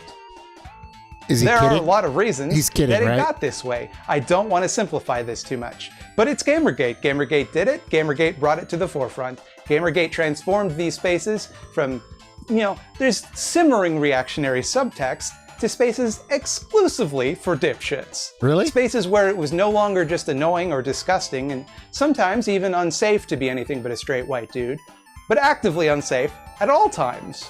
Really? It started... I didn't know that. Honestly, because I'd heard about Gamergate and the toxic culture on, But I thought that meant that people were calling it out, and certain popular gamers had to change their behavior. But it doesn't sound like. I mean, I don't know. It sounds like. Anyway, I'm gonna shut up. Let's listen to this guy talk. This constantly escalating pushback to diversity in media. And the reason we want to listen, the overriding theme for tonight, if you didn't know, is OPC. OPC. Girly Bear. You down with OPC? Huh? Lurks, you down with OPC? Sweet Dale, you down with those OPC? The road to equality, you down with OPC? Somebody should be. See, one day, I'll say something like that, and then boom, the whole chat room will light up. I've seen it. I've participated in it, but not tonight. The frothing hatred to even the recognition that other people exist, let alone any changes to accommodate them instead of us. Diverse representation in mass media is not a huge win for marginalized people, it is an extremely small win. It does not fundamentally alter the power structures which have marginalized them. It simply allows them to exist within those power structures. Even that, the most minor concession imaginable, is enough to inspire frenzied contempt among the man-baby industrial complex. But it wasn't hard to see coming. That type of yearning for an idealized relapsarian past. Wait. What the fuck? The most minor concession imaginable is enough to inspire frenzied contempt among the man-baby industrial complex. It simply allows them to. Concession imaginable is enough to inspire frenzied contempt among the man-baby industrial complex. Frenzied contempt among the man-baby industrial complex. Frenzied contempt among the man-baby industrial complex. The reason I'm doing that is because as a DJ, like a lifelong DJ, I'm like, what a great sample. What a great sample to drop somewhere in a song. The man-baby industrial complex. Oh my God. What a brilliant phrase. The man-baby industrial complex. Wow. That's better than the spiritual industrial complex. Nice. But it wasn't hard to see coming. That type of yearning for an idealized prelapsarian past is the foundation of all reaction. Past? It's a difficult balancing act to find joy in the past without developing a fear of the future, of progress. Because what if they take away your fake maple syrup?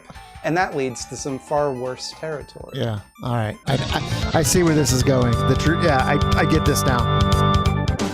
There's a phrase you've probably encountered online. Maybe as a meme mocking the original concept, or maybe sincerely. The phrase is reject modernity, embrace tradition. All right. The first time I read these words, it was on a poster for the group Generation Identity, a far-right xenophobic hate group dedicated to fighting immigration and the Islamification of the West, i.e. Muslims being allowed to live free of persecution. And this is the part of the video where I have to trot out Umberto Eco's definition of fascism from the essay Fascism, as all people on left RedTube are contractually obligated to do. He lists off a series of traits that nascent fashion I don't know I don't know who the left breadtubers are, and I don't know who's better than the others. I don't know like what the pecking order is, or if it's just style over substance. But that was funny. That was funny to me. Like, I can see why this guy is super popular. I can see it. So he probably doesn't need a bump from 3-viewer Andy over here. But I hadn't seen the whole thing, and I had heard about him, so I thought it'd be fun to check it out at the end of my very important and very serious stream about real shit. We can talk about video games, nostalgia, and chuds who embrace the past because that justifies their racism.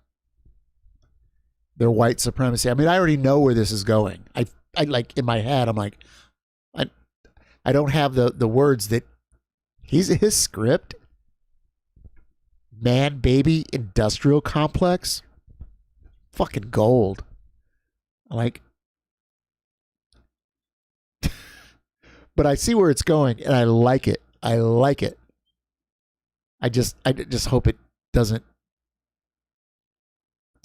horseshoe, which isn't a thing, by the way. He lists off a series of traits that nations. Jesus, man. He lists off a series of traits that nascent.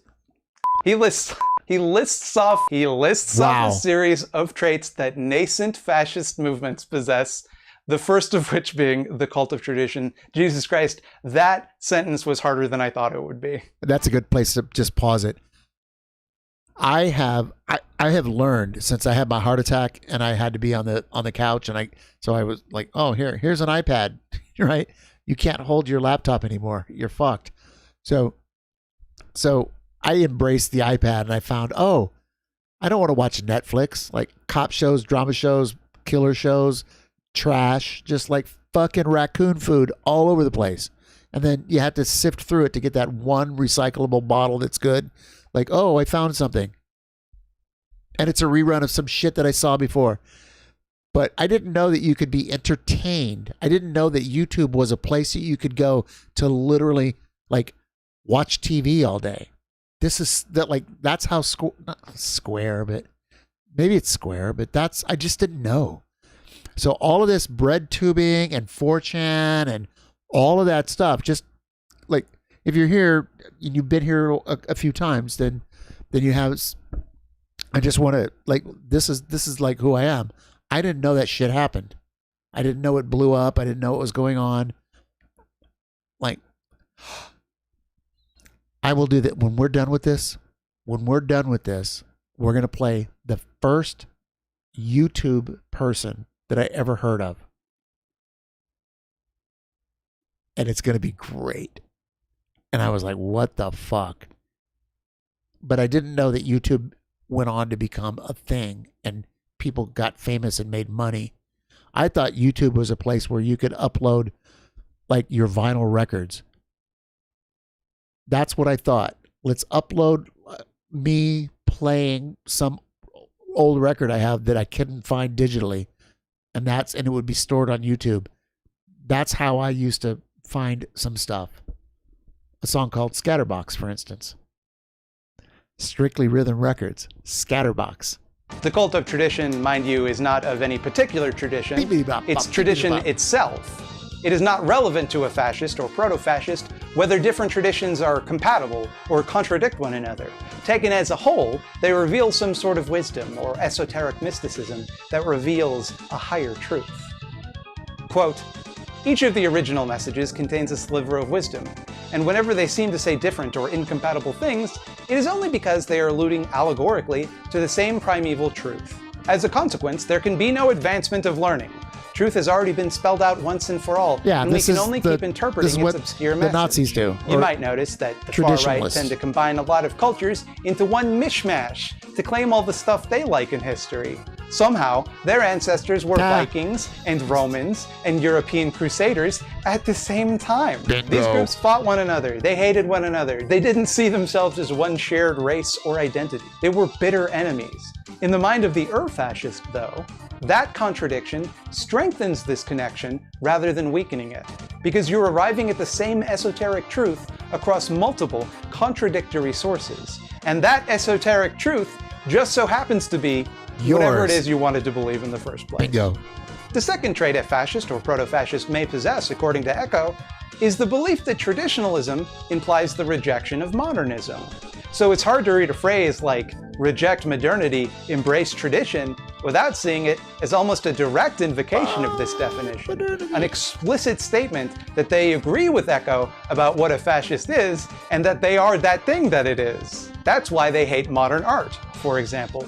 All the best art has already been made, and rather than trying to improve on old techniques, the best we can do is imitate the great masters of the past. Searching. I'm sorry, that really hits home for me. That part about art. like, because I'm not an artist. I mean, I did make this, not this, and I did go to Burning Man for a long time, and I made things and I did stuff, but I don't think of myself as an artist, even though I did the DJ thing forever, because it was a business. It was entertainment. It wasn't art. Well, sometimes it was art. But that about people, the only people that I know in my entire life that complain about art being sucky or music today is sucky. Like, people do that shit and they're like, rah, rah, rah. It was better back in the 90s. It was better back in the 80s. It was better back in the 70s. It was better back in the 60s. It was better, like, Jesus fucking Christ. Like, people that do that, like grown-ups that do that, I don't hang out with them. I won't hang out with them. Won't talk to them. Well, I'll talk to them. I'll be pleasant, but I'm not going to go to a party. I'm not going to, like, no. If you're complaining and you're like nostalgic, if you want to go back to the good old days of, I bet, like, look, I know exactly where he's going with this, and it's going to be great. Let's do it. For new modes of expression simply degrades what has already been made, which contains all the beauty and truth you could ever possibly hope to discover. Who are you to think you could paint better than Da Vinci? Or write better than Shakespeare? They're also obsessed with the idea that modern art is scatological in nature, which is really funny because the only reason so much scatological modern art is still produced is to provoke that exact impotent anger. I literally don't know what scatological means. Yes. I'm Brittany from Glee. Throughout history, the primary purpose of art was to elevate people. What is that guy's name, chat? Does anybody know that guy's name from PragerU? Like, does he have a name or is he computer generated? Jesus fucking Christ. He gives me the willies. Through beauty, artistic excellence, and emotional depth. To the left, the primary purpose of art, sculpture, and music is to shock. That's why so much contemporary art is meaningless and involves the scatological, meaning urine and feces. Yes, urine and feces. Nobody cares. Long ago stopped being shocking to normal people that someone submerged the painting of the Virgin Mary in piss or put a urinal in an art gallery. But they can't just let it go because they think it so strongly confirms their belief that modernity leads to degeneracy. The reason people make these artworks is because they love piss. And if modernity is allowed to proceed unchecked, everyone's just going to be pissing on each other all the time. We're going to live in a piss culture. Nostalgia is a powerful political tool. If you can leverage people's general unease with the forward march of time, the feeling that things used to be better, you can convince them that you can return things to a state of glory. You can bring back the good times. You could make America great again. Oh, nice. Look, I can see why this guy is, like, I can see. This guy is good.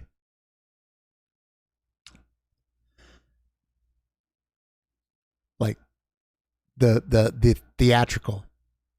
Does he, I don't know how many videos he has, and maybe he's got a bad take here or there, but as an artist,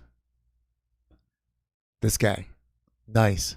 It's worth pointing out, though, that the glorious pasts these guys want so badly to return to were largely imaginary. When was America great? Was it during slavery? Was it during Jim Crow? During segregation? During the war on drugs? During mass incarceration? Right. And it's not like they like those things, though, you know. They do. Some of them do, especially segregation. Oh, what a or good even just that they want to sweep them under the rug, although, again, they do also want to do that. It's that the past they're imagining is a contradictory mishmash of the best parts of all of history and the best parts of now. The perfect world has already been revealed to us by tradition. It's our job to discover it through study of tradition rather than pollute it further with dangerous new ideas.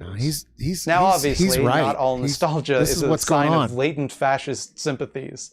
I'm not trying to imply that liking old stuff makes you racist because people were racist in the past. I'm just pointing out the observable fact that some forms of nostalgia are useful tools for the far right. So on the one hand, you have harmless nostalgia. I like old video games. On the other hand, you have a dangerous nostalgia. My people were great once, until they were conspired against and humiliated, and we must return to our former glory through bloodshed. I like Red Alert 3. I like Command & Conquer. I like Command & Conquer... No, I like Tiberian Sun. I like StarCraft 1, just StarCraft. I like World of Warcraft and World of Warcraft 2. I like Super Mario Brothers, Mrs. Pac-Man, Pac-Man, Missile Command, Galaga, Galaxia, Pong. It's okay. Don't have any nostalgia for that. I get this. Different generations, but I get it. It's not hard to see how the connection was built. Stop injecting politics into my cartoons. All right. One thing that gets geeks in a snit is when people mess with established canon. Snit? You can't go back and change the way a character looks. You're not sticking to the source material. Yeah. You can't cast a black woman as Mary Jane. She's white in the comic books. Cookie Monster doesn't eat vegetables. He eats cookies. Well, in their minds, the very best version of these properties has already been delivered to us. It's not our job to change them or to iterate on them, but to simply imitate them in perpetuity. Deviations from established canon, deviations from the source material, represent a threat to the thing you care about, an attempt to change it, to subvert it. And this passion isn't archival either. I think it's an unassailable good to maintain an archive of old works. I think it's bad to alter those works when and if the altered version is the only archived one. Yeah. No doubt, future generations deserve to have the original versions of things preserved for them for study. I'm good with that. And just, to enjoy. I think it sucks, for example, that the original prints of Star Wars were destroyed in making the special editions. What? I did not know that. That's a thing? I had no idea. I'm assuming it's true because, search engines. And just to head this off at the pass, because I can hear you typing in the comments, I don't think that statues of Confederate generals have much cultural value, so fuck them. Zero. Kill all statues. Kill all statues. I like it. Kill all Oh, look. Nice. Nice. Kill all statues. Statue in this part. Whipping posts. I love that's Boston. Not Boston, that's Baltimore. But that isn't the thing which usually upsets these nerds. What upsets them is usually some new thing that comes along and presents a new angle on a work of art that they liked in the past.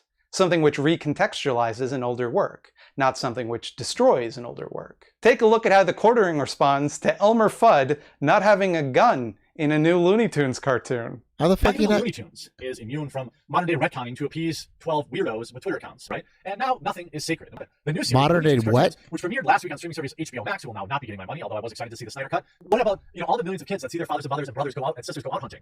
I don't get what's next. Is Pepe Le Pew going to lose his spray because it's too much like chemical warfare or something like that? Is that what we're going to do now? It's torture. Pepe Le Pew's spray is torture, so we had to cut that from the show. Reboot will not be in the first entertainment world, or not be the first in the entertainment world to eliminate these things from production. In 2016, the musical Hamilton chose not to use them during the performance. Fuck Hamilton. In the wake of another terrible thing that happened at the nightclub. Let's look at how the comments react. Is this a... Wait, I'm sorry. He read the whole sentence, but didn't want to read that last sentence. In wake of another terrible thing that happened at the nightclub. What's really telling is he even says in the video he doesn't even really like Looney Tunes. I'm sorry. all that much. I just want to look. Hold on. Is that about Pulse? At the nightclub.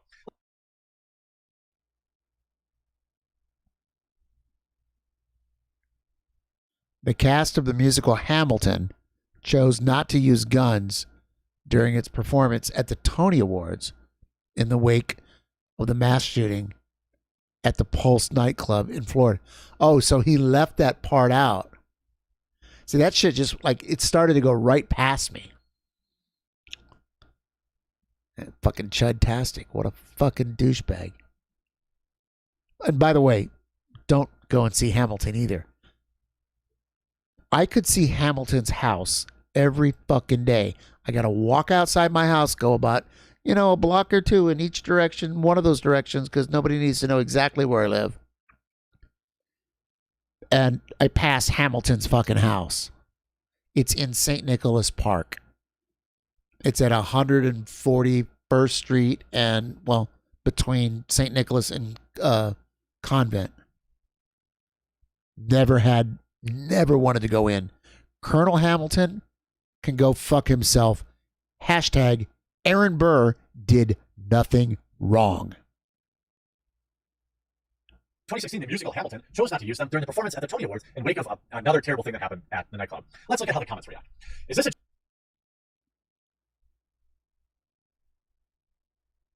Yeah, I wake get it. of another terrible thing that happened at the But that was so What's fast. really telling is he even says in the video he doesn't even really like Looney Tunes all that much. Like most kids in America, I grew up watching Looney Tunes, Bugs Bunny, and all the various tales there. I don't remember them very much, but it's like if they're on TV.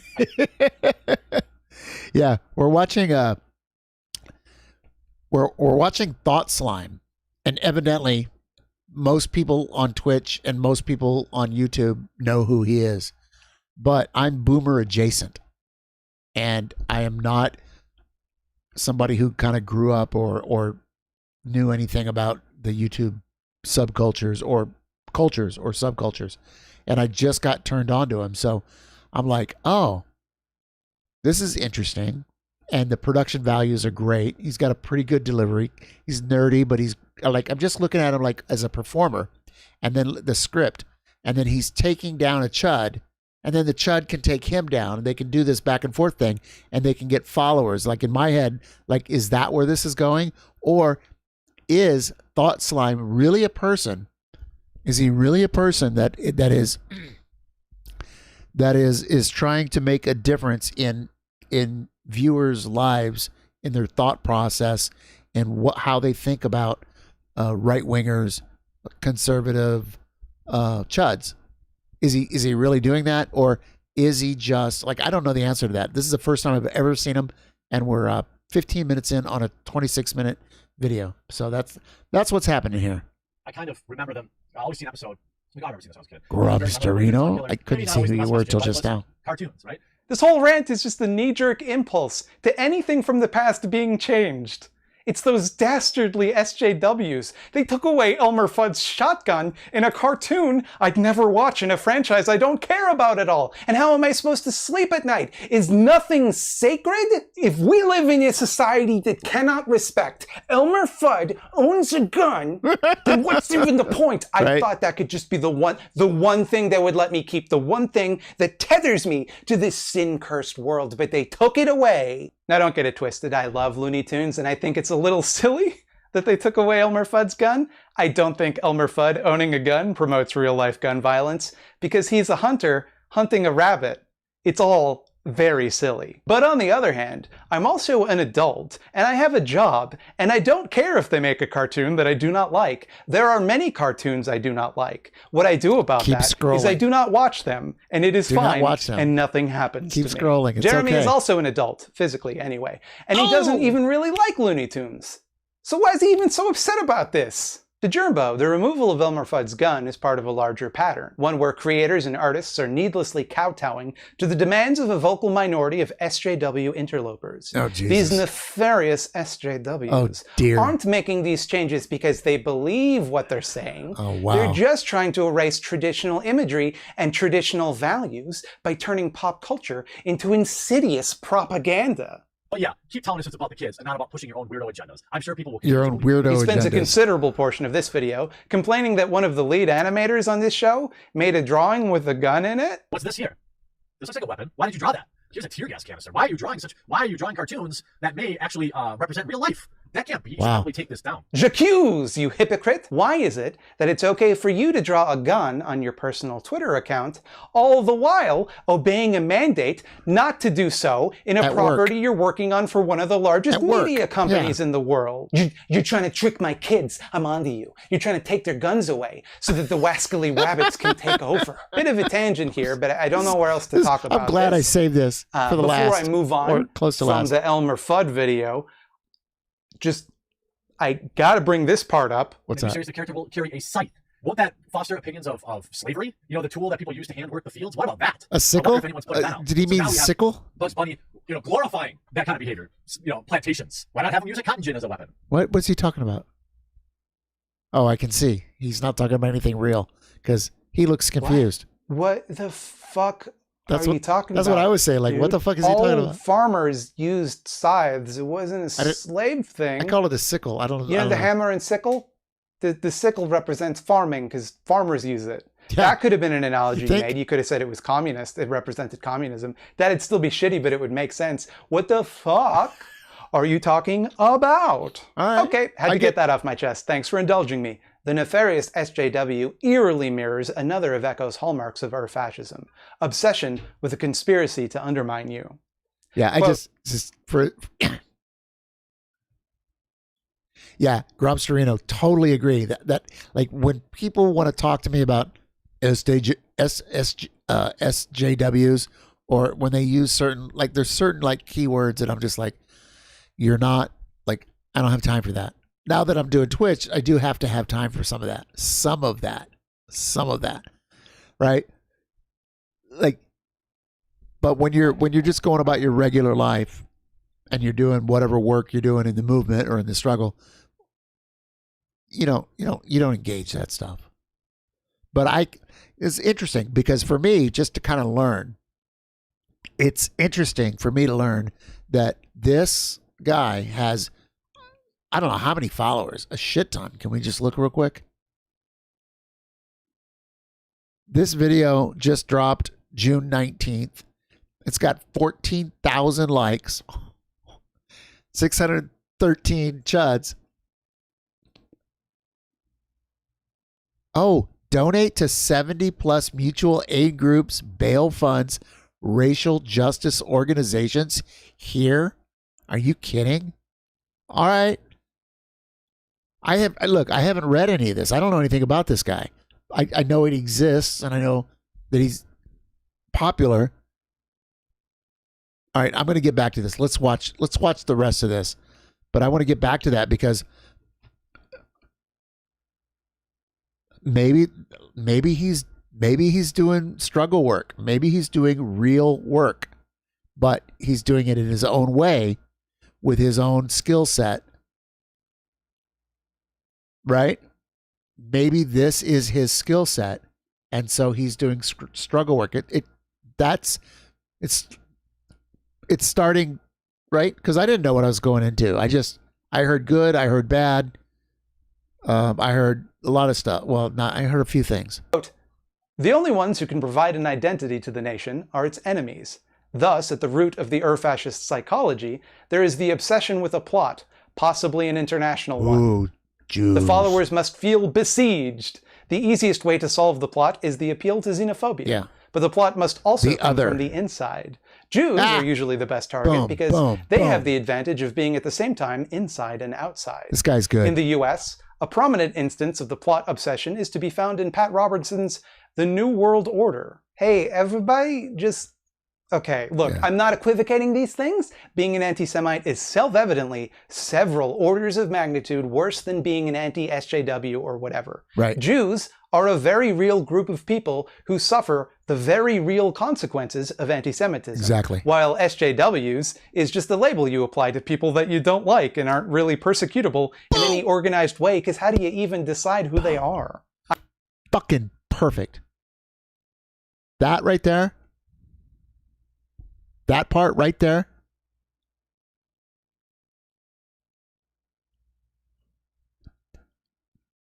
Yeah. So Gromsterino, tonight's kind of like, I had some serious stuff going on earlier. It was a really good night. But part of the night is called OPC. Are you down with OPC? Are you down with OPC? You down with OPC? You down with... Yeah, you're down. I'm down with OPC. Other people's content. I am curating other people's content.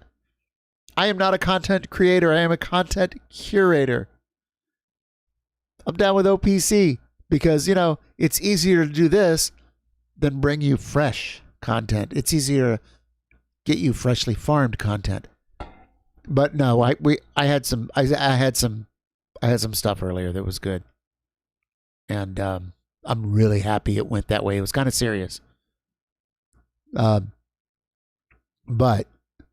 this is what we're doing now because I wanted to find out about this guy and what's going on. And yeah, I'll check this person out. Second thought. I don't know if you're allowed to do links in the chat. I don't know what your standing is with the comment turn. some people are allowed to put links in the chat. Put it in the Discord. Join the Discord. Join the Discord and then put it in whatever the appropriate place is. Suggested content. Actually, do that, please. You could be the first person. Will you do that? You could be the first person in my Discord to go to suggested content and drop something. That would be great. I'd love that. Yeah, good. And then I'll look at it. Yeah, beautiful. I'm not saying that Jeremy is being anti-Semitic here. Did you see how excited I got? Like a little, look at me. Like, ooh, I'm so excited. Put it in the Discord. I'll do it. I don't know. There's something wrong with me. There's really something wrong with me. Maybe. Jeremy's just being a buffoon here. However, this line of reasoning is extremely useful to anti-Semites. You prime people by saying that there's a powerful group of people manipulating the media to erode your cultural values, your identity, and your past.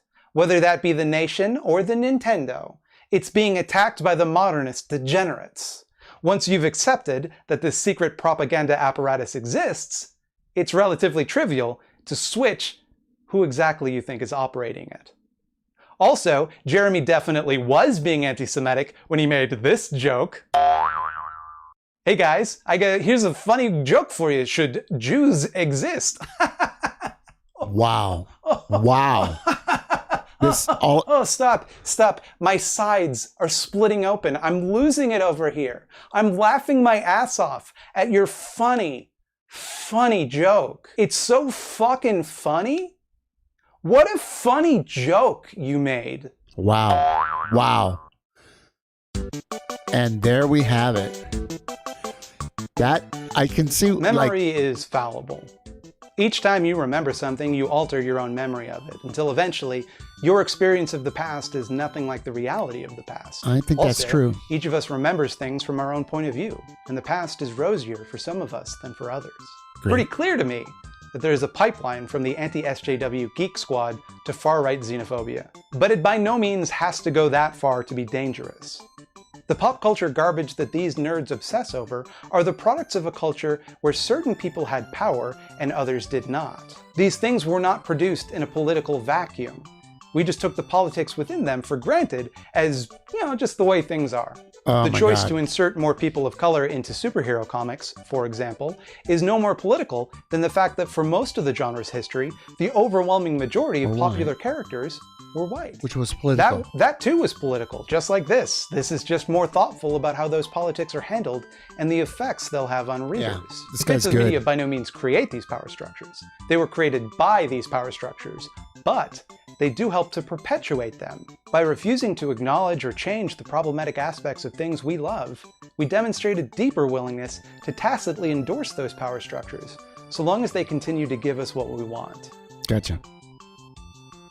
Wow, that's amazing. I don't think that it's worth having racism so that we can also have Boogerman, a pick and flick adventure. Maybe that's just me. I think that I would trade Boogerman. Would you trade it? To get rid of racism. I would too. I'll do compromise that. Is very I will good do to that. me. I will trade that. What? And it just ended? What? Hello and welcome to the Eyeball Zone. I'm sorry. Where did that just end? It just like what? It's very good to me. All right, that's a nice effect. Just like, right? Hello and welcome to the Eyeball Zone. Here in the Eyeball Zone, all hope is lost. Okay. Hey, I got a fucking banger for you this week, folks. Fucking Pre-Colonial banger. Africa and the Myth of the Savage Continent by Satan Madpun blew my fucking mind. I didn't know nothing about pre-colonial Africa before watching this, and it really brought home just how much racist indoctrination I'd swallowed uncritically my whole life. Oh, I get it. And somehow, they managed to take that story, which as you can imagine, has a very bleak ending, and make a video that is entertaining, informative, and funny as hell. I am in awe of this video, and I can't wait to dig into more of Satan Madpun's catalog. And it so perfectly fits this video, because how do we fight bad ideas about the past constructed to maintain toxic power structures? Through education and scholarship. I give this video my highest possible recommendation, 10 eyeballs out of 10. Do you have a small leftist project you'd like to see featured here in the Eyeball Zone? Send me no more than one email at thoughtslimeeditor@gmail.com with the word eyeball somewhere in the subject line, and perhaps you too will know the eternal despair of the bittersweet embrace of the eyeball zone. Oh my God, this guy. Thanks for watching my video. Like this video if you remember the video game Super Mario World. Do you remember Mario that Brothers. one? Super Mario like Brothers. The video if you remember that video So game. now he's just being silly. Please also subscribe to me here. And do that. Also, you can go to patreon.com if you want to give me money. That's fucking amazing. I just got to put it in the video. I'm going to turn him down because this is not going anywhere, right? But Jesus Christ, are you kidding me? Put it in the video, okay? I've never seen this guy. So did you know that if you want, you can watch more of my videos at youtube.com. Okay. Those videos are about horror movies. Go watch those. Horror movies too? Okay, all right. I'm turning him off. I'm turning him down. I'm turning him off. I'm getting the side eye from my wife, who's been asleep for hours, who has just looked in here and looked like, are you still on? Are you still doing this? We have to go do this thing in the morning. You have a responsibility to the family to go get up and do this thing. But here I am doing this thing. Fucking shit, trouble. You added permitted term. Fucking shit. All right, I have to catch up on this on chat. So there it is. I've never seen Thought Slime. I guess it's a thing, obviously. The chud that he was taking down obviously was a chud.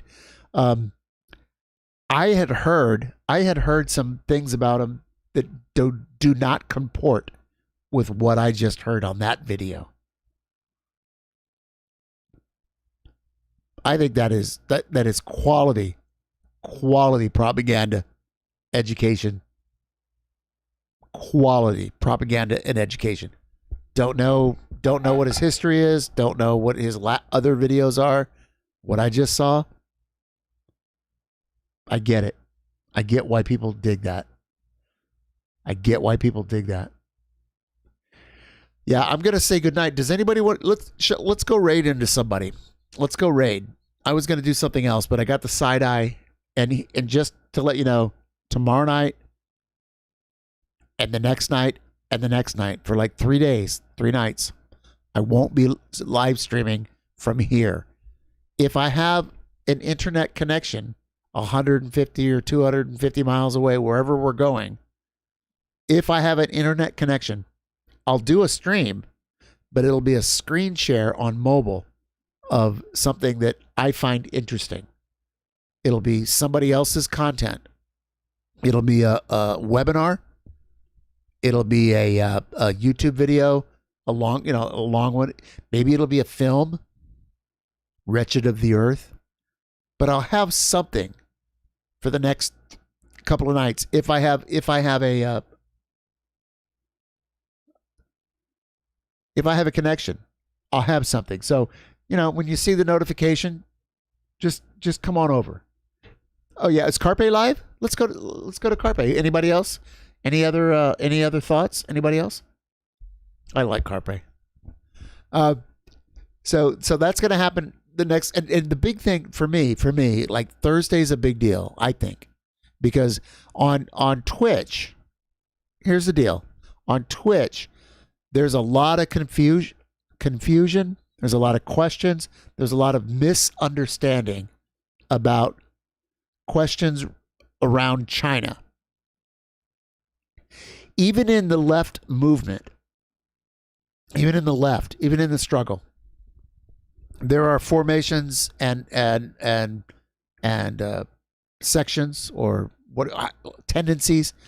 There are people on the left that are fucking great on like this, that, and then on China, they have this thing, and so Thursday night, there's going to be a webinar, and I personally trust, believe, know all these people, and we're going to talk about China, and we're going to talk about a lot. I put it in the chat room. I don't want to do it again because it'll take too long. It's in the chat room. Scroll up. Go to workers.org and look for the webinar that's happening on China. go to my personal Facebook page, which is A Bear Whole Hut. You can just click on the little thing on my Twitch page. It'll take you there. It's public. You'll scroll my page. You'll find it. This is going to be a really good webinar. It's going to be a really good webinar. Apologies to Treble for not going through the DPRK magazine that I had. I hope you saw that I put it on screen earlier. One day we'll do some more of that. Yeah, we have stuff on the DPRK too. But the webinar this week is on China. And oh, you did see it? Great. Yeah, I didn't know I was cleaning out drawers. I'm like, oh, this is like from a year ago. This is like when the center was still open and I was going every day. So not every day, but 3-4 days a week. So let's raid into Carpe. And I'm getting better at this. I think I am. Shall we go back to this? I love this. Ready? 4, 3, 2, 1, boom. I love that. Look what I just did. I'm a professional streamer. So now I slash raid in any chat or one that I'm logged in at. That's the thing. Am I logged in? I think is what I learned. Let me go here. I think I'm logged in here. Slash raid, then space.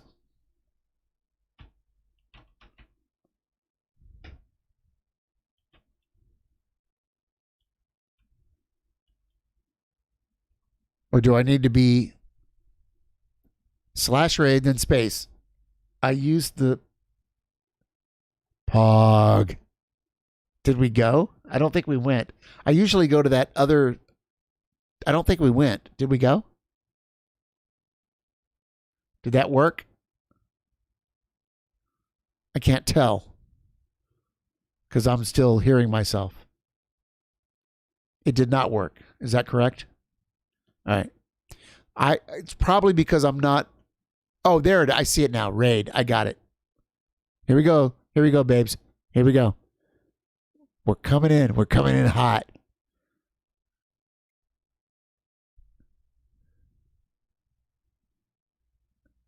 Betsy DeVos, fucking evil right there.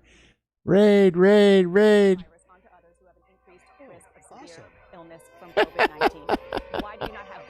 Nice, nice. Awesome. Thank you, Pinko the Bear, for the raid. You're fucking awesome. Thank you, coming in with Party 6. Awesome. Fucking appreciate you. Let me just give you the. I'm fucking awesome. Can you give me that? I'll give you the shebang. I'll give you the whole shebang. Please do. You are fucking awesome. Oh yes. You are fucking wonderful. You are fucking wonderful, motherfucker. Did you know that? Nice. Check it out. Nice. You are fucking good for the world. You're good for the world. Fucking good for the world. Sweet, sweet. Thank you. And this one. He can't hear that. Oh, I like both of those. Fucking awesome. Woo! All right. Thank you, everybody, for coming coming in on that raid. If you aren't already following, please do. I appreciate every single one of you. Hearts all day. So, oh hi, Girly Bear. Girly Bear. Good to see you. Rad Nice. Progressive. Looks like everyone I already know. Oh, All my good. favorite people. I get it. I'm going to stop streaming now. I'm not sure. I rated, so I don't know why I'm still streaming, but here we go. We're done. Cool. Well, lurk away, man. Lurk away, babes. Lurk away.